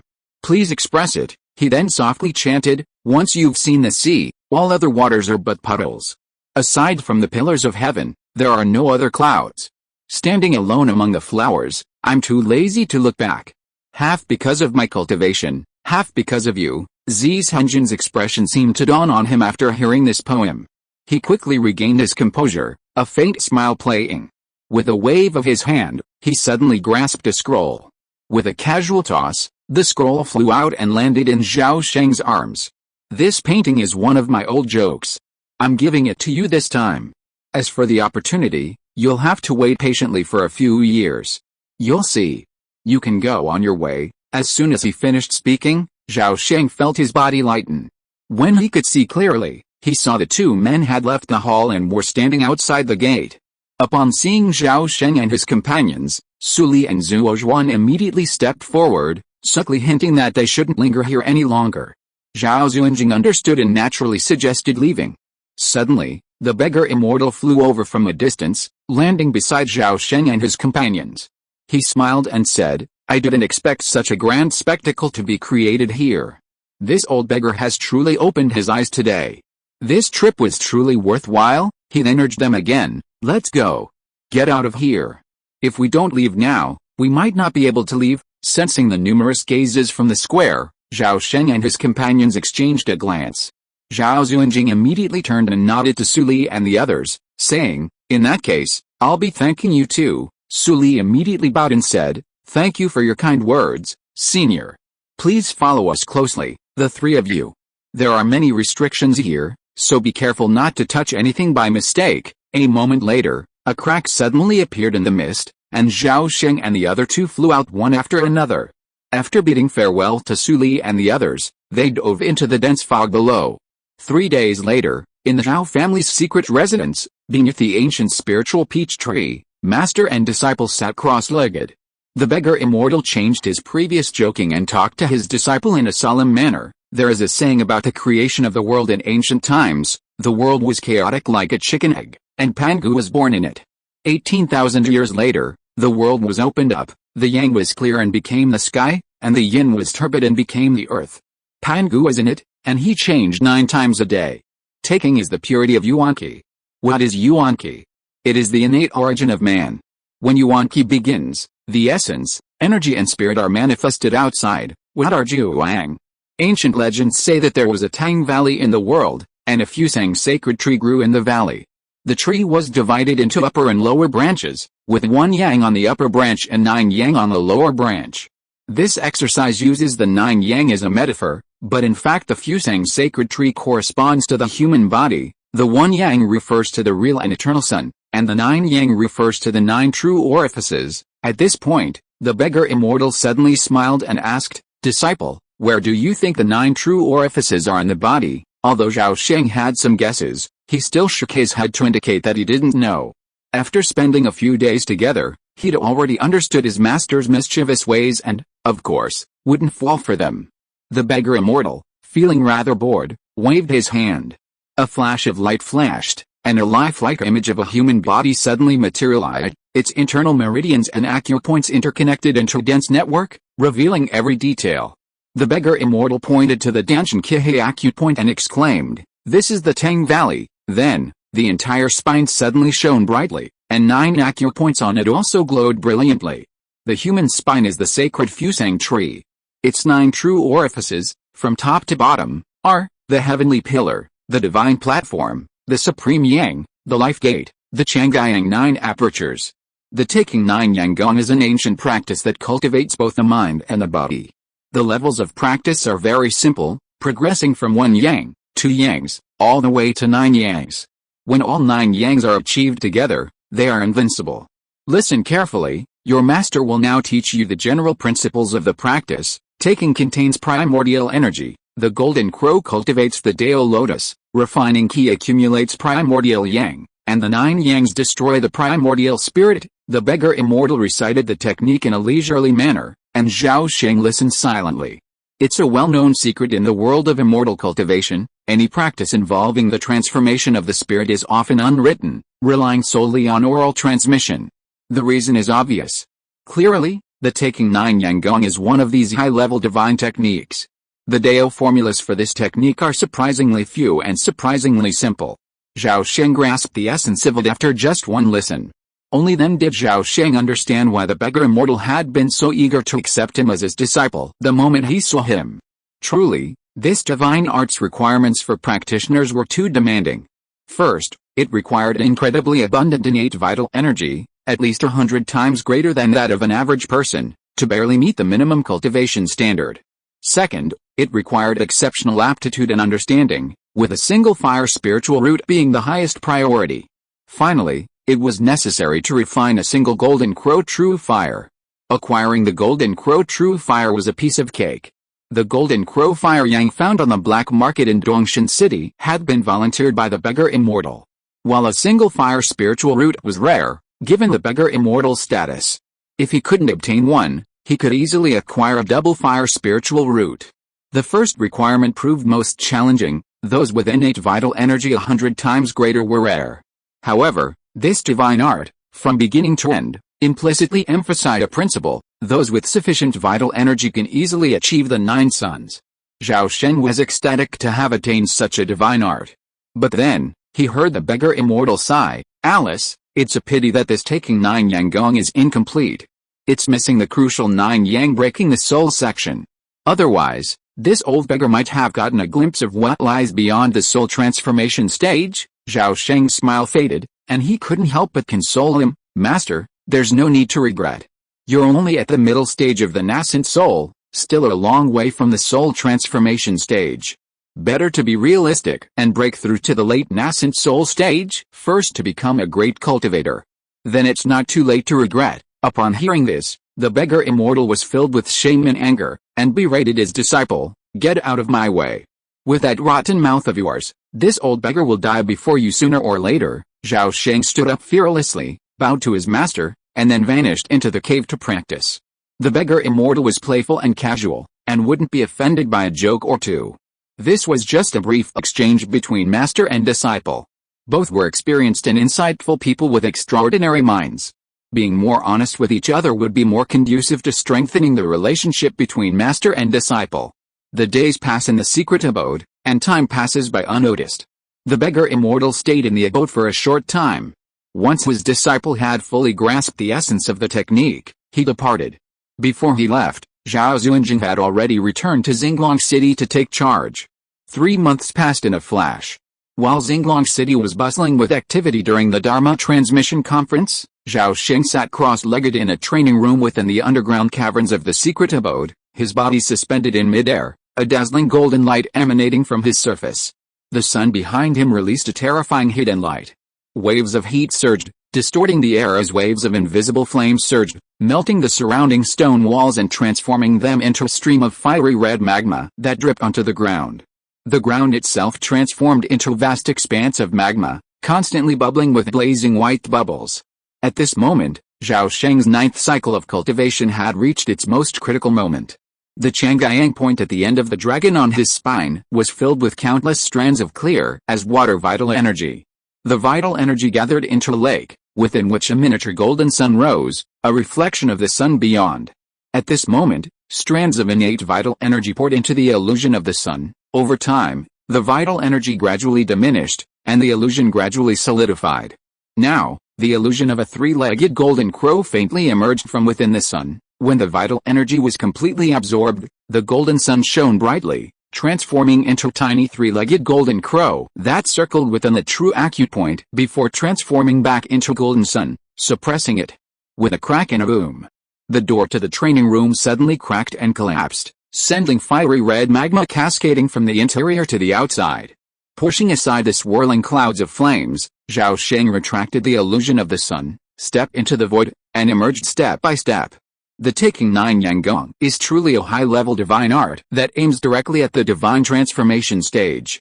Its purpose is profound, yet its practice is remarkably simple and straightforward. In just 3 months, Zhao Sheng easily reached the first Yang realm.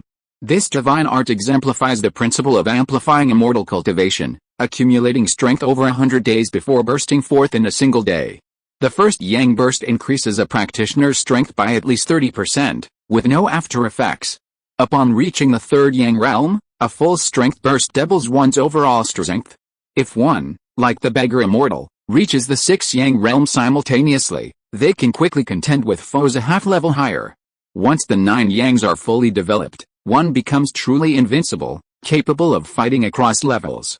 Of course, reaching any particular Yang realm depends not on luck or chance, but on the practitioner's innate vitality.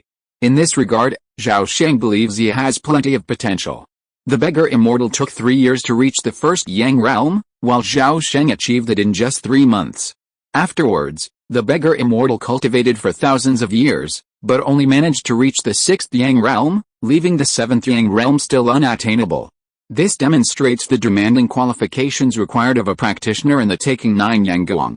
However, Zhao Sheng remained confident in himself, believing that as long as he didn't perish midway, reaching the 9 Yang realm was only a matter of time.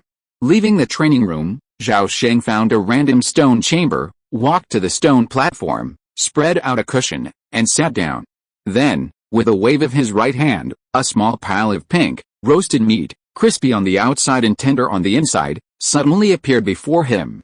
He picked up a palm-sized piece of meat, weighing about 8 pounds, and tossed it into his mouth. After a few casual chews, he swallowed it. Then, Zhao Sheng picked up another piece of meat, tossed it into his mouth, and swallowed it continuously. The entire eating process was simple and smooth, imbued with a strange beauty. In just a few moments, Zhao Sheng devoured over 200 kilograms of 7th-rank monster meat, yet his stomach remained flat, not a bulge in sight, as if a glutton was hiding within. Practicing the Taking 9 Yanggong consumes a significant amount of innate vitality, and consuming large amounts of food is undoubtedly the most cost-effective and efficient way to restore it. A quarter of an hour later, the mountain of flesh vanished. Satisfied, Zhao Sheng stood up and walked out of the stone chamber. Chapter 290, The Enlightenment Pill is complete, and the competition begins again. A month later, Zhao Sheng found Zhao Di, instructed him on a few matters, then activated the barrier formation and descended the mountain. Half a day later, he arrived at Dongshan City, hoping to meet his master, but to no avail. He later learned from the black market's head shopkeeper that the beggar Immortal had been invited to Xianzang 2 months earlier to secretly attend the nascent soul ceremony. Zhao Sheng returned empty-handed, but after reluctantly accepting several tributes, he immediately embarked on his return journey. The journey home was long and silent. Half a month later, on the day the white feather flowers bloomed, a beam of light descended from the sky and landed in Xinglong City. The Zhao family rejoiced at the return of their master. Zhao Sheng dined with his wife and grandson and rested for the night. Early the next morning, Zhao Sheng soared from his residence and sped out of the city. Soon, he landed on a beautiful mountain outside the city and quickly entered a cave dwelling nestled on the mountainside. In the cave, he successfully met Zhao Xuanjing, who had claimed to be closed to visitors. Zhao Xuanjing was slightly surprised to see Zhao Sheng return. "King Gang, why did you come back so soon? Did the beggar Immortal say he would teach you the taking 9 Yanggong?" Zhao Sheng sat on the jade couch next to him, looking at Zhao Xuanjing's majestic figure, smiling. "The taking 9 Yanggong is very simple and you can learn it in no time. My master has also gone down the mountain to Xianzang. I was always worried about this place in the secret abode, so I came back." After hearing this, Zhao Xuanjing said proudly, "I am here to manage Xinglong. Which scoundrel dares to come and make trouble, but it's good that you're back. Xinglong City has so many things to deal with. It's a good opportunity to help me share some of the burden." "Ancestor, I can't do that. I'm in a critical period of rapid strength improvement. I can't let his affairs disturb my mind," Zhao Sheng complained and declined bluntly. "Haha. Speaking of rapidly increasing strength, have you forgotten that I only reached the nascent soul stage 2 years ago? Who's more important, you or me?" Zhao Sheng was speechless upon hearing this. At that moment, a golden light suddenly appeared on the ground, and a 3-foot-long golden dragon with a single, ochre-colored horn on its forehead burst forth from the earth. After circling the air, the dragon recognized its master, happily flicked its tail, and vanished. The next moment, it nimbly wrapped itself around Zhao Xuanjing's waist. Its body swelled to several feet in length, its head tightly gripping the tail, resembling a golden belt. Zhao Sheng's eyes lit up, and he immediately laughed excitedly. "Zhao Jin has finally awakened." At this moment, a childish voice suddenly entered his mind. "Not Zhao Jin, but 7th ancestor. Based on seniority, you should address this dragon as 7th ancestor." Zhao Sheng's face darkened.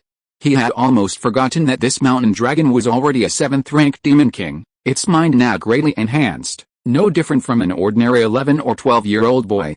Time had flown by, and the Zhao Jin of 800 years ago had suddenly become the 7th ancestor of the mountain dragons today.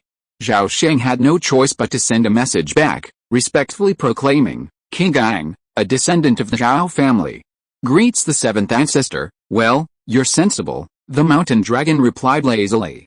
Having survived the dragon transformation tribulation and having just regained some strength, it urgently needed to slumber and recuperate. If something on Zhao Sheng hadn't caught its attention, it wouldn't have appeared at all. "What are you hiding? It smells so good. Take it out." Zhao Sheng was stunned when he heard the 7th ancestor's voice. Then, he immediately thought of something and reached out to brush his hand across his waist. A flash of light appeared, and a pink mountain of flesh, more than 2 people tall, suddenly appeared on the ground. As the flesh mountain appeared, it immediately exuded an extremely alluring aroma. "Haha, this is it." Before the sound faded, a large, dazzling yellow light suddenly erupted from the ground. The ground rippled like water, instantly swallowing up the flesh mountain. "This dragon is leaving." The next second, the mountain dragon transformed into a ray of golden light, flashed into the earth, and disappeared without a trace. From the mountain dragon's appearance to its departure, the entire process was so fleeting that Zhao Xuanjing didn't even have time to get a word in. Seeing Zhao forcibly seizing the younger generation's things, Zhao Xuanjing's face darkened, and he almost lost face. "Ahem. King Gang, I'll double your losses later." At this point, he snorted, disapproving. "HMPH, Zhao is getting more and more outrageous. This is unbelievable." Zhao Sheng chuckled to himself before nodding his head in understanding. After this brief interlude, Zhao Sheng addressed the current situation between the family and Central Continent. It's been less than 6 years since the war between the two realms began, and the pace of war is drawing ever closer. To ensure the continuation of the family lineage, I suggest that the family continue to implement the strategy of having 3 boroughs, migrating to the other 4 continents in batches. Zhao Xuanjing's face hardened, and he said decisively, "King Ang, you have a point. The strategy of having 3 burrows shouldn't be limited to the Shattered Star Sea. This is a good opportunity for our family to branch out further. This must be arranged as soon as possible." Zhao Sheng nodded in understanding. As the saying goes, even a tall tree must have some withered branches. Since the birth of the nascent soul ancestor, the Xinglong Zhao family has prospered. Meanwhile, some of the dead branches and fallen leaves within the clan were practically dignified, their usual behavior overly arrogant and domineering. Some even harbored corruption, their clan members' management abysmal. Zhao Sheng's move was precisely to slim down the clan, proactively shedding the dead branches and fallen leaves while simultaneously rectifying the clan's fundamental principles and mitigating conflicts of interest within the clan. Killing 2 birds with 1 stone. After discussing this, Zhao Sheng and Zhao Xuanjing discussed the clan's approach during the war between the 2 realms: actively participate, remain neutral and observe, or simply retreat and hope for victory. After half an hour of deliberation, the 2 men finally settled on the Zhao clan's position: limited participation. If Zhang Zhao cannot prevail, the entire family will immediately relocate to the Shattered Star Sea. As the sun set and the moon rose, dusk fell. Zhao Sheng, with a calm expression, emerged from his cave and fled towards Xinglong City. In the past 2 weeks, the number of immortal cultivators visiting the Zhao ancestors' residence in Xinglong City has been increasing. These people, though often unimportant, find excuses to linger, often staying for the entire day. "Do you smell it?" "Yes," Justice Third Uncle said, "it's refreshing and invigorating, and my spiritual enlightenment is like a spring. If I can smell it for a few months, I'll sooner or later grasp the essence of the 1 yuan heavy water art." In the living room, a handsome member of the Hu generation breathed in the air, straining to absorb the surging elixir fragrance. For 2 weeks ago, a faint medicinal aroma began to waft through the Zhao residence, inhaling it with lightning speed and sharpening understanding. Over the course of the next 2 weeks, the aroma grew stronger, until it permeated the entire residence. Rumors soon spread that the Qingyang ancestor was refining a high-level elixir that would bring wisdom and enlightenment. Although everyone in the Zhao residence vehemently denied the rumor, the truth was not far off. At that moment, in the alchemy room beneath the Zhao mansion, Zhao Sheng repeatedly activated his alchemy seals, sending streams of true energy cascading down upon the Golden Crow True Fire. At that moment, the Golden Crow True Fire resembled a vast sun, within which floated a vermilion elixir with 7 orifices. Above the True Fire, vast clouds of elixir energy gathered, filling the room and emitting an intense elixir fragrance. This nearly completed elixir was the Enlightenment Pill. Zhao Sheng had pondered the process for 2 lifetimes and spent decades collecting medicinal herbs before finally beginning the process 3 months ago.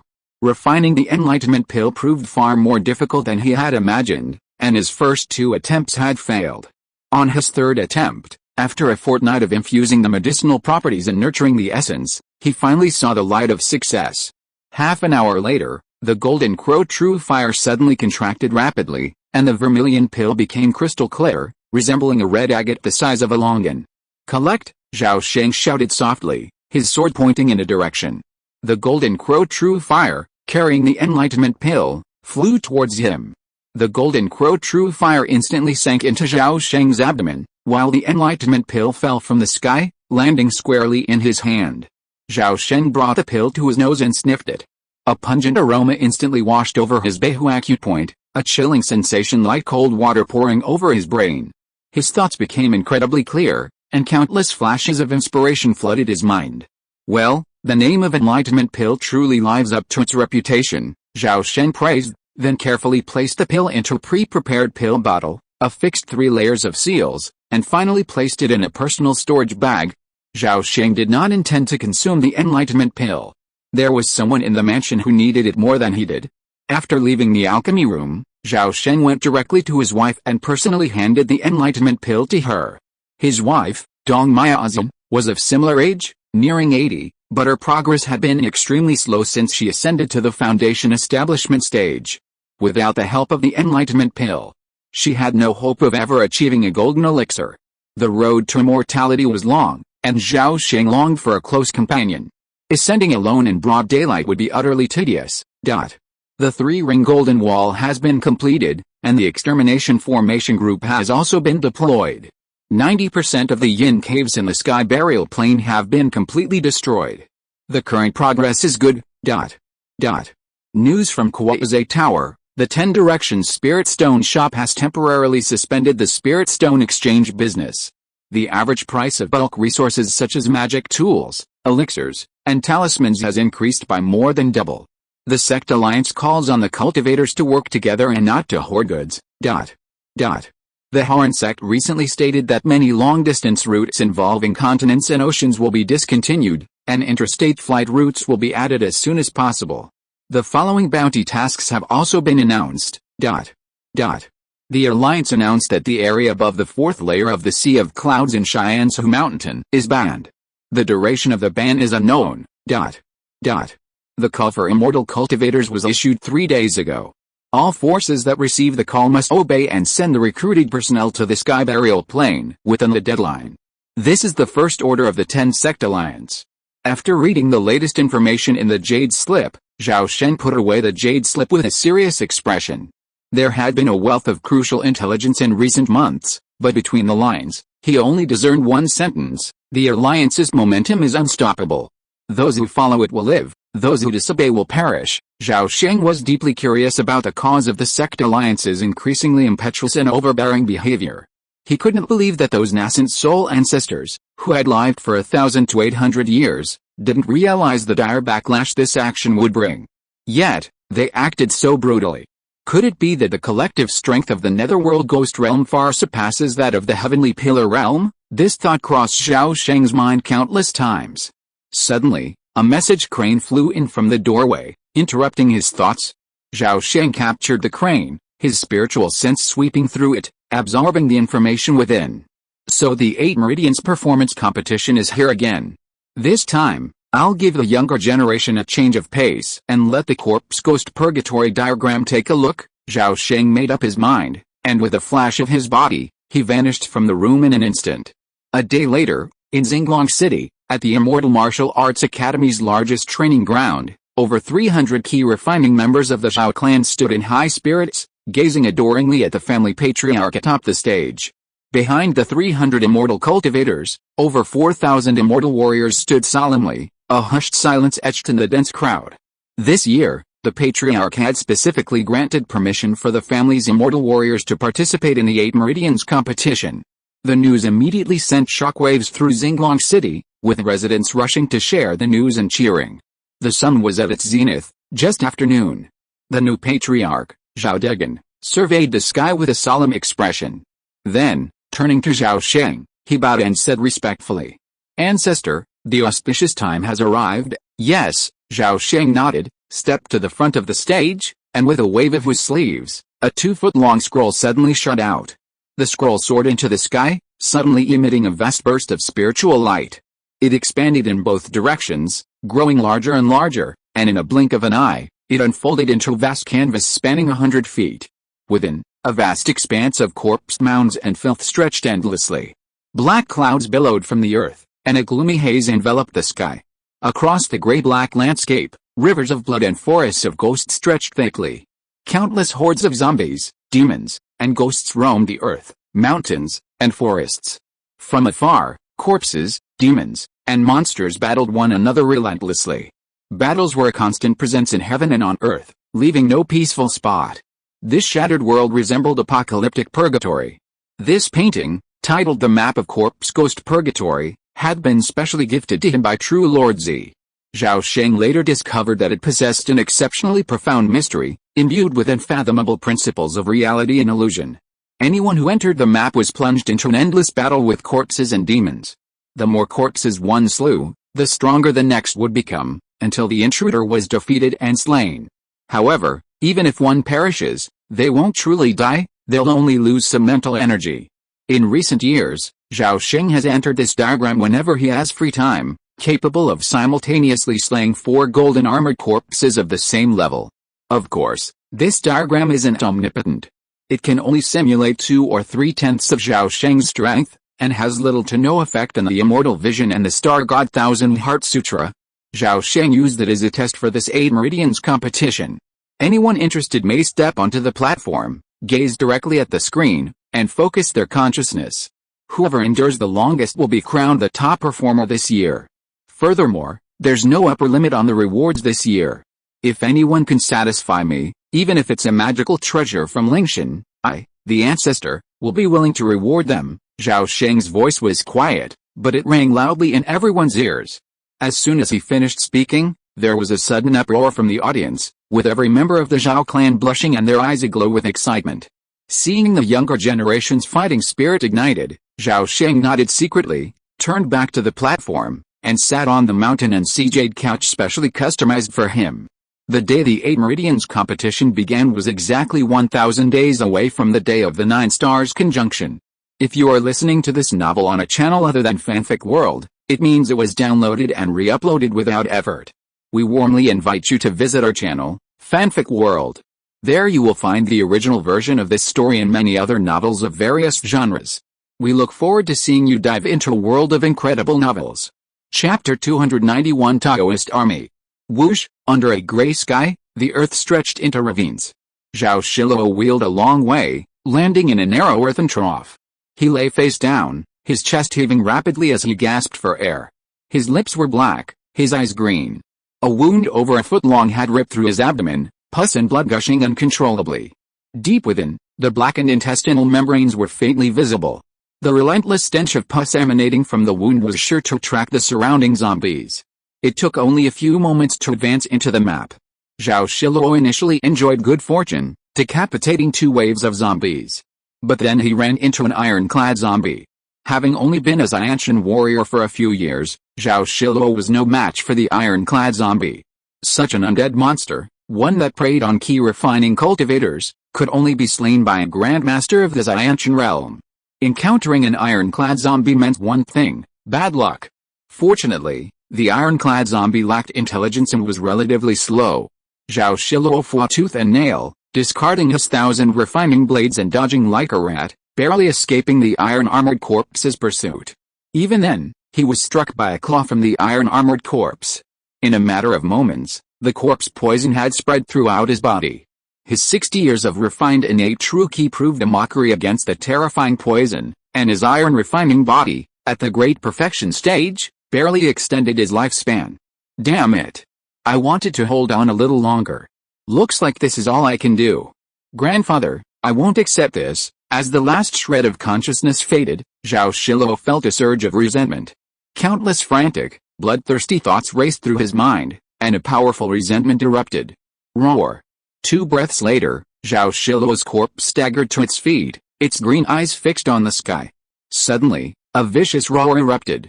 Suddenly, on the high platform, Zhao Shilo's body swayed, and a sharp pain shot through his head.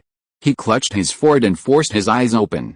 Seeing his fellow cultivators sitting cross-legged with their eyes closed, he realized he had escaped from the diagram. Seeing this, Zhao Shilo felt a surge of regret.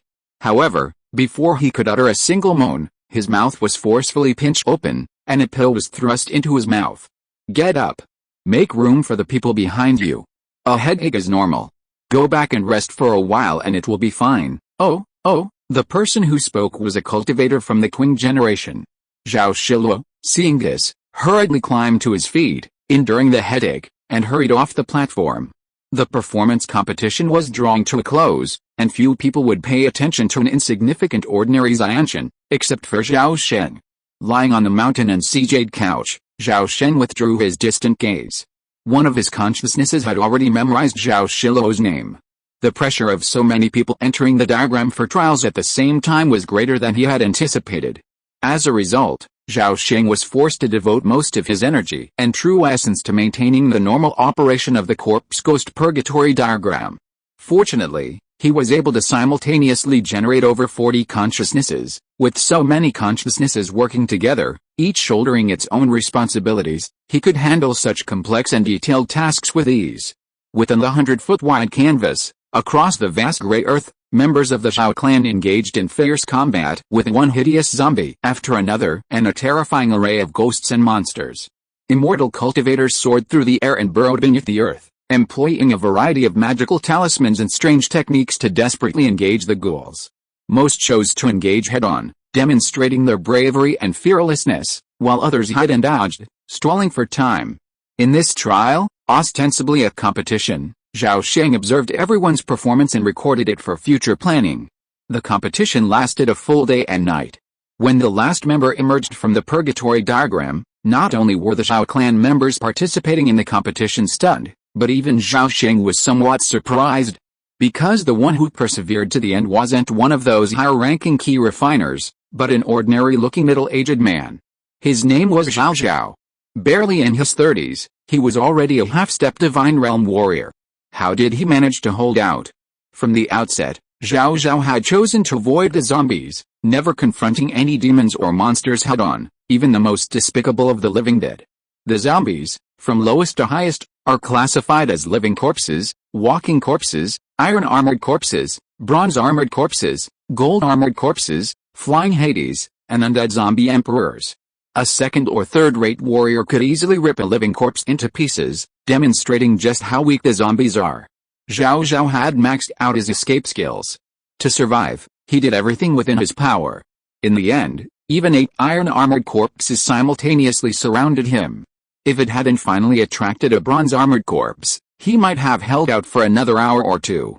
9 of the top 10 in the competition were cultivators, yet the top spot fell to Immortal. This filled all the key refining members of the Zhao clan with resentment and extreme resentment. However, they dared not utter a single word of criticism.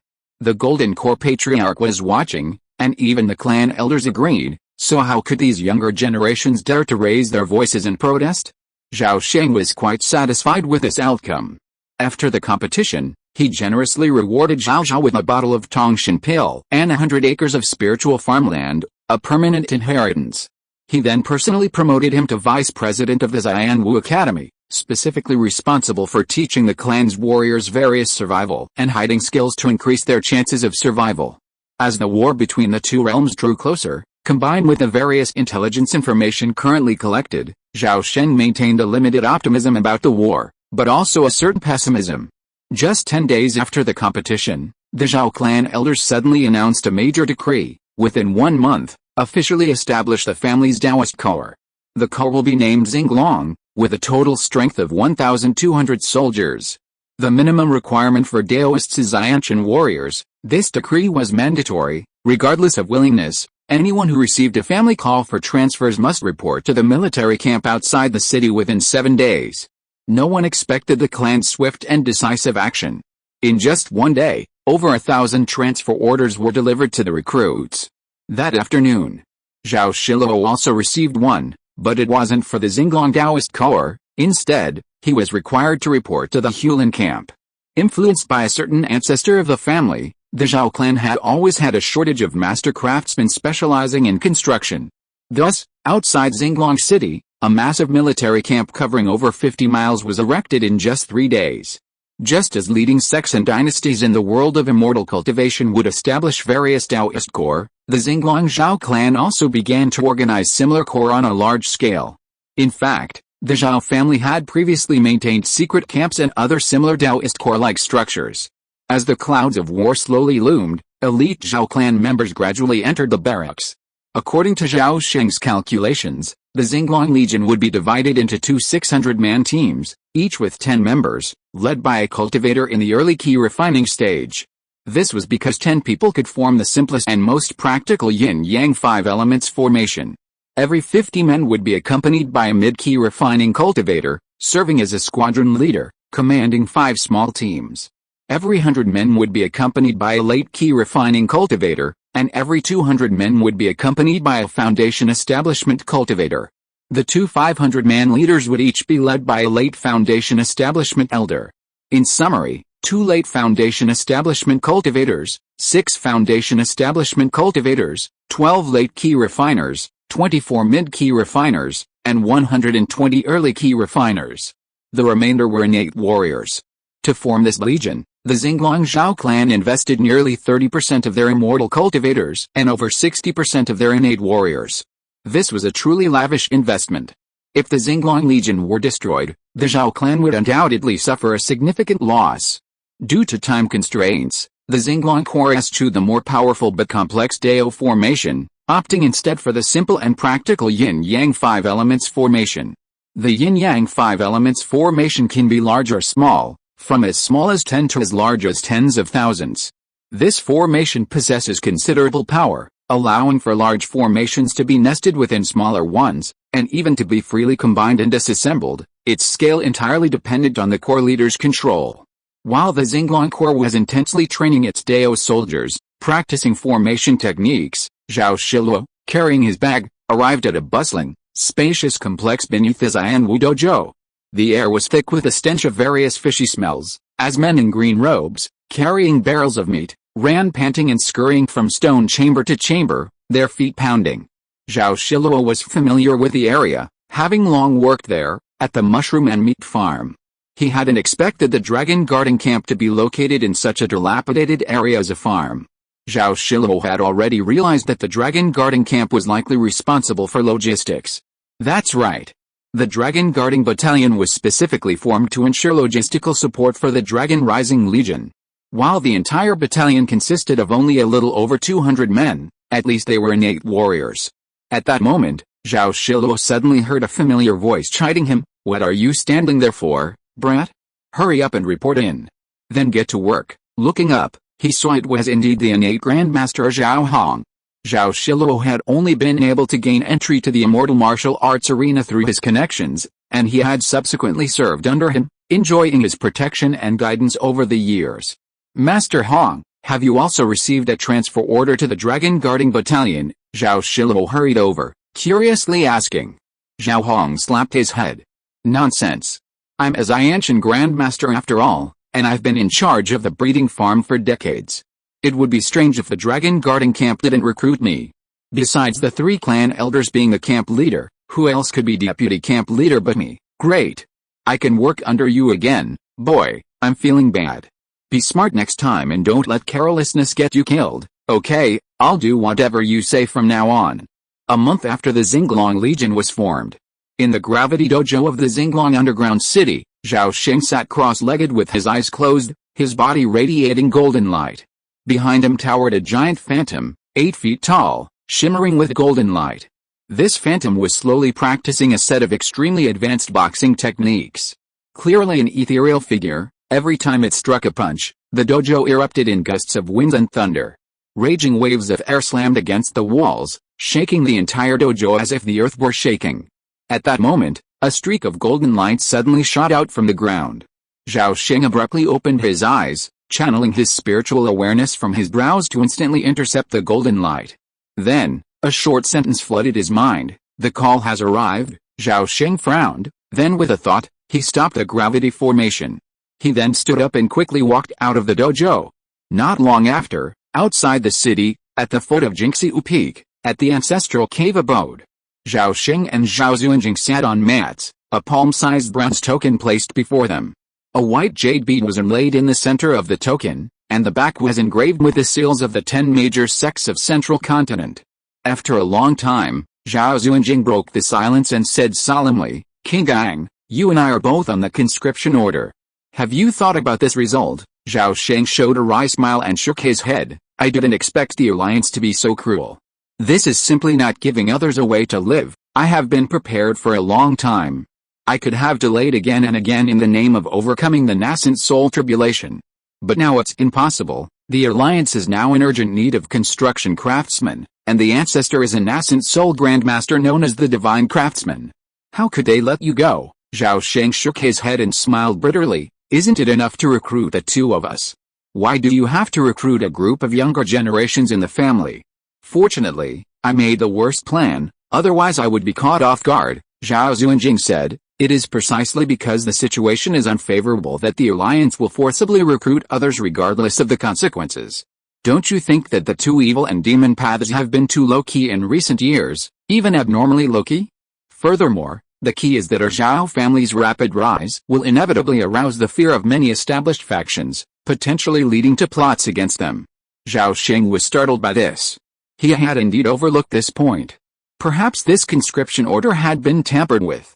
With such a formidable enemy at hand, the evil forces are not only refusing to contribute, but are likely even secretly disrupting and hindering us.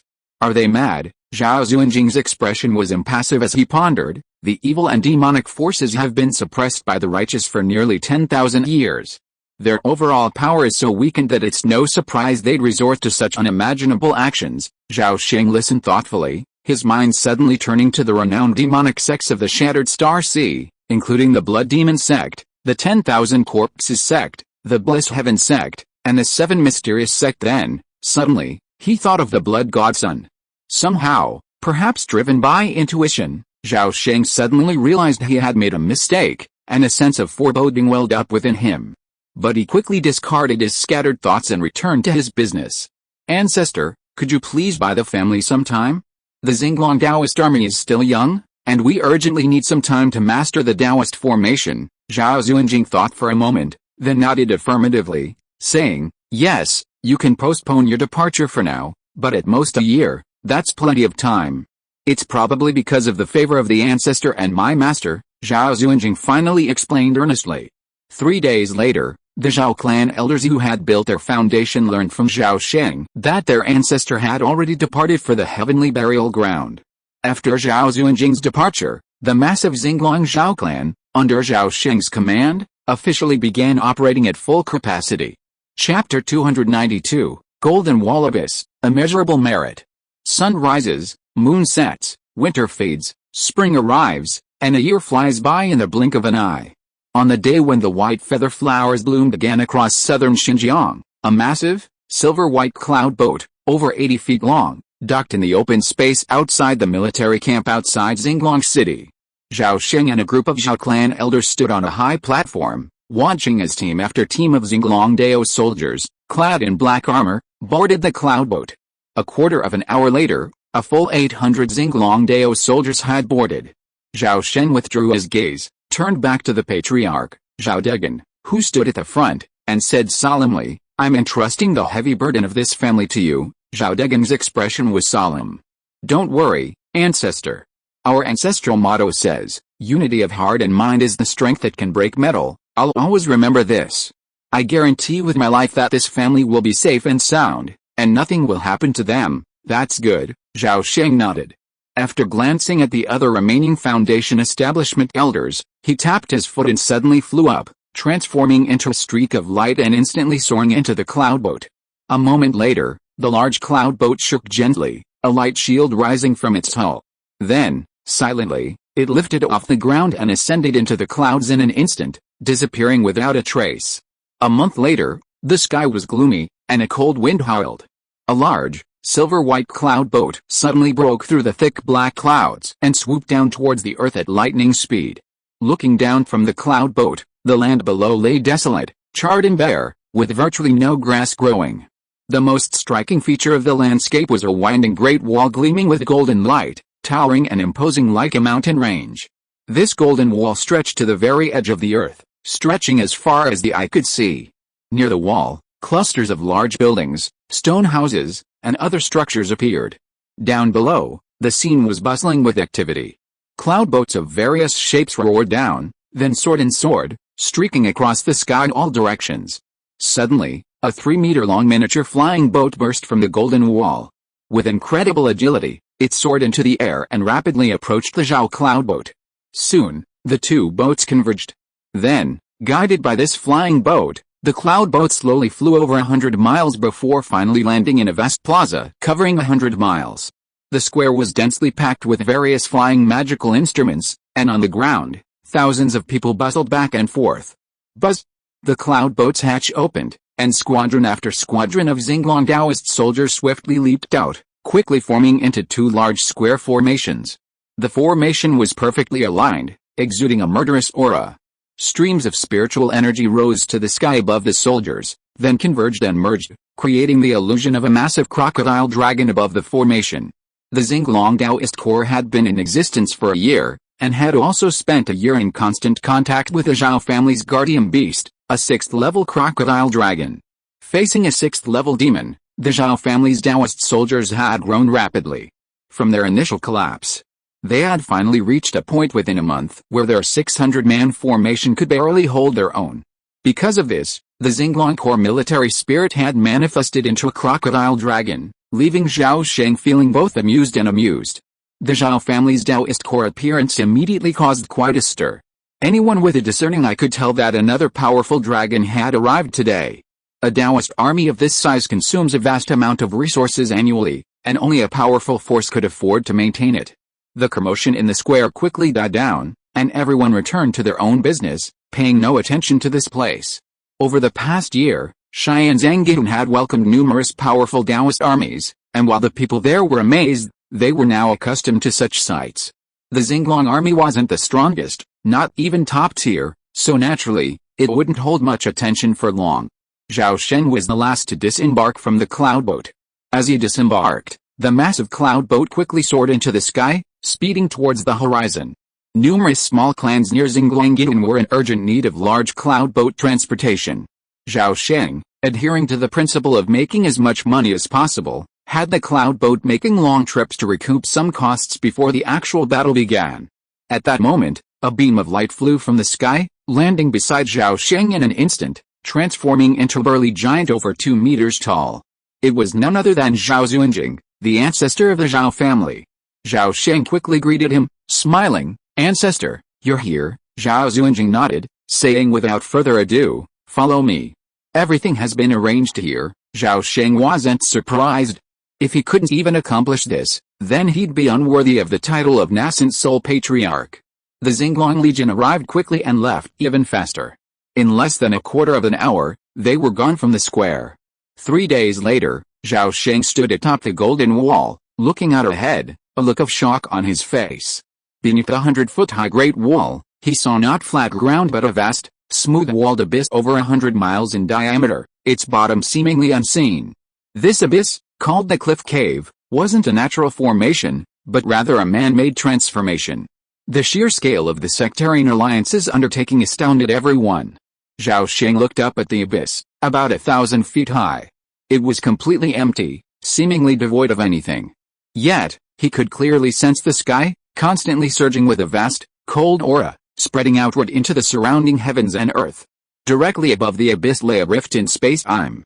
Although the seal prevented Zhao Sheng's spiritual sense from perceiving the rift, data indicated that it was approximately 3 miles long. The amount of otherworldly spiritual energy that poured in daily through the seal's loophole was equivalent to the output of a large, 4th-tier spiritual vein. As a result, the sky burial plane had been unable to recover for nearly 10,000 years, its vast territory becoming a haven for zombies, demons, and ghosts.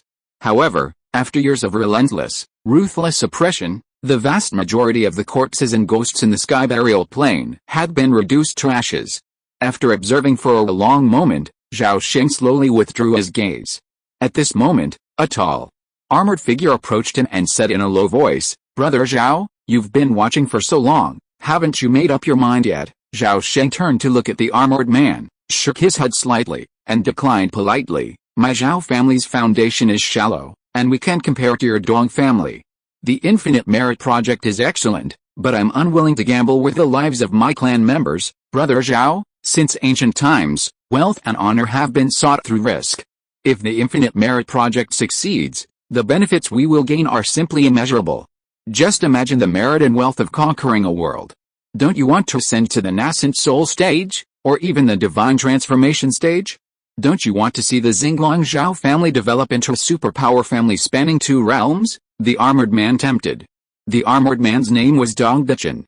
He was the commander of the Taoist core of the Zhenyu Dong family and had reached the late Jinden stage. Because the 2 families were related by marriage, Dong Bichen had approached Zhao Sheng yesterday to persuade him to join the grand project called Infinite Merit. Zhao Sheng had long heard of the Infinite Merit plan. While it was called Infinite Merit, it was actually an invasion plan to counterattack the Netherworld. Indeed, some factions were so optimistic that they had already begun plotting counterattacks against other realms before the war even began. With the support of several transformation gods, the Infinite Merit plan was successfully implemented and quickly embraced by numerous ambitious factions, who actively participated. The Dong family was just one of them, and their strength wasn't top tier, as all 10 major sects of Central Continent had also joined. To secure a larger share of the pie, the Zhenyu Dong family mobilized their connections, built over thousands of years, and actively sought to win over in-laws. The Xinglong Zhao family, with its nascent soul stage ancestor at the helm, was naturally highly valued by the Dong family. At this point, Zhao Sheng, as their son-in-law, was undoubtedly the best candidate to persuade them. Honestly, Zhao Sheng was occasionally tempted by Dong Bichen's words. But after careful consideration, he ultimately backed off. The reason was simple: Zhao Sheng wasn't optimistic about the plan. Zhao Sheng's refusal dashed the Dong family's plans. Dong Bichen persuaded him again, but Zhao Sheng politely declined. Finally, he left in frustration. Until you've actually arrived at the heavenly burial plane, you can't imagine the astonishing power unleashed by the combined forces of most of Central Continent. The Sect Alliance built 3 golden walls around the rift in space and time, encircling it. Each wall stood 100 feet high. The outer walls were as solid as diamond, covered in a variety of defensive and killing formations. Inside, countless stone chambers housed Taoist soldiers and cultivators. The innermost ring, stretching over 500 miles, was undoubtedly the most elaborate of the 3, boasting numerous powerful weapons and garrisoned by elite Taoist troops from the major sects. It also boasted the highest concentration of high-level combat power of the 3. It was a place where even those at the Foundation establishment stage were no match for the beasts. Golden cores were everywhere, and only nascent soul cultivators could stand a chance. The Zhao clan's Xinglong Legion wasn't stationed here, but retreated to the second ring of the Golden Wall. The third ring, in a nutshell, was the final line of defense and a distribution center for logistical supplies. The first and second rings of the Great Wall were separated by only a little over 200 miles, and the area in between was riddled with various restrictions and home to numerous factions. Most of these factions were powerful, but lacked strong backing. While ostensibly participating in defensive rotations, they were in reality mere cannon fodder. Part of the troops stationed on the second ring of the Great Wall were tasked with monitoring this cannon fodder and preventing them from fleeing. The Xinglong Zhao clan's preferential treatment was undoubtedly due to Zhao Xuanjing's prestige. Of course, the Zhao clan also stood behind 2 powerful factions, the Beggar Immortal and the Weaver Girl Dong clan. The Xinglong Taoist troops' garrison stretched a full 30 miles, so upon arrival, the entire corps began familiarizing themselves with the various formations and magical instruments on the wall, carefully dividing their defenses into sections, cultivating good relations with friendly forces, and vying for more spirit stones and supplies. The first 2 months were incredibly busy. It's worth noting that, perhaps out of respect for the 2 nascent soul cultivators, or perhaps because the Zhao clan is so dedicated, the Xinglong Legion, in addition to the necessary supplies of talismans, elixirs, and other supplies, also provides each member with a stipend of spirit stones. While the Xianshan Dao soldiers only receive 1 spirit stone per month, compared to the 5 offered to the Qi Refining clan, this treatment is enjoyed by fewer than 10 factions along the entire second ring Great Wall. As for the cannon fodder below the wall, they simply bring their own rations and receive nothing. Of course, the Sect Alliance wouldn't be so ignorant as to resort to such an invidious act. To mobilize the enthusiasm of the various factions, the Alliance has deployed several big moves. First, it has lifted its monopoly on knowledge, proactively releasing numerous high-level techniques and extensive information on alchemy, talisman making, weapon forging, beast taming, formations, and other aspects of the 100 arts of immortal cultivation, allowing all factions to exchange them. Second, it has offered high-level treasures, such as talismans and elixirs of the 3rd rank and above, as well as celestial spiritual objects, golden elixir, and nascent soul pills, all for free exchange. Third, the Alliance's nascent soul elders held grand dharma sessions to galvanize the enthusiasm of those cultivating their foundation establishment and golden core formation stages. Notably, in addition to exchanging merit points, these items could also be exchanged for other items, including spirit stones. A golden core formation elixir, which normally wouldn't cost 1,000,000 spirit stones, could now be purchased for 800,000. These powerful moves instantly stabilized the army's morale.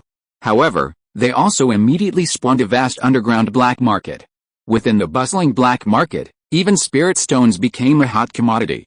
The Tao rises from nothingness, concealing all spirits and remaining unfathomable. The spirit condenses in the void, mystical and ever-changing, boundless and radiant.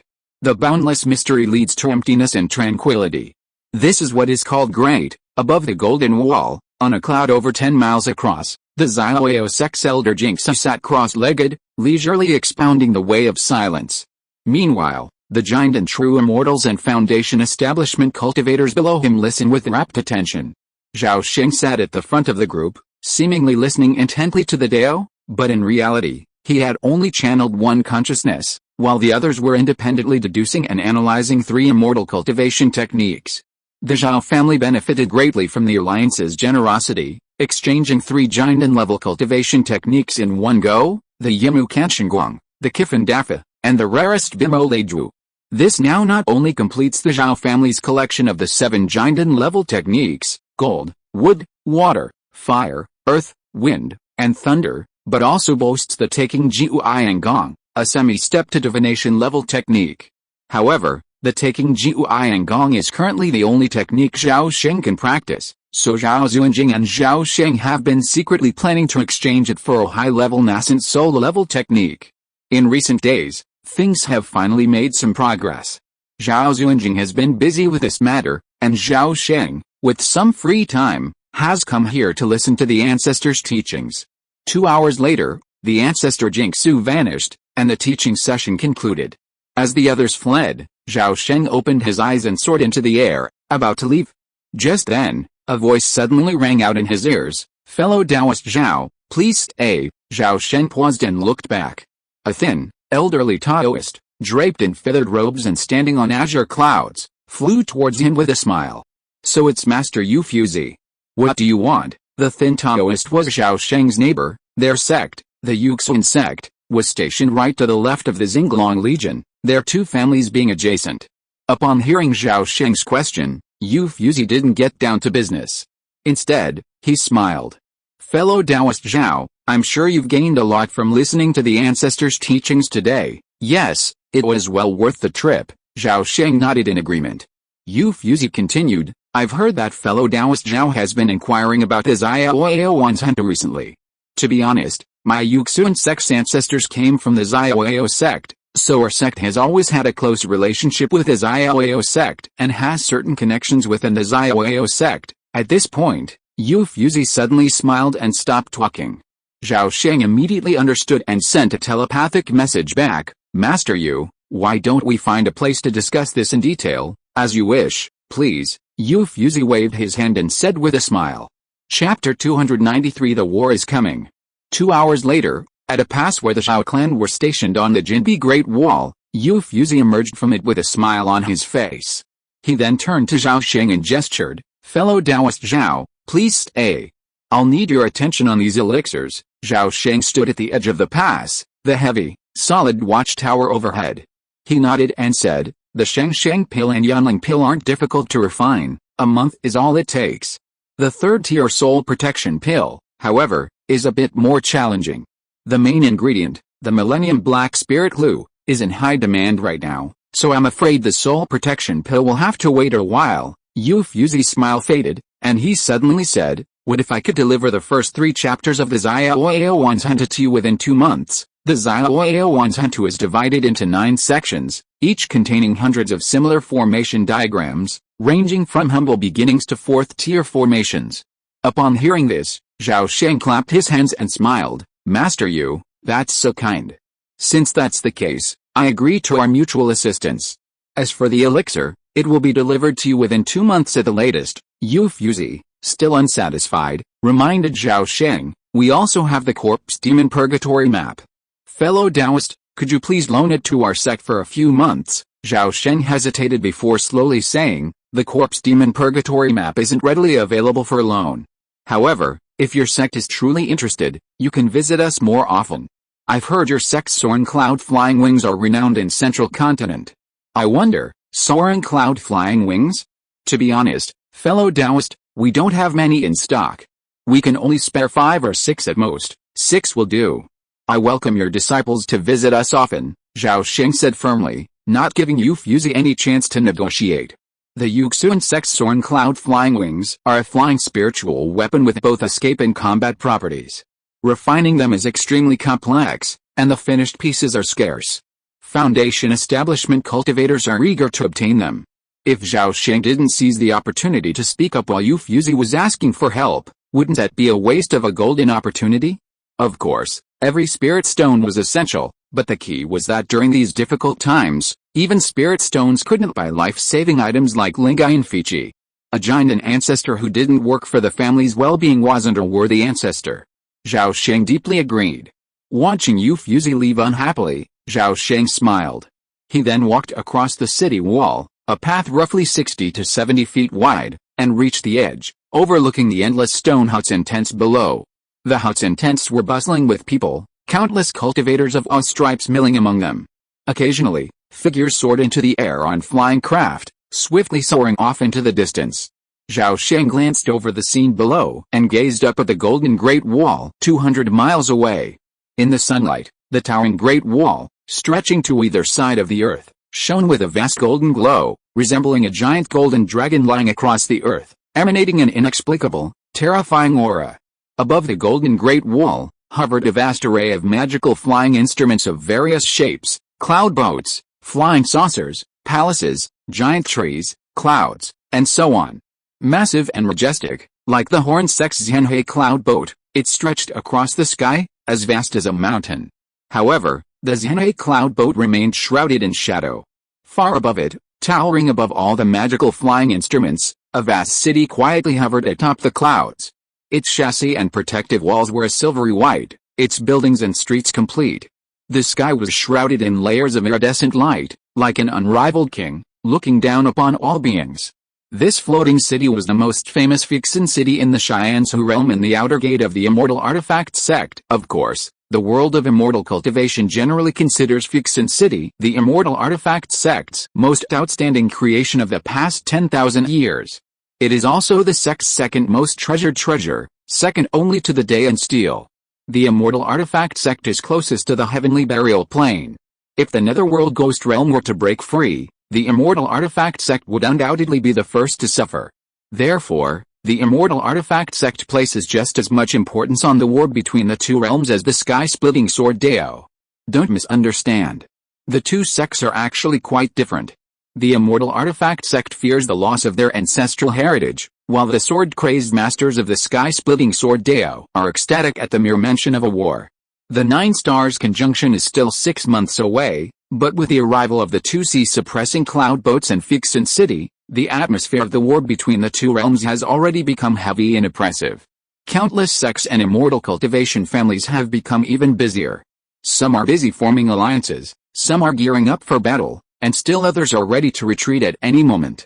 Meanwhile, the Zhao clan continued its business as usual. Taoist soldiers patrolled daily, practicing the 5 elements formation, while groups entered the corpse ghost purgatory map daily to battle the corpse ghosts. If there was one difference, it was the increasing number of cultivators secretly visiting the Zhao clan's compound, from the Yuxin sect, the Dong family, the He family, the Fengling sect, and so on. Zhao Sheng had to admit that the games Yi's Henjin had casually gifted him back then had been of great use to him, benefiting the Xinglong Zhao clan immensely.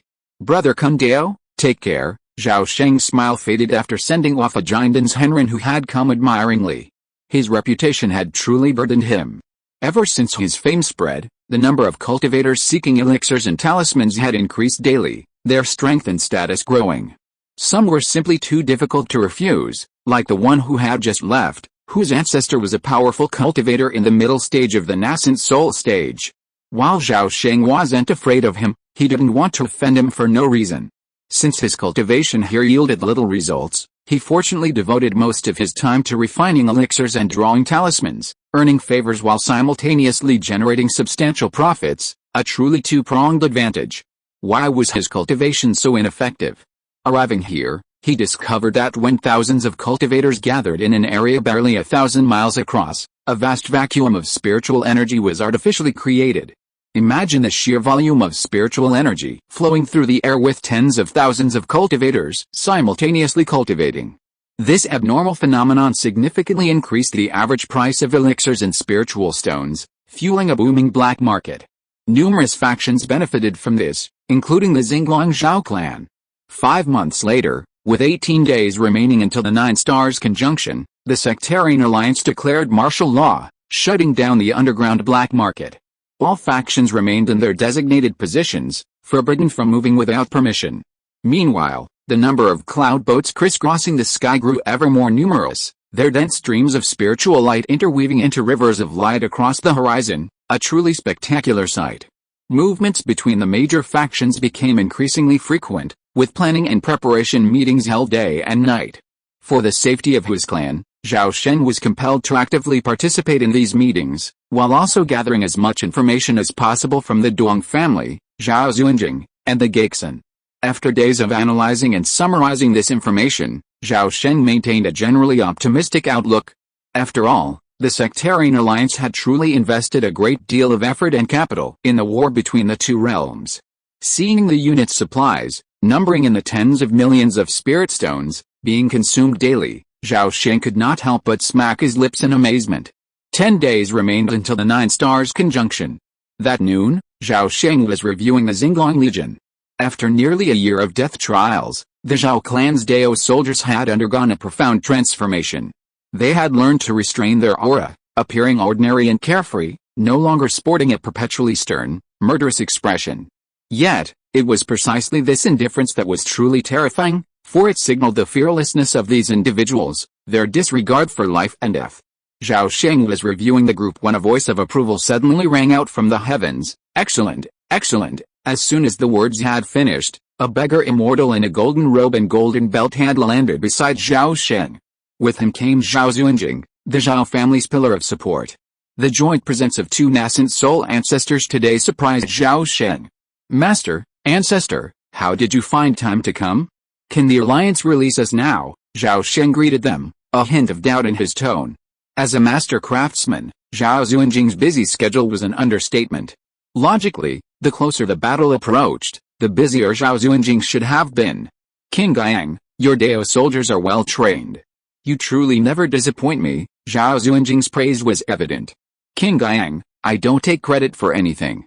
Our success today is due, firstly, to the example set by our ancestors, and secondly, to the dedication of our clansmen, Zhao Sheng said modestly. At this moment, the beggar immortal suddenly interrupted. All right, we've finally found some time, let's not waste any more time. Disciple, find a quiet place quickly. Brother Xuanjing and I need to discuss something with you. Zhao Sheng's heart trembled upon hearing this. He didn't dare delay. After dismissing the Taoist soldiers, he immediately led the 2 men into the guardhouse. The golden wall was over 60 feet thick, and within it were countless hidden caves, secret rooms, storerooms, and other functional areas. The 3 of them chose a secret room. Once inside, Zhao Xuanjing waved his hand, and a khaki barrier suddenly rose on all sides, instantly isolating the room from the outside world. After the 3 of them sat cross-legged on the cushions, Zhao Xuanjing revealed some confidential information to Zhao Sheng. It turned out that the sectarian alliance had secretly prepared many secret plans for the war between the 2 realms. Among them was the Infinite Merit Plan, which Zhao Sheng knew about. Among these plans, one involved Zhao Sheng himself. Beggar Immortal and Zhao Xuanjing felt the matter was too serious to be handled on their own, so they sought Zhao Sheng's opinion. After Zhao Xuanjing explained the plan, known as stealing the heavens and replacing the sun, Zhao Sheng couldn't help but give a thumbs up to the creative ideas of some of the divine transformation true lords. Recalling the scene he witnessed in the Ghost-Chi cave, he belatedly realized how deeply he had been drawn into it. The so-called stealing the heavens and replacing the sun plan was essentially a cross-border smuggling scheme. Back then, the great Jijian had sought to exploit the spatial instability of the Ghost-Chi cave heaven to create a rift in space-time.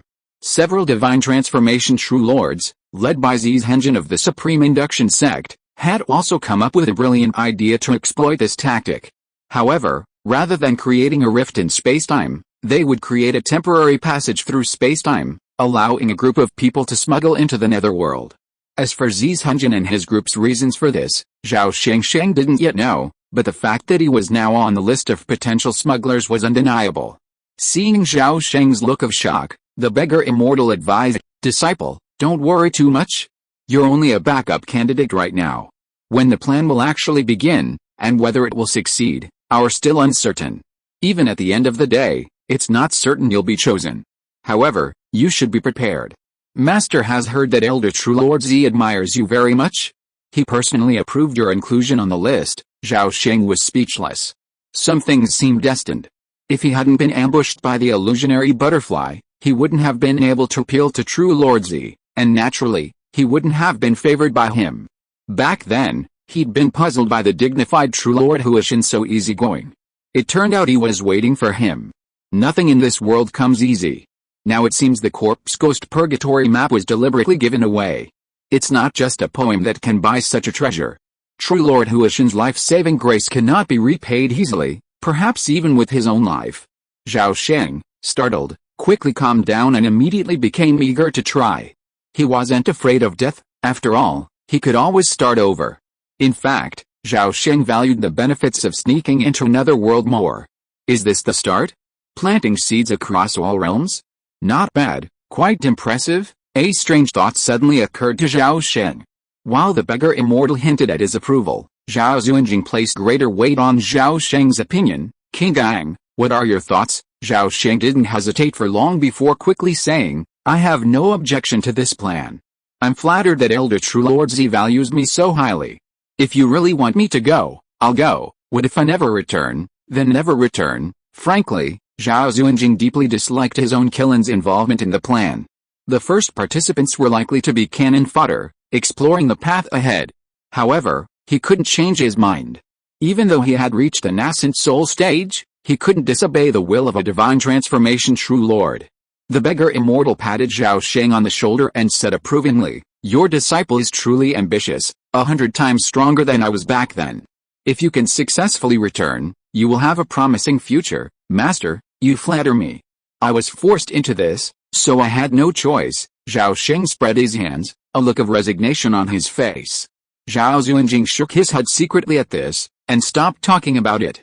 Suddenly, he opened his mouth to ask about something else. King Gang, what do you think of the infinite merit plan? The sect master went to my cottage 3 times to persuade me personally, and even my master agreed. Your kindness is as great as a mountain. I really can't refuse, so I have to agree to participate. But I only represent myself. If your family is unwilling, I will step in and decline on your behalf. After listening, Zhao Sheng suddenly turned his head to look at Beggar Immortal and asked, Master, are you joining in too? Alice, I owed many great favors to the Jiang sect back then, and now it's time to repay them. If there is a real counterattack on the Netherworld Ghost Realm, I'm afraid this old beggar will be the first to rush into the space-time rift. After listening, Zhao Sheng asked again, do you think this plan is a good idea? Beggar Immortal grinned, his face showing helplessness. I'm not sure either.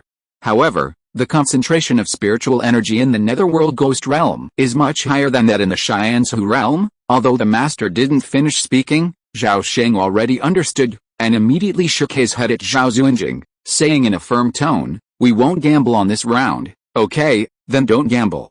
Chapter 294 begins. On the 9th day of the 9th lunar month, the night was silent, the sky filled with stars. Atop the golden wall, countless fluorescent stones shone brilliantly, illuminating the surrounding area for 100 miles as bright as day. Behind the walls, row after row of armored and robed Taoist soldiers from various sects stood in formation, their faces solemn and their auras heavy. Above the abyss, the immense Fixin city hovered silently, its protective light curtain shimmering with dazzling brilliance. From afar, it resembled a luminous celestial city, majestic and commanding, towering above. Below Fixin city, 2 massive, mountain-like sea-suppressing cloud boats flanked the towering city on either side. Below the sea-suppressing cloud boats, floating magical instruments of all sizes scattered across the sky. Cloud boats, palaces, towering ships, giant trees, floating mountains, countless floating magical instruments, emanated a myriad of colors, shimmering against the starry sky.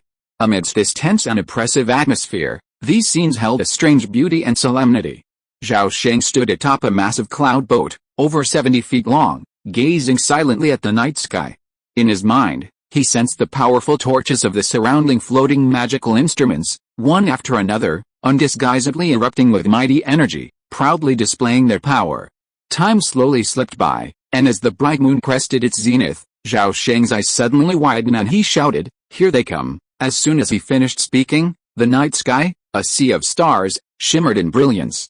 But within that swarm, a single giant star suddenly blazed with dazzling brilliance, instantly eclipsing the moon itself. From the boundless, vast night sky, from that giant star, an unimaginable force descended. Suddenly, over the abyss, massive black tornadoes, hundreds of feet thick, suddenly appeared out of thin air, roaring and engulfing everything. It was as if layers of veil had been lifted from the sky, and the small area between the wind pillars suddenly became incredibly clear. At that moment, endless runes emerged from the area like a waterfall of light, seemingly washed away by the overwhelming force descending from the heavens. Every second, countless runes were obliterated, and vast fragments of light shimmered into the abyss, quickly swallowed by darkness. Suddenly, behind the waterfall of rune light, a 3-mile-long shadow appeared, resembling a crescent moon. In a moment, the waterfall of rune light was completely obliterated, and the crescent moon, beneath the starlight and moonlight, suddenly took on a reddish hue. Seeing this, Zhao Sheng's pupils constricted, and a chill ran through his head. Crack! Just as he felt a sense of foreboding, a sudden, cracking sound, as if from a heavy object, echoed through the heavens and earth. No, this sound emanated from within him, not from the heavens and earth itself. Crack! Thousands of feet above, the 3-mile-long crescent moon was stained blood red. The next moment, a torrent of spiritual energy roared towards him. In a trance, he saw an endless stream of blood-red spiritual energy bursting forth from the crescent moon, transforming into an overwhelming spiritual tide that swept across the horizon. Boom! A fierce wind, carrying a chilling, sinister aura, swept across Zhao Sheng's face, sending a chill through him. No one had expected the first clash between the two realms to unfold between them. A spiritual energy tide is an extremely rare celestial phenomenon, typically occurring only when there's a significant difference in spiritual energy concentration, akin to a river flowing backwards. Boom! In just a few breaths, a vast amount of alien spiritual energy surged from the rift in spacetime into the Xianzhu realm. Zhao Sheng immediately felt the concentration of spiritual energy around him rapidly increase, doubling, tripling, and even dozens of times stronger than before. Whoosh! Amidst a blood-red spiritual energy, Zhao Sheng frowned, feeling a sense of discomfort. The surroundings were filled with a chilling, murderous aura, as if you were standing in a strange, alien land. War is all about the right time, right place, and right people. In a split second, the Xianzhu faction, which should have dominated the battle, suddenly fell behind. Zhao Sheng channeled his true energy, a layer of flaming light emanating from his body, dispelling the surrounding chill. Suddenly, someone nearby exclaimed, "Look! What's that?" Zhao Sheng looked in the direction of the sound and saw a dense, dark green flame suddenly swirling amidst the crimson spiritual energy, like countless elusive will-o'-the-wisp fires, emitting a sinister aura. First round of simultaneous attack, codename, Sunshine. At this moment, a commanding voice suddenly echoed in everyone's ears. For the war between the two realms, the sect alliance had formulated countless meticulous plans, with strict divisions of attack rounds and types. Sunshine referred to Yang attributed spell. Zhao Sheng's gaze fixed upon these words, and with a wave of his hand, a vast sea of golden flames rose up. 2 flaming dragons, over 10 feet long, suddenly leaped from the sea of fire, charging against the tide with bared fangs and claws. The fire dragon soared, its tail wagging, transforming into a stream of fiery dragons, extinguishing hundreds of will-o'-the-wisp flames. Simultaneously, countless immortal cultivators also attacked simultaneously. Suddenly, the sky and earth were filled with countless magical radiances, a spectacular spectacle. With a single encounter, the will-o'-the-wisp flames were completely annihilated. No, Zhao Sheng was startled. He felt the netherworld's first round of attacks were unexpectedly weak, almost insignificant. As soon as this thought occurred, something unexpected happened. Bang, bang, bang. A strange pulse of heartbeats suddenly echoed in Zhao Sheng's mind, and his heart involuntarily skipped a beat. Instantly, the strange pulses grew faster, and Zhao Sheng's heart suddenly began to race, followed by a sharp pain, as if something was about to jump out. Zhao Sheng thought to himself, not good. He quickly blocked his hearing and spiritual senses, and at the same time, the vital energy in his danshan energized, transforming into layers of vital energy barriers to protect his heart meridians. Only then did the same commanding voice echo, "All true immortals, listen. This is a ghostly art of the netherworld. Immediately block your spiritual perception and seal your heart meridians. Focus your mind and enter a state of profound meditation," but it was too late to speak now. In the previous clash, countless elite Taoist soldiers below the Foundation establishment stage had suffered their hearts exploding.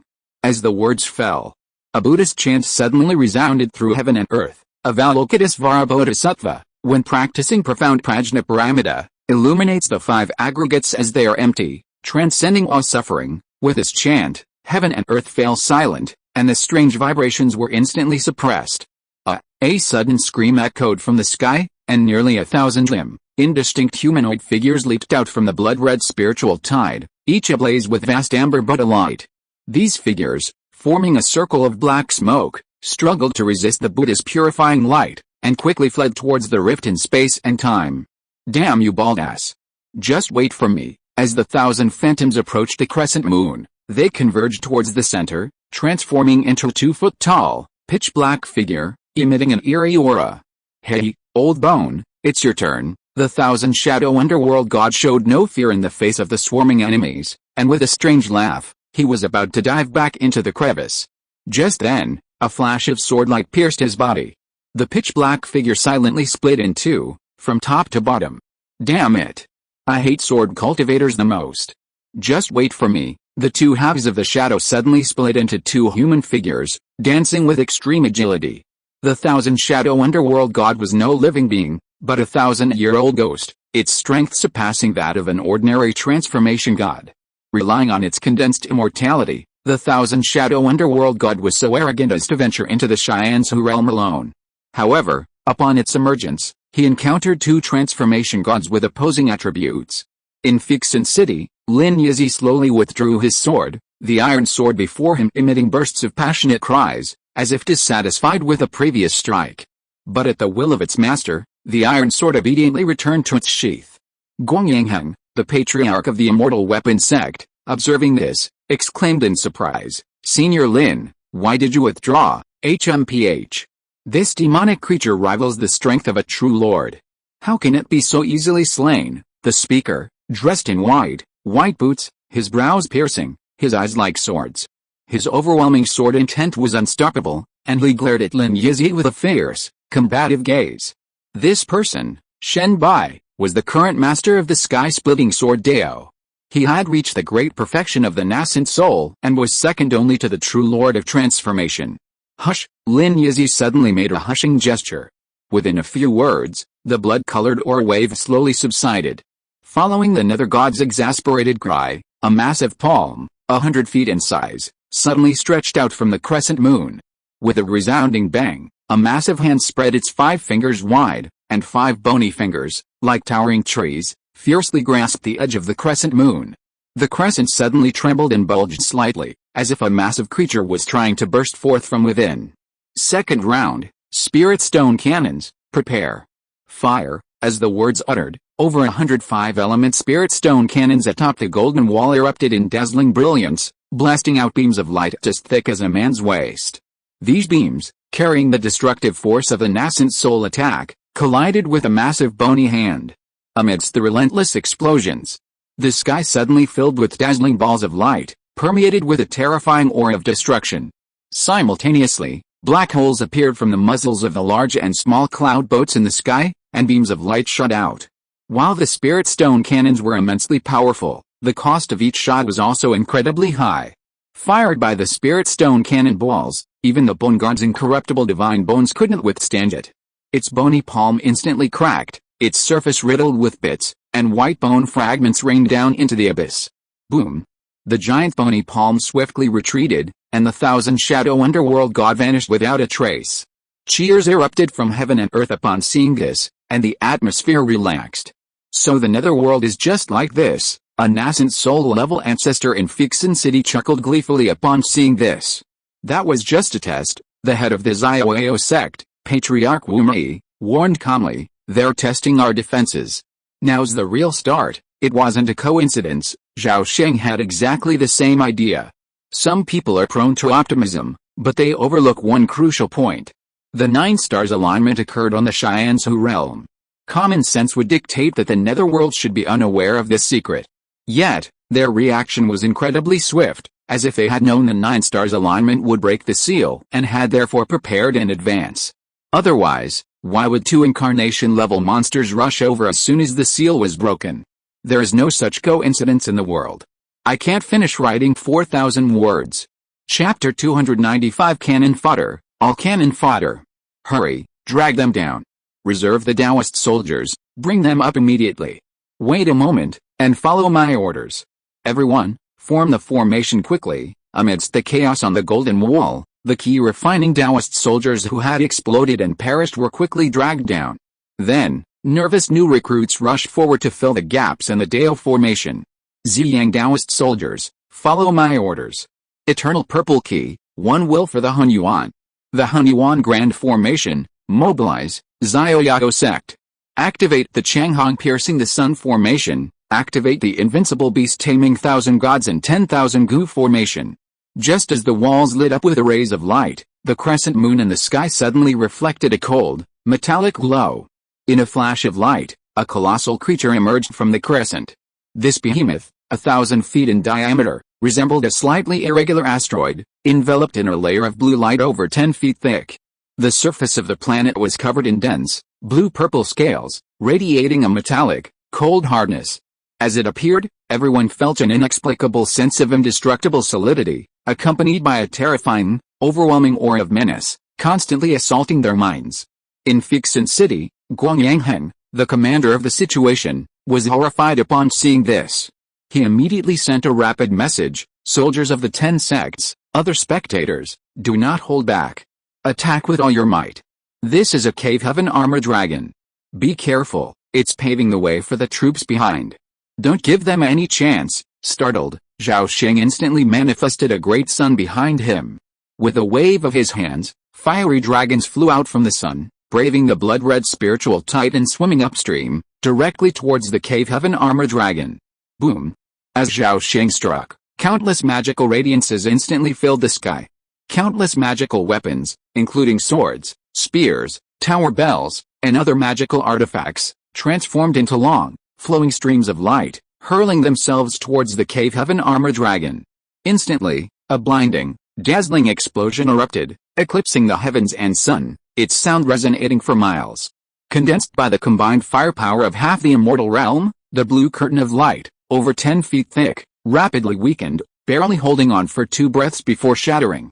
Zhao Sheng felt the deck beneath him suddenly tremble, and saw 18 waist-thick, over 2 feet long, dragons shooting arrows blast out at speeds indiscernible to the naked eye, disappearing into the light in an instant. Bang, bang, bang. Almost simultaneously, countless attacks struck the cave heaven armor dragon. Instantly, a vast, dazzling cloud of light exploded, filling the sky. The blinding light engulfed the dragon and obscured the crescent moon. AWW. The next second, a terrifying roar erupted from behind the fireworks-like cloud of light. Vast swathes of pale purple demonic blood, mixed with chunks of dragon scales, rained down from the sky. At this moment, the surrounding spiritual energy was extremely chaotic and inhospitable. The overwhelming surge of spiritual energy, spells, and fluctuations of divine consciousness had completely disrupted the order of this world. In such a hostile environment, even a true Lord of Transformation would have struggled to penetrate the thick layers of light clouds and see what lay beyond. AWW. The cave heaven armor dragon, battered and bruised, persevered. Zhao Sheng's eyes shone with 2 rays of divine light, and he saw enormous shadows surging from the crescent moon. He saw colossal demon corpses, tens or even hundreds of feet long, swiftly passing through the rift in space and time. Accompanying them were countless evil ghosts, spreading out like dots of ink. Most of these ghosts vanished as soon as they passed through, swiftly vanished by the powerful onslaught. But there were a few lucky souls, or powerful ghost kings and their like, who cunningly escaped. However, in Zhao Sheng's view, these ghosts were merely minor infestations. The real threat lay in the massive demon corpses. They were crawling with a dense swarm of zombies of all levels, from the lowest level living corpses and walking corpses to iron-armored, bronze-armored, and gold-armored corpses. Even the flying Pluto King frequently showed up, a terrifying monster capable of rivaling a nascent soul patriarch. Seeing these horrifying scenes, Zhao Sheng felt his scalp tingle. The battle had only just begun, and the clash between the two sides had suddenly escalated to such a large scale. Not good. Zhao Sheng's pupils suddenly constricted, and his spiritual awareness instantly erupted. He transmitted a message to the clansmen in the cloud boat control room: retreat, immediately. Halfway through his words, Zhao Sheng suddenly opened his mouth and belched out a streak of flame.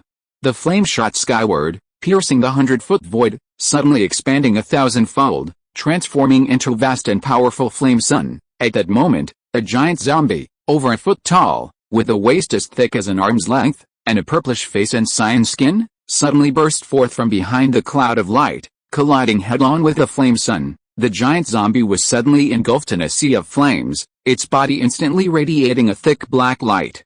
Upon contact with a golden crow true fire, the black light quickly extinguished, far less rapidly than Zhao Sheng had anticipated, even slower than the black light could replenish.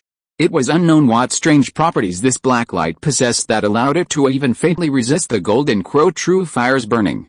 Damn it! I hate the golden crow true fire the most. Roar! The giant zombie suddenly spoke like a human. Zombies are naturally low in intelligence. Among these monsters, repelled by nature, only powerful corpse kings, surpassing the golden armored corpses, can achieve a surge of wisdom and a rebirth of consciousness. Clearly, this enormous zombie was a rare flying Pluto. Its power was immense, and Zhao Sheng could never match it. So, after stopping the enemy with a single blow, Zhao Sheng stomped onto the deck, soaring into the air into a streak of light, and swiftly fled towards Feats City. The flying Pluto, seemingly possessed of a dim mind, infuriated, pursued Zhao Sheng without a second thought. You weak beast, how dare you! Inside Feats City, the beggar Immortal, witnessing this, was instantly enraged. With a roar of curse, he leaped down, transformed into light, and radiated like a streak of light, spanning 1,000 feet into the void. It slashed down with a thunderous blast, sending the flying Pluto flying far away, leaving a deep fist mark on its chest and abdomen. The beggar Immortal, taking advantage of the situation, relentlessly charged forward, transforming into light and clashing with a giant zombie. Within a flash, streaks of white and black light mingled within a nearly 1,000-foot radius. The airspace was transformed into a battleground between two nascent soul-level warriors. As the two engaged in fierce combat, other high-ranking warriors from the Xianzhu realm also intervened, either intercepting the flying Pluto King and the Millennium Ghost King or attacking the massive demon corpses. Meanwhile, under the command of Immortal Weapon Sect Master Gong Yangheng, powerful monsters were slain one after another. The Cave Heaven Armored Dragon, unable to withstand the intensity of the attack, was quickly severely wounded, wailing as it attempted to flee back to the netherworld. However, it was immediately struck by the main cannons of two sea-suppressing cloud boats, its chest and abdomen pierced through, leaving two massive holes 5 or 6 feet across. A torrent of blood, flesh, and organ fragments showered the area. The Cave Heaven Armored Dragon, battered to death by the relentless onslaught, fell helplessly into the abyss. However, its mission had been barely accomplished. In less than 100 breaths, over 100 massive demon corpses, laden with countless zombies, pierced the rifts in space and time, while countless ghostly spirits descended upon this world. Countless zombies of all levels rained down from the demon corpses, but the vast majority of living and walking corpses plummeted directly into the abyss. A few that managed to escape landed on the golden wall, but were quickly strangled. Compared to these vast numbers of cannon fodder, the iron-armored zombies could barely remain aloft. After falling into the abyss, they floated to the abyss walls, clasping onto the earth and rocks, and began frantically climbing upwards. Meanwhile, the bronze-armored and gold-armored zombies, enveloped in a thick cloud of corpse energy, charged directly towards the golden wall and the numerous flying magical instruments in the sky. Compared to these brainless creatures, the ghosts were remarkably cunning. Besides the low-level wandering and vicious ghosts, powerful ghosts above the rank of fierce ghost concealed their forms behind the zombies, launching sneak attacks or unleashing waves of ghostly roars and demonic howls, repeatedly launching mental attacks. From time to time, weak-willed cultivators would be bewitched and controlled by the ghosts, suddenly turning on their companions and turning the tables. In less than half a minute, the battle had begun, and the heavens and the earth had become a battlefield. Countless corpses and monsters fell, and casualties quickly fell on the side of the Xianzhu realm. At this moment, the war seemed to reach a fever pitch. Yet, despite the fierce fighting, Feats City, perched atop the clouds, remained quietly suspended, showing no sign of war. Within the city, thousands of elite cultivators stood with their arms folded, observing the brutal battle below in uncommon silence, as if they were detached from the action. Atop Feats City's main tower, Guang Yangheng's face remained expressionless. His divine consciousness, fueled by the power of the Haoshan mirror, surged tenfold. His powerful mental will enveloped the entire world, capturing every subtle change on the battlefield. Every second, hundreds of commands emanated from Guang Yangheng's mind, dispatching them to the various Taoist armies, Yuanying ancestors, giant and immortals, and countless flying magical instruments. However, the sword god Lin Yizi was no longer by his side. At this time, above Feaksin City, in an unknown void barrier, Lin Yizi stood on the void, holding a gourd in his hand, and slowly drank the spiritual wine sip by sip. The aroma of the wine filled the air, transforming into red lotuses. At this time, opposite Lin Yizi, 5 fellow Taoists also stood suspended in the air. It was no surprise that they were all the top of this world. One of them was wearing a golden robe and a royal crown, with an arrogant demeanor. He was none other than the overlord of southern Yanzhou, Yan Wang. The man opposite Yan Wang had a childlike face and white hair, a turtleback and a crane-like figure. He looked like an ordinary old man, but who would have known that he was actually Zhu Wuxu, the previous generation leader of the Supreme Induction sect. Zhu Lao's Henjin was one of the 2 most powerful Zhenjins in the Xianzhou realm, the longest-lived. Emperor Yan showed disdain in his eyes and said coldly, "Mr. If the Netherworld Ghost Realm is only at this level, then this emperor will not waste time here." Zhu Wuxu chuckled and waved his hand to advise, "Emperor Yan, be patient. You must know that the strength of the Netherworld Ghost Realm has not been revealed, even 1/10. You have also seen that old ghost and skeleton just now. Can't they provoke your fighting spirit? Humph, those 2 cowardly guys are better not mentioned. They are just cannon fodder that were pushed out, Amitabha. Ancestor, don't underestimate them. Let's not talk about that skeleton monster for now. At least the 1,000-year-old ghost is extraordinary in strength. My old monk's transformation god strike mantra could not pinpoint its core relic. And although my Sanskrit sound hurt it, it was only a superficial wound." The person who spoke was an old monk with a round face and a big belly. He was wearing a brocade blue cassock, and a round of Buddha light appeared behind his head, like a Maitreya Buddha. This old monk, however, hailed from the western wasteland continent, having been born in the Sacred Heart Temple of the Great Snow Mountain. He was now the current Buddha master, possessing the 6 supernatural powers and 7 senses. He had achieved perfect merit, having condensed the Buddha's relics and was awaiting his ascension through the rainbow body. The old monk was right. That old ghost is truly formidable. Even the old woman's infinite water curtain couldn't catch it, and it managed to escape, Grandma Shumu remarked, leaning on an ice crystal cane, her air of old age. Grandma Shumu, hailing from the water jellyfish palace of the northern cold continent, was kind and gentle, and one of the only 2 female true lords in the Xianzhou realm. Despite being a female cultivator, Grandma Shumu possessed a ruthless and vicious heart, a hatred of evil, and a strong and stubborn character, rivaling even the men in her life. It's a pity that fellow Daoists Yingzhou and Hori didn't come. Otherwise, with their Luotian Dharma net, they would have prevented that old ghost from escaping, Lin Yizi said with regret. HMPH, I heard something's wrong in the Shattered Star Sea. Those 2 are busy putting out a fire and can't get away, Flame Emperor said coldly. Well, the Blood Godson is hiding in the Shattered Star Sea, mingling with the remnants of the Spirit Clan. I'm afraid it will eventually cause great harm. Donor Lin has a point. As far as I know, Wang Zhesheng has already won over the Sea Tyrant chapter and the Flood Dragon clan, while demonic sects like the 10,000 Corpses sect are also showing signs of unrest. The Shattered Star Sea is already in turmoil, Elder Monk Hutong suddenly warned. Zhu Wuxu paused in silence, seemingly moved. But Lin Yizi didn't care. Why bother with him in such a remote place? The current disaster is enough to keep us busy. If the Netherworld Ghost Realm only has this trick, I also approve of the Infinite Virtue Plan. In that case, let the Jellyfish Palace also get involved. Just as Grandma Shumu finished speaking, the Emperor Yan said, the outcome of this situation is still unknown, and this Emperor will not participate for the time being.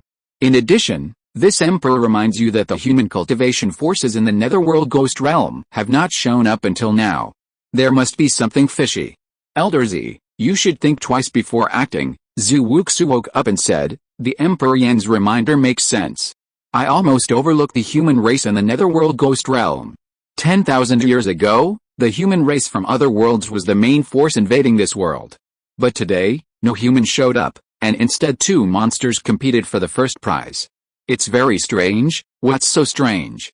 Today's battle is just the other party's continuous probing.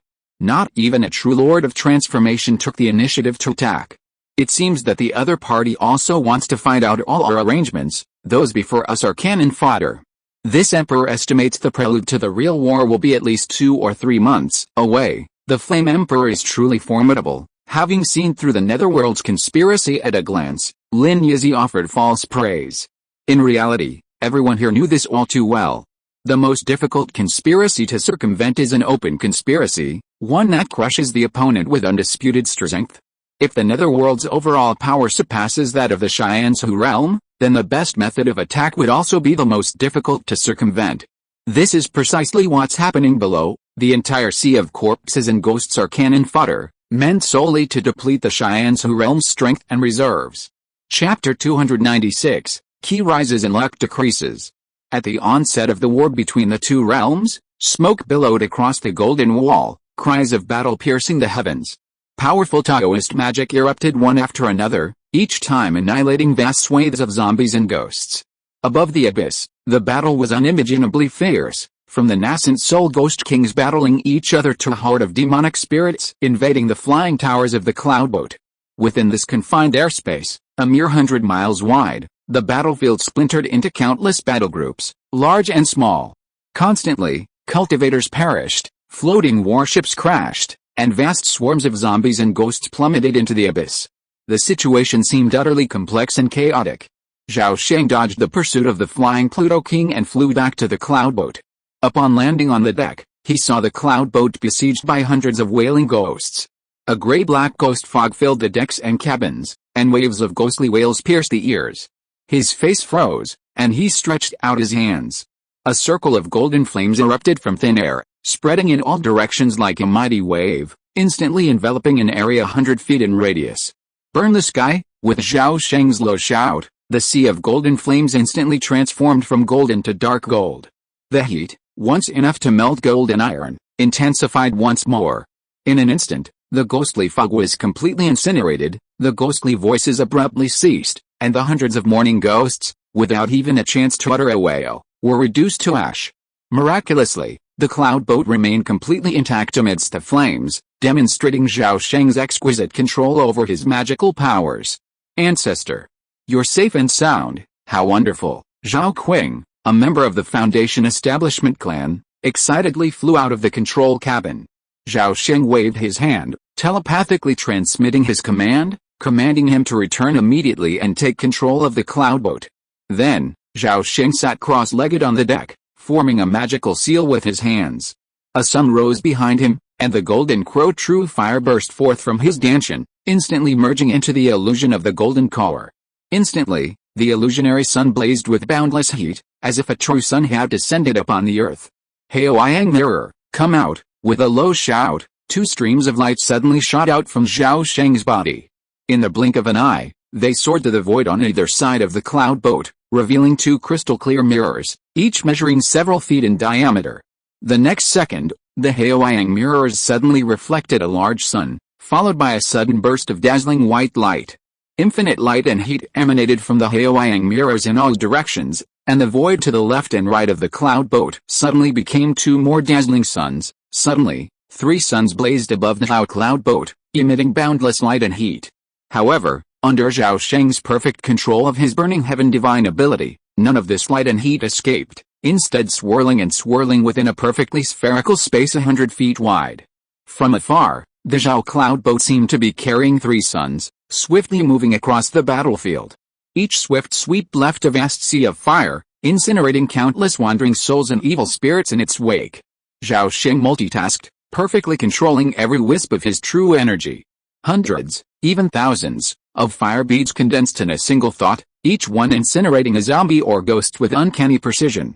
Perhaps due to conflicting attribute, or perhaps because the golden crow true fire was a natural nemesis of zombies and ghosts, giant and level golden armored corpses and fierce ghosts often avoided Zhao Sheng, unwilling to confront him. As for the higher level flying Pluto kings and Millennium Ghost kings, they were restrained by their own realm's nascent soul ancestors, unable to escape and confront Zhao Sheng. For a while, Zhao Sheng's side slaughtered the enemies with ease, managing with little danger. But the battlefield proved too chaotic and intense, and at Zhao Sheng's behest, the Zhao family's cloudboat gradually retreated to the edge of the battlefield, avoiding being caught in the powerful battle. 2 hours later, the battlefield situation shifted dramatically. The Xianzhu realm, with its advantageous terrain, held a clear advantage. The powerful nascent soul-level monsters, such as the Flying Pluto King and the Ghost King, were either dead or fled. Most had been annihilated, and the few that remained posed no threat, effectively insignificant. Even then, the spiritual energy backflow persisted, and the crescent moon continued to churn out vast hordes of zombies and ghosts. It was as if the netherworld ghost realm, possessing an endless supply of ghouls and demons, simply didn't care about casualties. However, by this point, the number of nascent soul-level monsters had decreased by 90% compared to the start of the battle, and the number of giant-level ghouls had also been greatly reduced. The main force had been replaced by a variety of bizarre low-level zombies, walking corpses, demonic corpses, and so on. Thousands of low-level ghouls struggled to fall into the abyss at every moment. It didn't seem like they were being sent to attack the city, but rather as if their bodies were filling the abyss. As the intensity of the battle rapidly decreased, the pressure on the Cheyenne-Su realm was greatly reduced. Several severely damaged flying magical instruments gradually withdrew from the battlefield.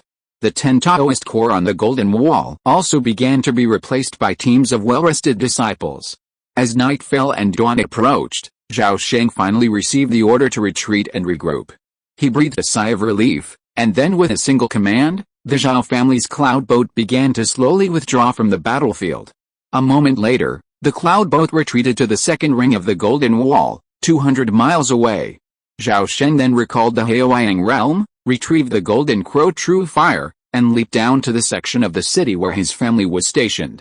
The cloud boat continued to retreat to the rear. Zhao Sheng stood atop the wall, gazing at the first battlefield 100 miles away. The sun was rising, the sky filled with rosy clouds, and the scenery was particularly enchanting. However, 100 miles away, on the battlefield, a roaring roar shook the heavens, a murderous aura soared into the air. A blood-red haze permeated the battlefield. The sky was thick with dark clouds, as gloomy as night. From time to time, countless brilliant rays of light crisscrossed, countless balls of light blasting through the darkness. Beneath the dark clouds, the sky seemed to have ruptured, as if a giant, curved eye had sprouted, its pupil stained blood, resembling the eyes of a demon from afar. A gray-black waterfall streamed down from this blood-red eye, rapidly dispersing into large and small black clouds of murderous energy, covering the entire battlefield. At this moment, a multicolored curtain of light, thousands of feet high, rose from the Golden Wall 100 miles away. Countless 10-foot-tall, shimmering Tai spiritual symbols swirled and floated across it, emitting a terrifying pressure. Whenever a ghoul attempted to cross this curtain of light, a giant ball of lightning condensed on its surface, blasting it to death. Zhao Sheng was lost in thought. At this time, Zhao Denning, who was stationed on the city wall, quietly walked to his side and saluted in a low voice, saying, "Ancestor, seeing that you are safe and sound, Denning's heart is finally at ease." It seems that the underworld is just like this. Zhao Sheng suddenly turned around, looked directly at Zhao Denning, and reminded him solemnly, "This little danger is just an appetizer. It's nothing at all. There must be bigger movements later. You must not take it lightly. Denning must not forget the teachings of the ancestor. I will tell the younger generations later, and tell them to be cautious." Zhao Sheng nodded. At this moment, Zhao Denning glanced at the battlefield in the distance and couldn't help but ask, "Ancestor, in your opinion, can we win this war between the two realms? It's too early to say we've won. The netherworld ghost realm is certainly far more powerful than this. Don't you know that since the war began, not a single human cultivator from that realm has appeared? Instead, they've relied on monsters like corpse ghosts as their main force to invade our realm. This war has just begun, and the true climax hasn't even begun." Zhao Sheng said this because the space-time turbulence caused by the 9 stars alignment would last for a year. This meant that it would take at least a year for the space-time turbulence to subside before the Cheyenne-Su realm would have a chance to reseal the space-time rift. Of course, if the netherworld ghost realm proved weak, the Central Continent Sect Alliance would certainly not miss this opportunity. The Infinite Merit Plan was designed for this purpose. 3 days later, Zhao Sheng, having finished his recuperation, received another call-up and once again rushed to the front lines. However, this time, the Xinglong Zhao clan's large cloud boats were not deployed, and the Zhao clan's Taoist soldiers remained stationary. Only Zhao Sheng was drafted.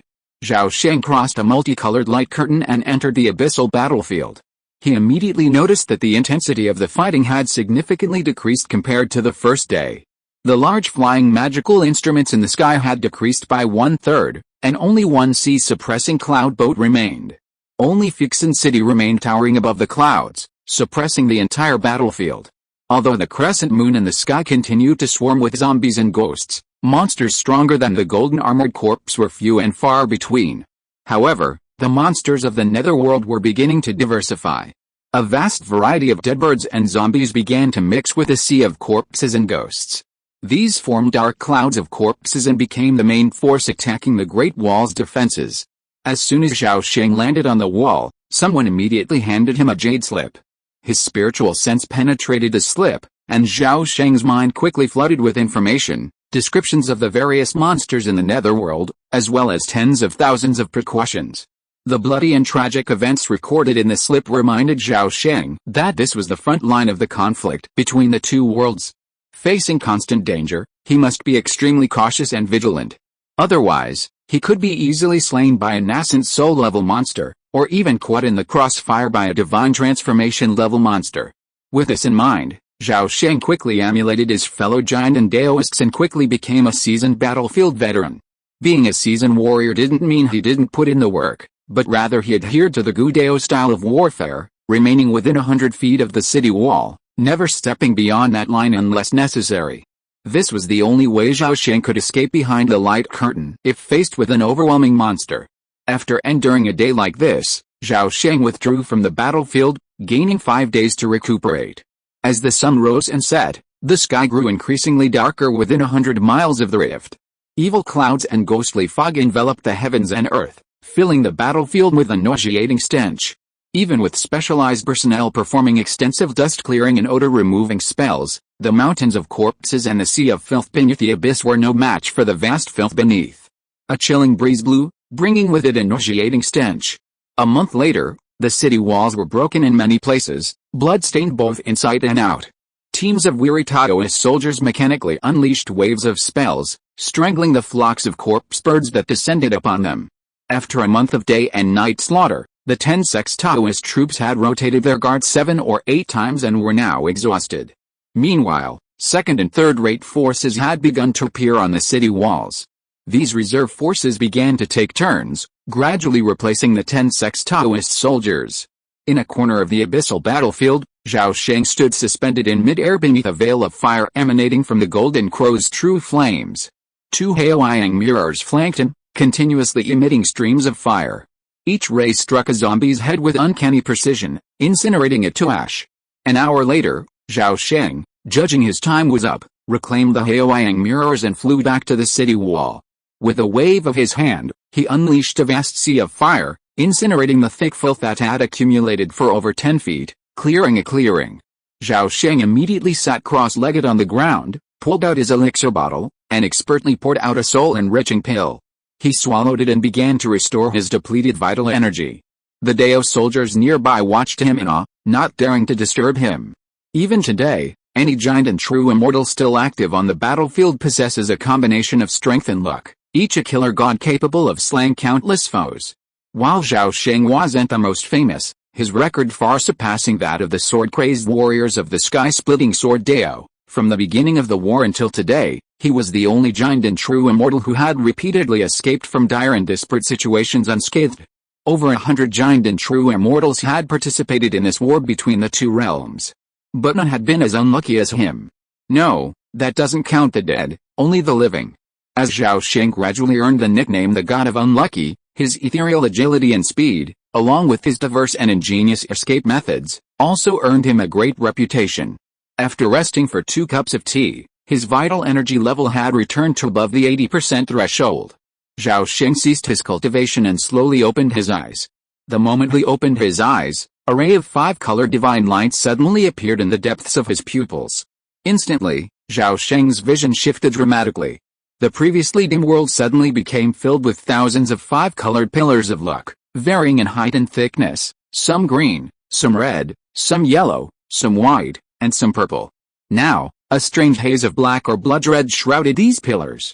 The average luck has dropped significantly again. This is bad, Zhao Sheng muttered to himself, a trickle of blood dripping from the corner of his eye. He wiped the blood away carelessly, and the five-colored divine light in his pupils gradually faded. The luck of all living beings cannot be peeped into casually. Excessive use of the key-gazing technique will inevitably backfire. Every time Zhao Sheng used the key-gazing technique, his luck diminished. Due to his low luck, all kinds of unexpected dangers appeared. Thanks to his immense strength and the infinite uses of his celestial vision, he would have been injured long ago.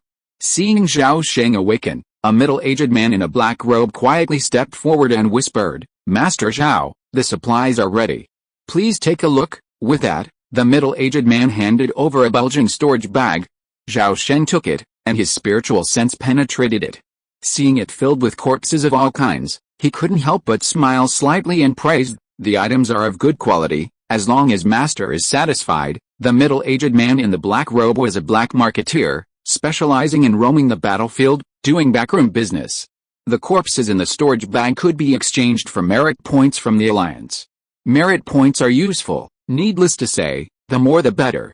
Zhao Sheng took out a bottle of third-level soul protection pills and tossed them into the middle-aged man's arms, saying, "I'd also like to exchange them for a Pluto heart core. Can you get one?" The middle-aged man looked helpless and said with embarrassment, "Master, how can we possibly spy on such treasures? What about the cores from the golden armored corpse? How many can you get?" "Two at most, but only in exchange for third-level light escape talismans, at least 3 for each." "Okay, but you must get them within 2 weeks. For every day you get ahead, I'll give you an extra second-level life resilience pill." Greed flickered in the middle-aged man's eyes, and he immediately nodded in agreement. Watching the black-robed middle-aged man disappear into the city cave, Zhao Sheng put away his storage bag, then soared into the air, leaping over the city wall and continuing his slaughter. Chapter 297 Phantom of Bone Mountain. Name, Zhao Kengang, Zhao Sheng, lifespan 89/813 realm, 4th level of golden elixir, top grade Tongshan occupation, 3rd rank talisman master, 3rd rank alchemist, 2nd rank equipment refiner, constitution, dual spiritual roots of gold and fire, earth, barbarian battle body, earth, talent, fairy vision, incomplete, skills, kung fu, golden crow burning heaven art, great success, star god thousand heart art, minor success, key gazing art, mastery, taking 9 yang art, great success, body refining, immortal golden body, great success, vacuum shattering mountains art, perfect, 4 phases of heaven and man, minor success, unpredictable escape method, mastery, arts, talismans, mastery, alchemy, mastery, equipment refining. Ancestor, today's spirit meat is here. Do you think it suits your taste? A reverent voice sounded softly beside his ear, interrupting Zhao Sheng's thoughts. With a thought, the pages of the Book of 100 Generations folded together, transforming into a circle of light and shadow, sinking back into the deepest depths of the soul sea. Zhao Sheng gazed at his ancestor with immense admiration, feeling his figure as imposing as a mountain, immensely tall. Zhao Sheng held a tabletop-sized plate in his hands, upon which piled large chunks of mushroom flesh, resembling a small mountain, weighing 1,000 pounds. These mushrooms were imbued with spiritual energy. One piece could keep a Xiantian martial master full for 3 days. But this was only enough for one meal. Zhao Sheng extended his hand, and the plate slowly soared upward, landing on the stone table before him. Zhao Sheng was about to retreat when he suddenly saw something flying towards him. He instinctively reached out to take it, feeling it was icy cold. Upon closer inspection, he was overjoyed. It turned out to be a dark green jade talisman. A little trinket, a reward for you. It can save your life in a crucial moment. Get out. Thank you, ancestor, for the reward. Zhao Sheng's voice trembled with ecstasy. After bowing deeply, he carefully exited the room. It was just a minor incident, and Zhao Sheng didn't take it seriously. In a matter of seconds, he devoured the entire mountain of meat. His voracious stomach digested the mushroom flesh with incredible speed. Feeling countless heat currents flowing rapidly from his stomach to his limbs, Zhao Sheng smiled with satisfaction. Then, he sat cross-legged and began to practice the taking 9 yang gong, drawing vital energy from his body and channeling it into the Zhiangzin Kyo. 2 hours later, the room was filled with steam in an unusually hot and stuffy atmosphere. At that moment, a milky white jade talisman on Zhao Sheng's waist suddenly flashed rapidly, emitting a dazzling spiritual light. Zhao Sheng's eyes snapped open, his gaze as bright as lightning, and his consciousness flooded into the milky white jade talisman like a tide. A message suddenly entered his mind: the 5 elements canon has been obtained. Our clan is safe. After reading it, Zhao Sheng was overjoyed. The 5 elements canon was a true nascent soul level technique. Though a commonplace technique of its caliber, to the Zhao family, it was a priceless treasure. Its profound significance and far-reaching impact on the Xinglong Zhao family need no further explanation. Zhao Sheng leaped to his feet and vanished from the room in a flash. A moment later, a golden beam of light shot up from the second ring Great Wall, circling half a circle before heading straight for the abyssal battlefield 100 miles away. Kill, kill, kill all you monsters, retreat. Beware the beheaded crow. Anti-poison pills? Who still has them? I'll trade them for a mid-grade spirit stone. Change formation. 10,000 swords. Activate the formation. Sky-splitting sword art. I'm invincible. Unsheath the wave-breaking sword. As Zhao Sheng stepped through the light curtain, a cacophony of voices suddenly filled his ears. The golden wall stretched for 300 miles, every inch covered in blood and filth. Everywhere was a scene of bloodshed, and a flood of light flickered. Here, people were being wounded and killed constantly, accompanied by 10 times as many corpses and monsters. Looking down into the abyss, a haze of corpses filled the air. Through the gray shadows, vast expanses of ghostly green fire could be seen scattering across the ground. A massive corpse mountain had already taken shape, slowly rising upwards. Its highest point was less than 100 feet from the ground. Zhao Sheng's brow furrowed slightly as he watched this scene. His joy faded, and he was replaced by a fear for the future of this world. Faced with the ever-increasing corpse mountain, the sect alliance had considered dealing with it. They once assigned personnel to incinerate it with true fire, but unfortunately, the daily burnt corpses were less than 1/10 of the bodies that fell. Furthermore, it caused severe air pollution, and subsequent outbreaks of corpse poison severely impacted their defenses. On one occasion, several ghost kings nearly breached the city walls. After repeated failures, the alliance was forced to turn a blind eye. On the surface, the current war situation favored the Xianzhu realm, and the results could be described as fruitful. Over the past 2 months of relentless slaughter, 16 nascent soul-level monsters, such as the Flying Pluto King and the Ghost King, had fallen, along with over 200 golden core-level monsters. Furthermore, tens of millions of zombies and ghosts had been slain. On the alliance side, only 2 nascent soul ancestors lost their lives due to carelessness, and fewer than 20 golden core true immortals died. However, facing the fearless corpse ghosts, cultivators below the Foundation establishment stage suffered heavy casualties. The 10 sects armies suffered an average loss of 1/10 of their personnel, while other second and third-rate factions suffered at least 20% casualties. As Zhao Sheng flew over the outer garrison area, he witnessed scenes of both joy and sorrow. Some sighed and lamented, their morale low, while others rejoiced, their gains abundant. Some sects suffered heavy casualties, while others experienced immense fortune, having secured a Ghost King's heart core and amassed a fortune. Thinking of this, Zhao Sheng flew into a dilapidated watchtower. The interior was simply furnished, with a table and a cushion. Atop this cushion sat a woman with blue hair, shrouded in mist. Upon seeing Zhao Sheng, the woman beamed with delight and eagerly said, "Master Zhao, you're indeed punctual. I'm here to inform you that the transfer order has arrived." Zhao Sheng narrowed his eyes and said calmly, "Oh, show them to me, please." The blue-haired woman handed over a pale red token and a fist-sized jade slip. After checking the token and reading the order on the jade slip, Zhao Sheng sighed and nodded, saying, "The order is correct. The Zhao family will deploy the Taoist soldiers to the front lines within a day. Master, this defense line is 300 feet long.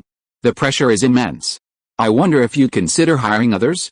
I have a few friends who are at least at the Foundation establishment stage, and the price is quite reasonable, only 5,000 spirit stones per day." "No need," Zhao Sheng flatly refused.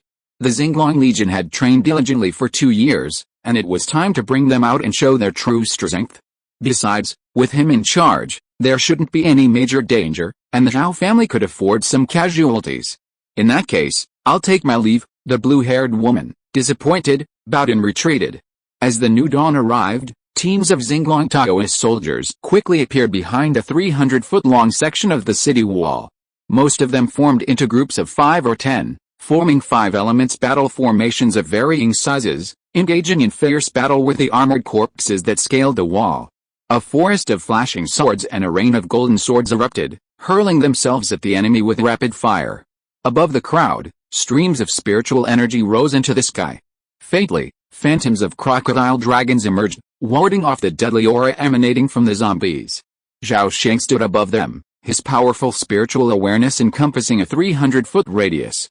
At this point, his celestial vision and the star god Thousand Heart art were fully activated. Within his range, he monitored every inch of the fighting within his reach. Whenever a member of the tribe faced imminent death, a ray of sword light would fly, saving them from certain doom. Many Xinglong Dao soldiers were seriously injured, but Zhao Sheng would not attack them unless they survived. The ancestor's demeanor immediately reminded the Dao soldiers that this was a true test.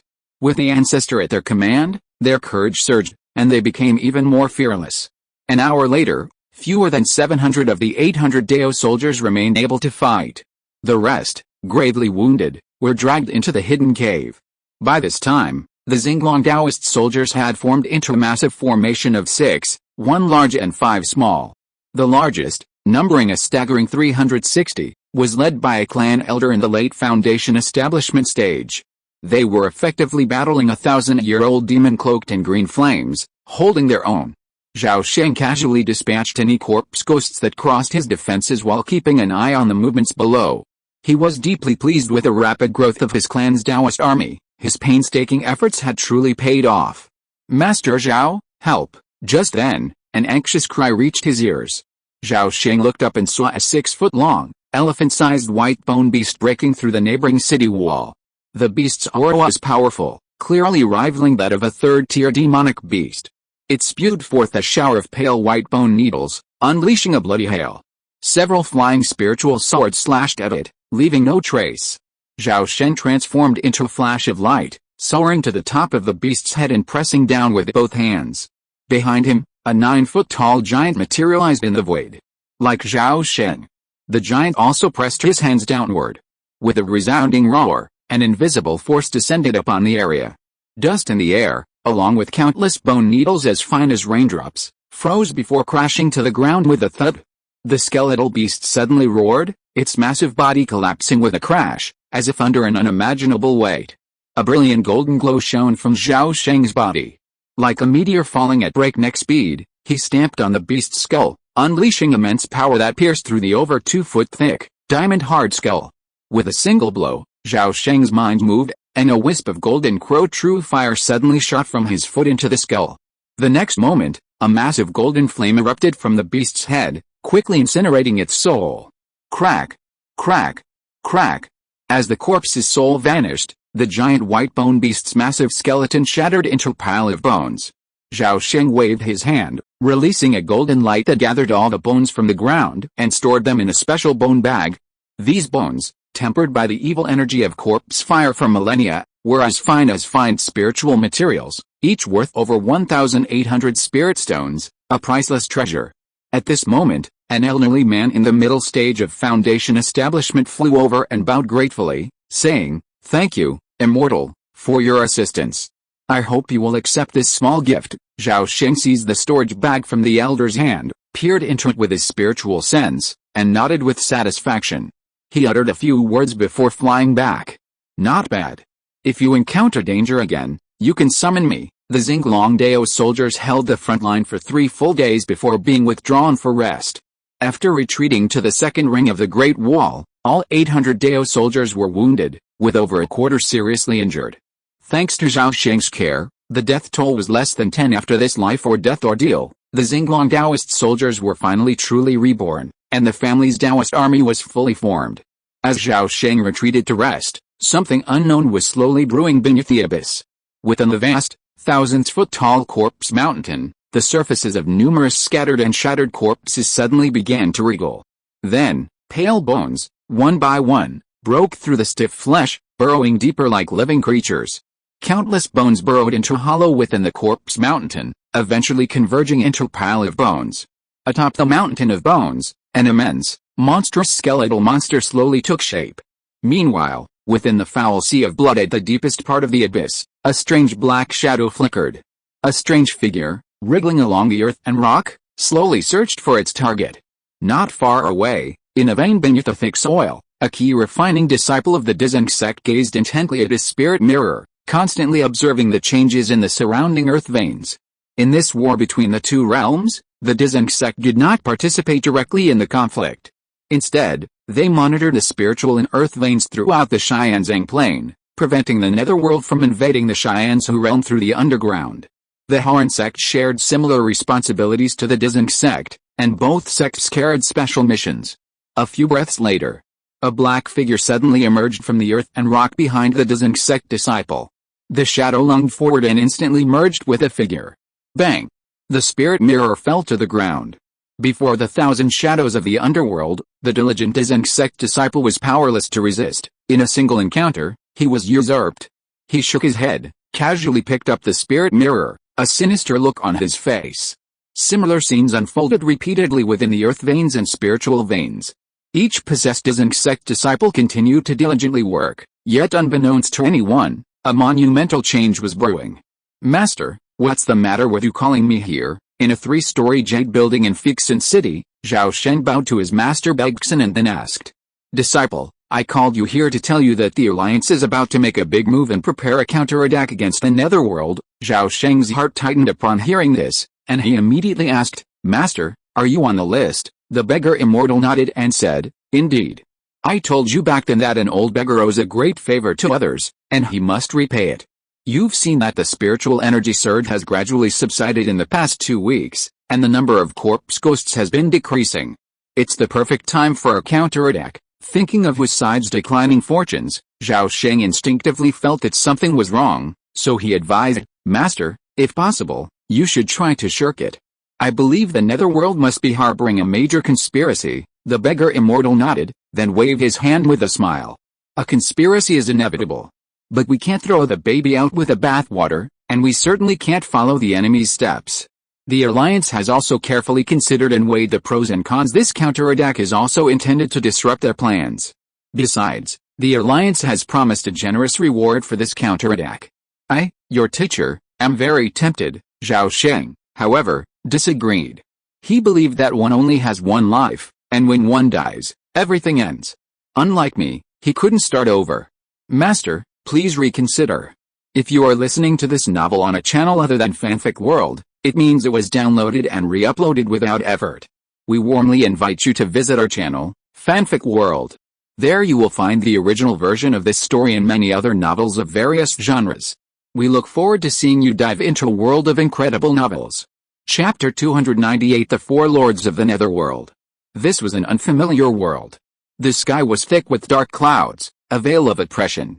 Deep within the clouds, countless dark lightning and fire surged and loomed, occasionally striking with thick bolts of thunder. Each thunderbolt signaled the arrival of demons and monsters unacceptable to heaven and earth, thus receiving divine punishment. Beneath the vast expanse of land, rolling mountains and rivers, a grayish-white speck of white bones blanketed the landscape. Mountains of corpses and abysses of bones lay scattered across the landscape. In the shadows of the valleys, wispy fires clustered, sometimes gathering into vast seas of dark green fire, sometimes scattering into countless shimmering flames, constantly gathering and dispersing, swirling and fading. A chilling, biting ghostly wind emanated from the deepest depths of the corpse-heaped mountain, howling across this land of death, sweeping away a sea of dark green fire and scattering a cloud of ashes. However, at the deepest point of the corpse mountain, the thick, sinister clouds suddenly shattered, revealing a hollow 100 miles across. Above the hollow, a dim crescent moon loomed. Beneath the crescent moon, a vast, white bone ladder stretched hundreds of feet wide. Its terminal point rested amidst the snowy mountain, surrounded by rivers of filthy blood, large and small. From the mountain tops, endless zombies of all kinds tirelessly climbed the bone ladder, eventually reaching the crescent moon and passing through it. In the rivers of blood at the foot of the mountain, dense swarms of ghosts drifted on the surface, streaming in from afar. Above this paradise of corpses, nearly 100 magnificent, stately temples, large and small, hovered majestically. The smallest was nearly 1,000 feet across. The largest, resembling a celestial palace, was twice the size of Fixin City. From these temples, the sound of chanting emanated, its mighty and solemn voice resonating throughout the heavens and earth. Atop the platform at the end of the bone staircase, a dark, ghostly figure chuckled eerily, gazing at the approaching rift in space and time. Hey, It's almost there. You old bones, aren't you getting impatient? Qin Ming Shenhe had barely finished his words when the bone staircase suddenly shook, followed by a dull roar. A moment later, a pale, skull-sized bone bead slowly emerged from the ground of the bone platform. The bead hummed, and a dull, hoarse voice suddenly rang out, "God of the underworld, we've paid such a heavy price. Do you believe we can find liberation?" This bone bead was a carrier, bearing the divine imprint of the untransforming bone god, the master of Corpse Mountain. Meanwhile, the untransforming bone god's main body had already secretly lurked beneath the abyss on the other side. Hey, what if you believe it? What if you don't? I've been hiding here and there for thousands of years, and I'm tired of living. Rather than be punished by that bastard Shyandao, I'd rather die. Those Shyandao guys may be Shyandao's running dogs, but judging by this commotion, they're definitely serious. At this point, King Hades gave his usual chuckle. Hey, old bones, do you see that? A vibrant world is on the other side, with billions of lives waiting for us to ravage and devour. Do you know what this represents? The bone beads hummed. It's hope. The phantom of the Hades shook, and said excitedly, "Yes, you're so damn right. It's hope. The hope of breaking free from this damn cage. A glimmer of hope of ascending to the upper realms. After thousands of years, this god has finally waited for this opportunity. Old bones, are you excited now? Do you smell the scent of freedom, god of the underworld? You are a ghost incarnate, while I am revived without dissolving into bones. How difficult it is for us, otherworldly beings, to ascend," the bone god sighed. At this moment, a laugh suddenly echoed from the bone platform. "Haha. Senior bone god, you are wrong." Before the words had even finished, a flash of bloody light shot up from the platform. The light dissipated, revealing a monstrous figure, over a foot tall, with a green face and fangs, resembling a demonic spirit. The figure wore a resplendent blood-red robe, a golden hoop encircling his head. Behind him emerged the illusion of a boundless sea of blood, within which countless desperate faces wailed and wailed. As the figure appeared, a sudden gust of black wind swept up, and a dark, eerie cloud suddenly filled the bone platform. HMPH, playing tricks, the figure snorted, and the sea of blood behind him suddenly erupted into 1,000 dazzling rays of blood, dispersing the dark clouds on the platform. "Haha, Chijiu, you're getting angry." As this voice rang out, a handsome young man, wearing a sacrificial crown and with bloodshot eyes, descended from the sky. He stood opposite the three divine transformation level masters, the strange man, the thousand-shadow underworld god, and the untransforming bone god. "Mahakala, are you seeking death? Or does your Black Heaven cult want to challenge the Yondao cult's dominance?" A glint of blood flashed in the eyes of the Baiyon cult leader, and his words were filled with murderous intent. The word Chijiu undoubtedly irritated him.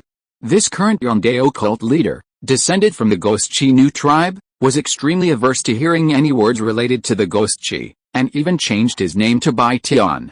And yet, the person who spoke these words was one of the only 2 or 3 people in the netherworld who showed no fear of his presence.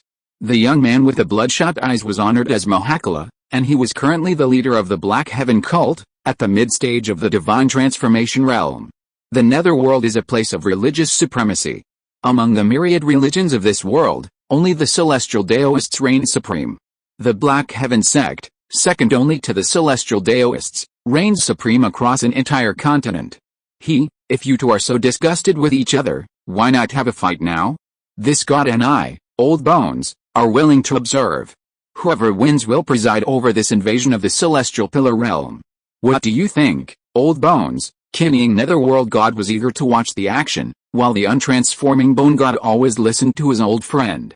"Well, Netherworld God's idea is a good one. I agree." Mahakala and the Patriarch of Bashan exchanged a glance, then nodded in tacit understanding, pretending nothing had happened, and refusing to respond to Netherworld God's words.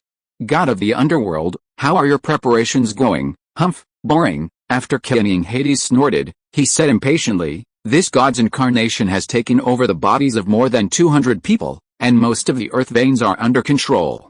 The old bone's body has also been reassembled and can be activated at any time. What about you? Don't worry, god of the underworld.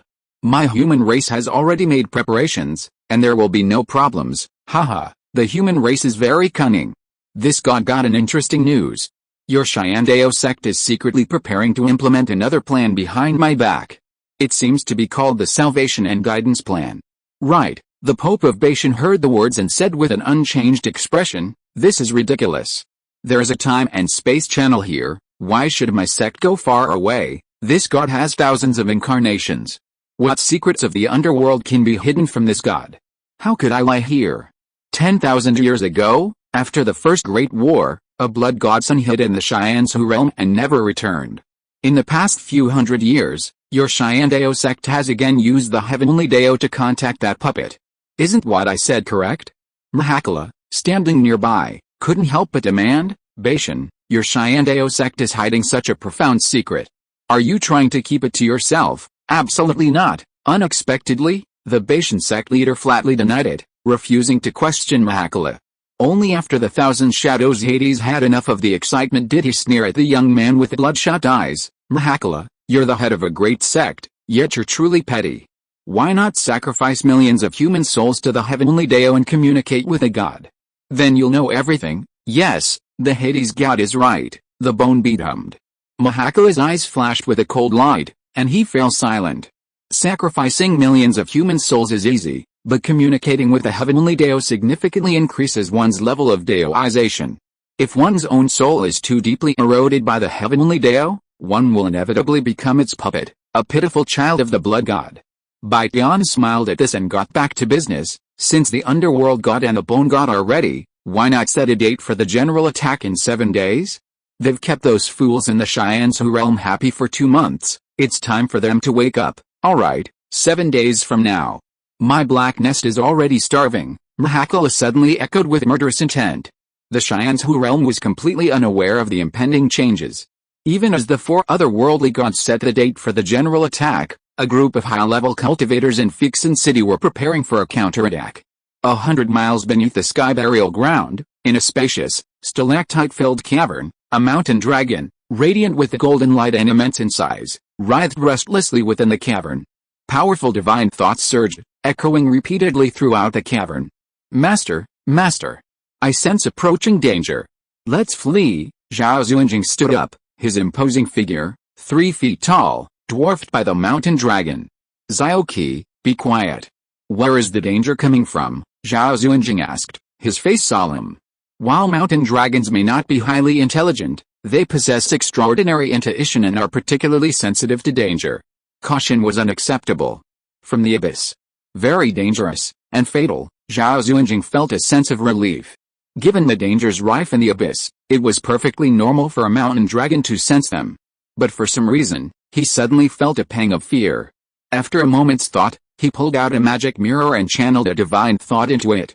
Soon, over 300 starlights flickered on the mirror's surface, each representing a Ksitigarbha sect disciple monitoring the earth veins.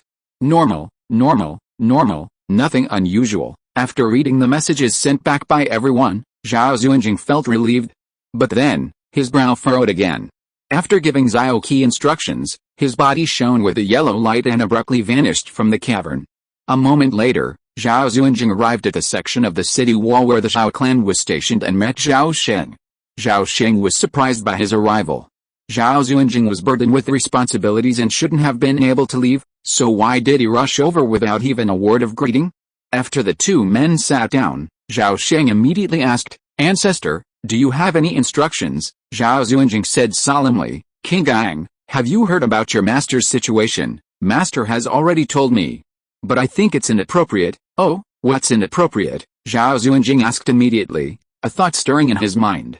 Zhao Sheng continued, "Ancestor, as you know, I have a secret technique that's particularly good at observing people's luck. But from what I observe, everyone's luck has declined significantly compared to before the war. This is an ominous sign. Therefore, I am very pessimistic about our realm's counterattack plan." Although Zhao Sheng had not yet passed on the key reading technique to a second person, he had not deliberately concealed it from Zhao Sheng and Dongmai Ozhan. "Really?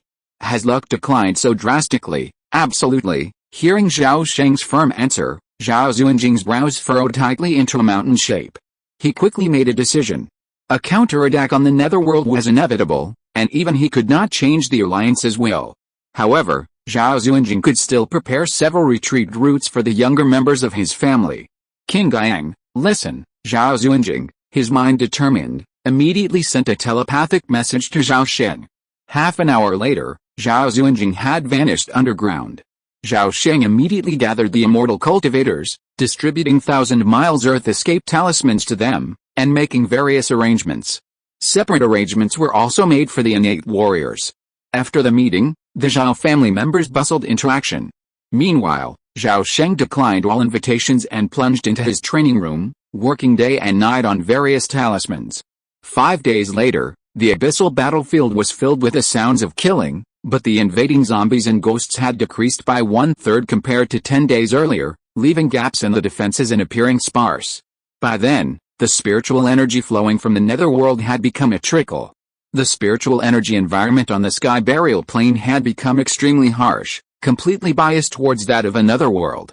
In this environment, the immortal cultivators of this world were forced to rely on spirit stones and elixirs to restore their depleted true energy. On this day, Feats City, which had remained motionless since the beginning of the war, suddenly descended. As it descended, thousands of complex, radiant spiritual rays suddenly emerged from its vast, silver-white expanse, a complex formation shimmering with countless multicolored streams of light. As Feats City descended to a height of 1,000 feet, level with a rift in space-time, an immense curtain of light suddenly descended from the underlying formation. An indescribable force enveloped the entire abyssal battlefield. Suddenly, bangs and bangs echoed throughout the abyss.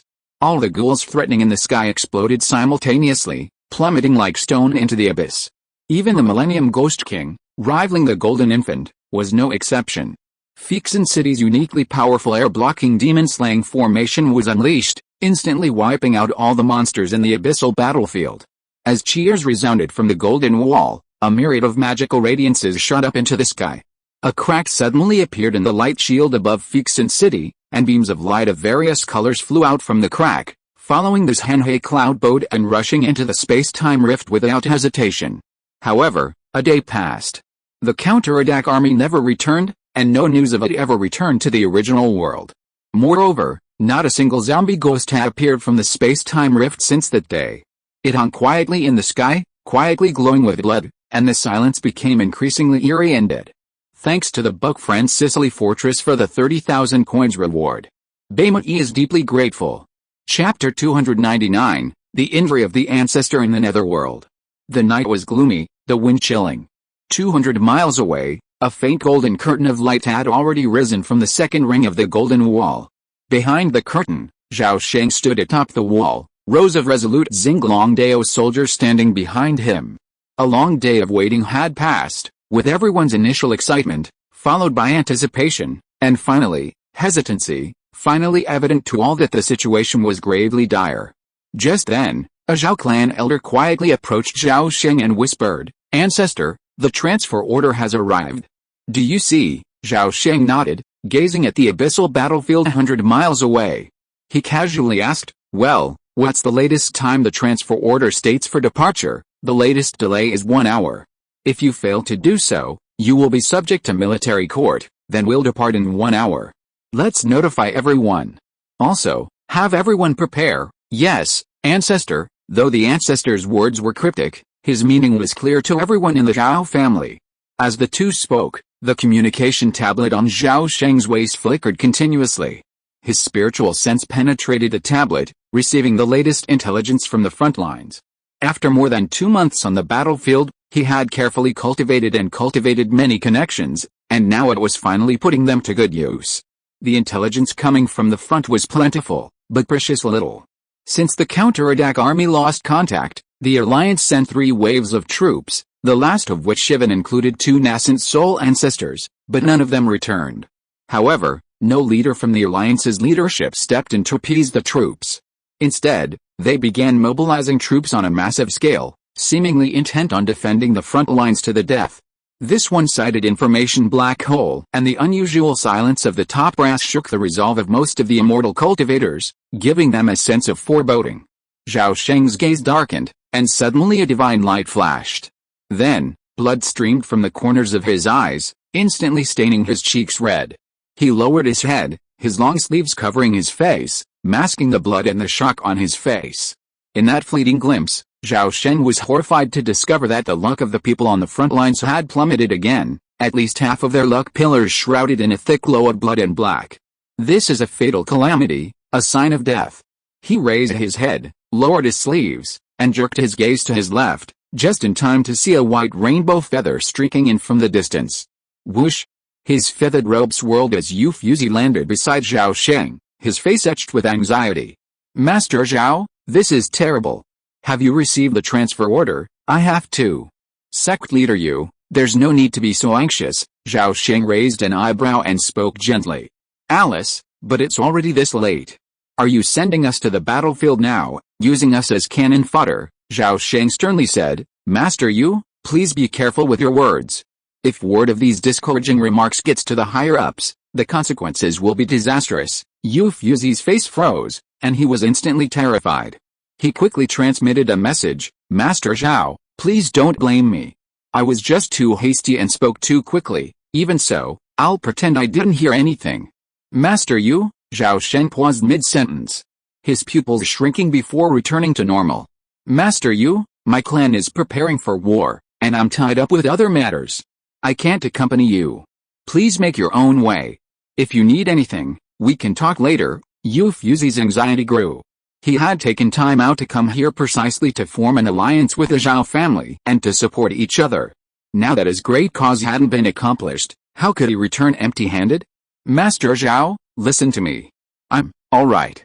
Fellow Taoist Yu Fuzi, with the cataclysmic events unfolding, our clan is in imminent danger. No matter how good your proposal is, I cannot accept it. I'm deeply sorry. In just a few words, Zhao Sheng's attitude suddenly changed, becoming impatient and his words unusually blunt. Yu Fuzi's face paled, and he swept away in shame and anger. Zhao Sheng's eyes flickered, and he instantly transformed into light, vanishing in a flash. A moment later, 10 miles below the second ring golden wall, in a makeshift underground cavern 100 feet deep, Zhao Sheng was startled to see Zhao Xuanjing. He immediately stepped forward to support the slumping figure. Zhao Xuanjing's face was grim, his aura surging violently. He could barely control his magical power. Wisps of earth-yellow flames emanated from his body, causing the surrounding soil to collapse and the dust to boil, creating a horrible and chaotic environment. Even more terrifying was the sight of the mountain dragon, Zyaoki, shrinking to a mere 3 feet in length beside him, its lower body missing. It lay stiff on the ground, lifeless, as if already dead. As if sensing Zhao Sheng's horror, Zhao Xuanjing waved his hand. A dark aura flashed across his face, and he grinned, his voice weak as he spoke. I'm fine. Zyaoki isn't dead either. He's simply fallen into deep slumber to accelerate his recovery. Ancestor, what exactly happened? Your injuries. As he spoke, Zhao Sheng couldn't help but inject a strand of true ki into Zhao Xuanjing's body. The moment it entered, it was suddenly consumed by an extremely cold and strange force. Furthermore, this strange force, seemingly possessing some kind of spirituality, pursued the true ki's direction, attempting to invade Zhao Sheng's body. Zhao Sheng's expression changed slightly, and his golden crow true fire suddenly transformed into a web of fire, surging upward along the Tai Lung meridian. It enveloped the strand of strange energy that had invaded his palm, completely burning it away. Even so, he was horrified to discover that half of his palm had suddenly turned a dark blue. Fortunately, the golden crow true fire was the nemesis of all cold and yin forces. With a single stroke of the fire, the dark blue quickly faded, and his palm regained its rosy red color. Seeing the true fire's miraculous effect, Zhao Sheng dared not delay. With a single thought, all the golden crow true fire immediately surged from the tip of his palm into Zhao Xuanjing's body. After a moment, Zhao Xuanjing's complexion brightened slightly, and his aura gradually stabilized. But Zhao Sheng remained deeply concerned. The golden crow true fire had only burned away the most superficial uncanny forces, but many remained hidden, elusive. These uncanny forces were almost alive, intelligent and cunning. Seeing Zhao Sheng's expression of horror, Zhao Xuanjing smiled and teased, now you know how powerful I am. However, after being tempered by the true fire, I can already control this situation and am confident of wiping out the remaining ghost power. It's just a matter of a few more decades of hard work. Ancestor, who could have beaten you like this? This kind of extremely cold and yin power is of an extremely high level.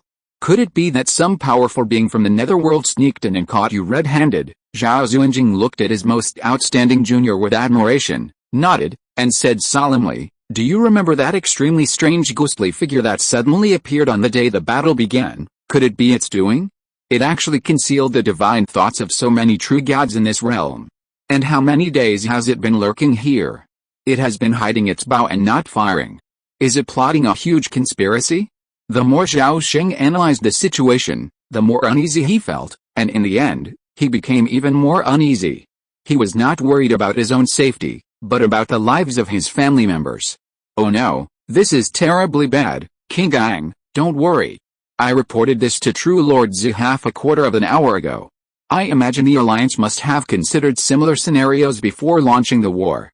That ghostly figure attempted to possess me, but I detected it. It was incredibly powerful. Zhao Qi and I combined our strength to hold it off, but we were soon severely injured. In the critical moment, Zhao Qi had to self-destruct to eliminate its tail, allowing us to escape. That ghostly figure was so powerful, yet it was only a clone. Its true form must be a peerless ghost king, rivaling a true lord. Such a peerless evil has been lurking in secret until now, and it's hard to imagine the disaster it will ultimately cause. I even suspect that all our disciples guarding the underground may have already fallen. If that's the case, I'm afraid the impregnable Great Wall defenses will most likely collapse. Zhao Sheng was horrified upon hearing this and immediately said, but the mobilization order has just been issued. The Taoist Corps must be deployed to the battlefield, but there has been no news from the counterattack army. Old ancestor, what do you think we should do now, advance or retreat? Well, it is indeed a dilemma. After Zhao Zunjing finished speaking, his breath became unstable again, his face turned pale, and a trace of black air quickly emerged. Zhao Sheng saw all this, and although he was anxious in his heart, he no longer showed it on his face. Boom!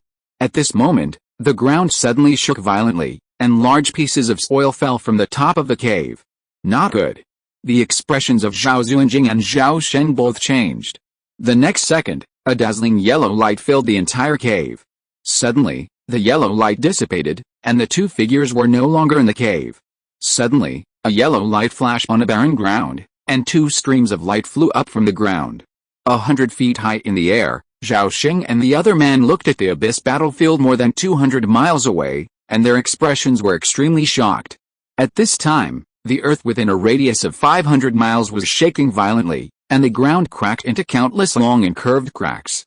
The cracks were extremely deep and black, and very terrifying. 200 miles away, the colorful light curtain covering the entire battlefield was bursting with dazzling light. And thousands of huge thunderballs were smashing into the abyss. At the center of the abyss, a giant white bone monster, 100 heads and 1,000 arms, its body covered in hammer-shaped skull armor and covered in countless towering bone spikes. Standing atop a mountain of corpses, most of its body protruded from the abyss. Hundreds of its massive bony arms swung wildly, stirring up a hurricane-like hurricane, forcibly blocking the cascading thunder and fire. The remaining hundreds of giant bony palms rumbled with white light, frantically hammering at the surrounding city walls, each blow carrying the force of the mountain or sea. Simultaneously, the giant monster's hundreds of heads shot up into the sky, transforming into pale, luminous balls of skulls 1,000 feet across. Like cannonballs, they slammed into the encroaching Fixin city. Although each skull ball was incredibly powerful, even a nascent soul ancestor would struggle to withstand it. Its impact was minimal against Fixin city. Brilliant sword beams flew from Fixin city's central tower, easily crushing the incoming skull balls. At that moment, a burst of eerie, triumphant laughter suddenly erupted from the battlefield, instantly resounding across hundreds of miles. Boom! As the earth shook violently, a section of the Golden Wall spanning over 20 miles collapsed before the horrified crowds. Massive volcanic eruptions of earth and rock cascaded, sending plumes of dust and smoke swirling through the abyss. This catastrophic shift exposed significant gaps in the numerous formations and restrictions deployed along the Golden Wall, causing many to collapse instantly. Even the most powerful and central formation, the Nine Heavens Divine Thunder Formation, was shaken, its colorful light curtain dimming dramatically and beginning to flicker. The next moment, the giant skeleton monster suddenly roared to the heavens, its severed skull rapidly regrowing skulls. Unpredictably, countless dark ghostly figures surrounded the giant skeleton monster, all laughing eerily. The piercing laughter, the eerie, ghostly sound pierced everyone's eardrums and burrowed deep into their minds. Upon hearing this, Those below the giant in stage suddenly felt dizzy and fell to the ground, with terrifying illusions in their minds. Evil beast, give me your life! With an extremely angry roar, a sword rainbow instantly flew out from Feats City, and 3 meteors fell from the sky at an incredible speed. Almost at the same time as the 4 great gods appeared, there was a sudden big movement on the crescent moon. 3 vast auras suddenly emanated from the cracks in time and space. In an instant, 3 figures shot out from the crescent moon, flashed across thousands of feet of void, and blocked the 3 local true lords of Xianzhu realm. You are looking for death? True Lord Zhu was extremely angry. Just as he was about to wave his hand to release the virtual and real Yuan domain, he was dragged into an extremely dark space by a ball of black light. Haha, old man, have a taste of the power of our sects Mahakala. On the other 2 sides, Grandma Shui Mu, who was surrounded by a 1,000-foot ice realm, fought with a Xiandao Popai Don, who was standing on the sea of blood. As soon as the fight started, the wind and clouds changed color, and the ice storm became surging. The last local true lord was none other than the old monk Zhutong, the 3 saints Buddha, the lord of the great snow mountain. The old monk shouted the Buddha's name and waved his hand to spread a large amount of Buddha's light. The one fighting with him was a jade-faced old man wearing a snow-white robe, a white gold pagoda crown on his head, a holy and solemn temperament, and a face full of compassion. Endless dazzling white light appeared from the man's every move, and bursts of holy sounds emerged around him. Countless pious souls surrounded him, forming an impenetrable barrier. The dazzling white light emanating from the jade-faced elder seemed to possess a powerful corrosive force, sizzling upon contact with the Buddha's light, attempting to assimilate the old monk's true Buddha essence. With his 3 fellow cultivators blocked, Sword Gaudlin Yizi was left to battle the 2 incarnation-level monsters alone. A sword cultivator of unparalleled savagery, most of his peers would find him powerless against him. But this time, he encountered the most bizarre Thousand Shadow Underworld God. The Thousand Shadow Underworld God refused to engage directly, relying solely on the unique ability of its millions of incarnations. No matter how Lin Yizi slew his ghostly clones, it simply circumvented and entangled him, desperately stalling for time. The giant white bone monster, not incarnated as a bone god, ignored the threat, intent on attracting the attention of Feats City and forcing it to continue its descent. It knew full well that the greatest threat to its army lay not with the incarnations but with a supersized war fortress. Just as Feats City entered a state of war, a flash of golden light suddenly appeared from the crescent moon in the sky. Under the gaze of countless immortal cultivators, one magnificent floating temple after another crossed the rift between the 2 worlds and finally descended into this world. Chapter 300, Die Together? Namo no Taha. Suddenly, the sound of chanting from the temple drowned out all the clamor, resounding through the heavens. The temple's gates flung open, and countless fervent believers poured out frantically. Powerful spiritual energy surged from their bodies, shrouded in a thick aura of light. Wielding a variety of radiant weapons, they leaped from the sky without hesitation. Soon, they automatically split into countless torrents, like a vast net stretched out in all directions, sweeping across the abyssal battlefield and towards the stunned cultivators below. Meanwhile, billions of zombies and ghosts continued to pour out from the crescent moon. For a moment, time seemed to stand still. This scene seemed forever etched in everyone's mind, as if it could only appear in the deepest nightmares.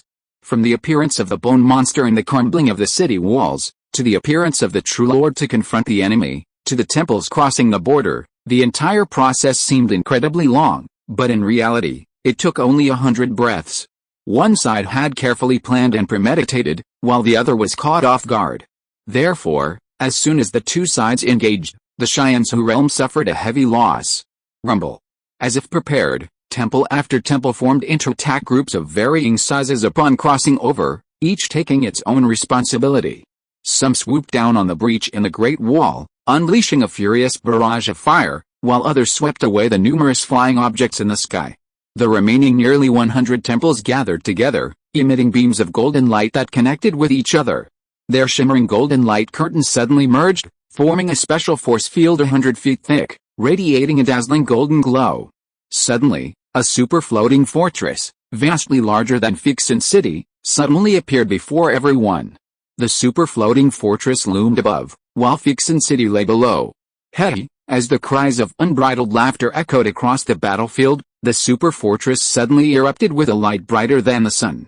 Instantly, A golden rainstorm descended from the sky, and billions of golden pills, accompanied by a terrifying whistling sound, showered every inch of the battlefield. The primary target, Feats City, bore nearly 80% of the attack's power, instantly engulfed in a torrential golden rain.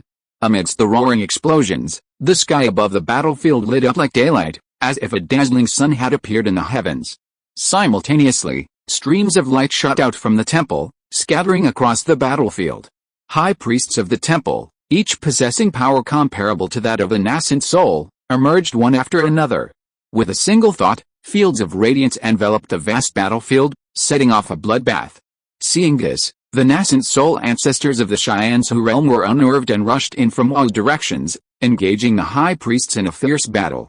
However, after over 2 months of relentless day and night fighting, the Shinsu realm was already exhausted, while the netherworld ghost realm remained brimming with fighting spirit and divine power. Their strength was unstoppable, ours was exhausted. So, barely an hour into the battle, the battlefield situation shifted dramatically. First, the Nine Heavens Divine Thunder formation was destroyed by concentrated fire. The various Taoist armies on the city walls were quickly divided and surrounded by a tenfold number of zealot converts. Forced to fight on their own, most quickly found themselves in a precarious position. By this time, the netherworld ghost realm was overwhelming the heavenly pillar realm with overwhelming force.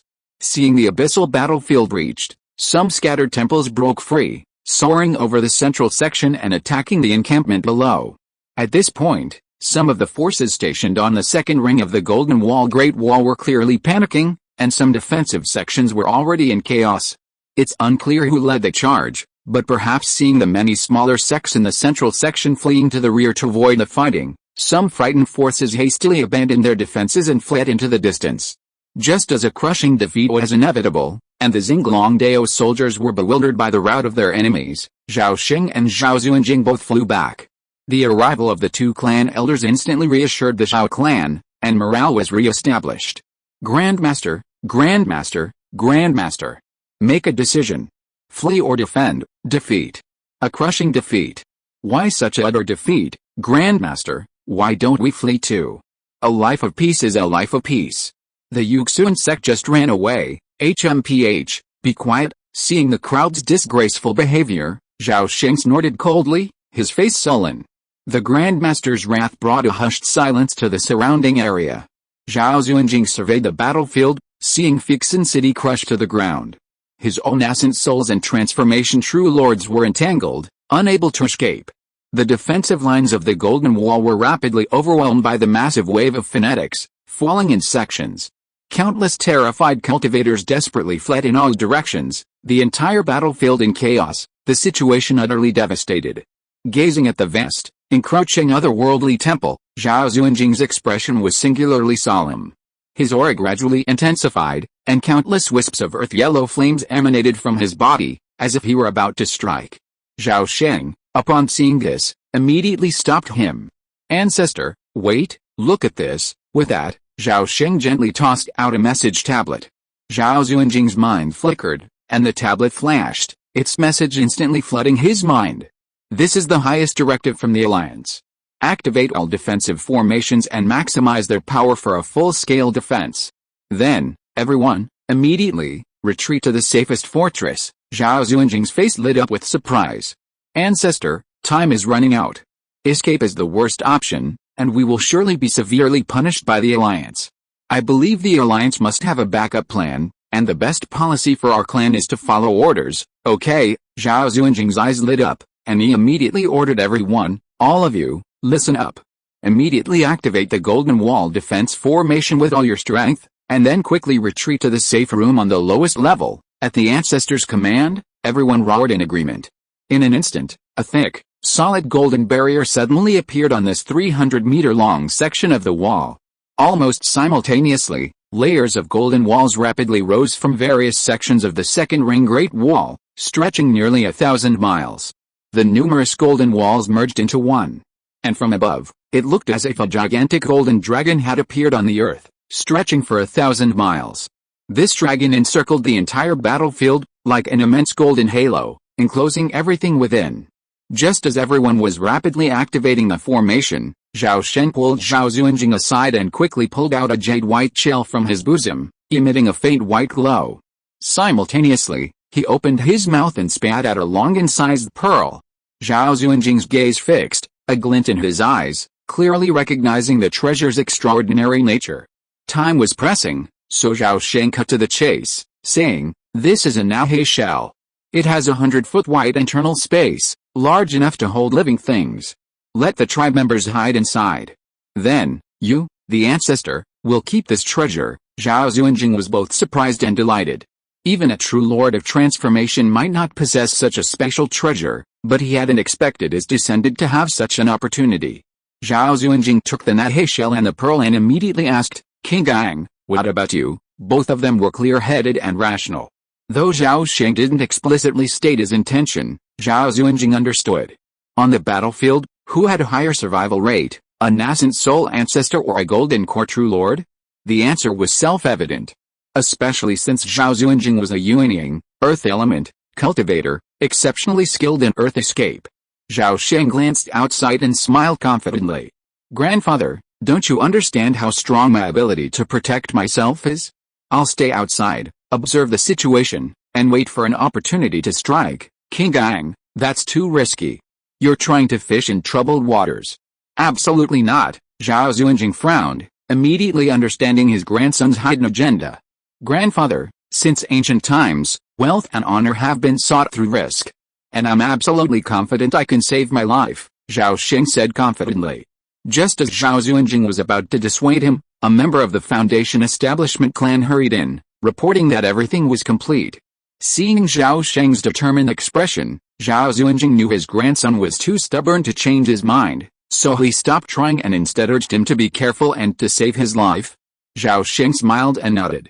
Zhao Xuanjing sighed and turned away. A few breaths later, Zhao Sheng was the only one left on the city wall. Gazing at the abyssal battlefield 100 miles away, he suddenly sighed deeply, his figure gradually fading from the spot where he stood, leaving no trace.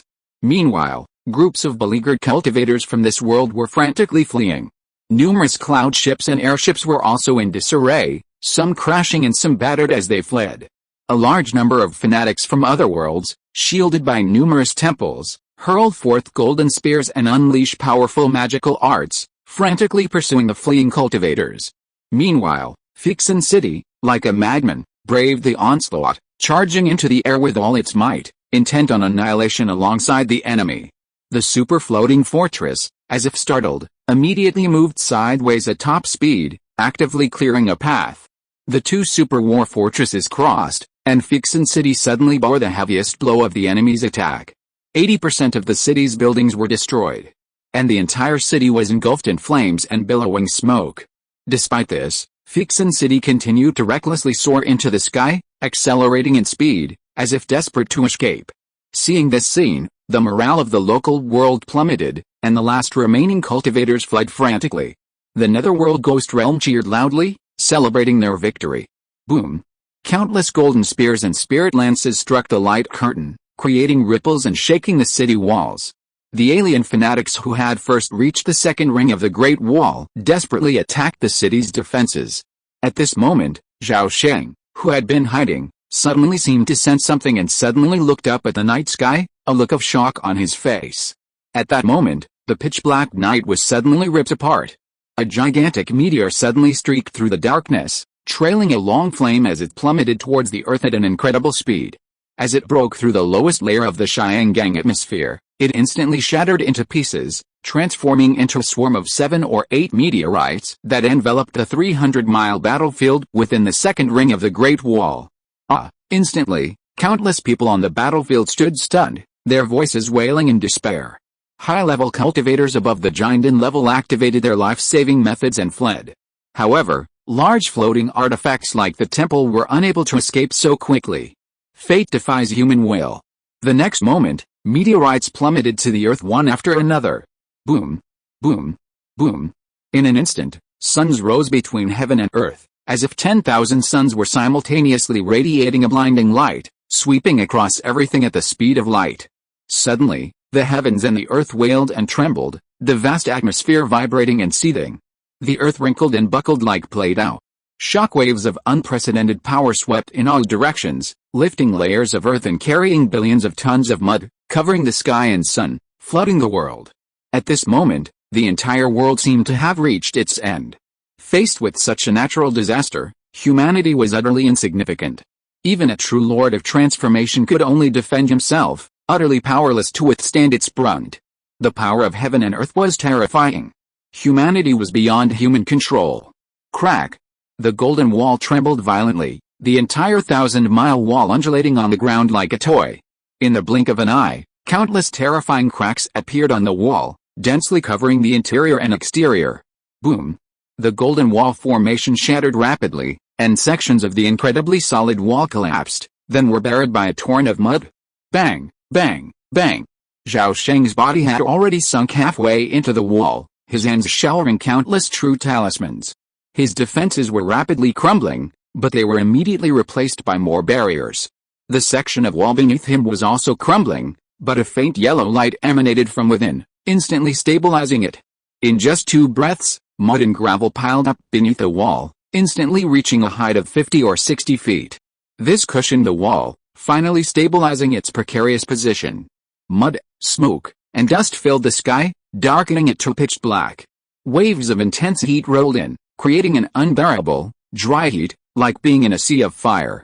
The surroundings were in utter chaos, with countless unpredictable fluctuations emanating from the heavens and earth, intensely interfering with Zhao Sheng's perception.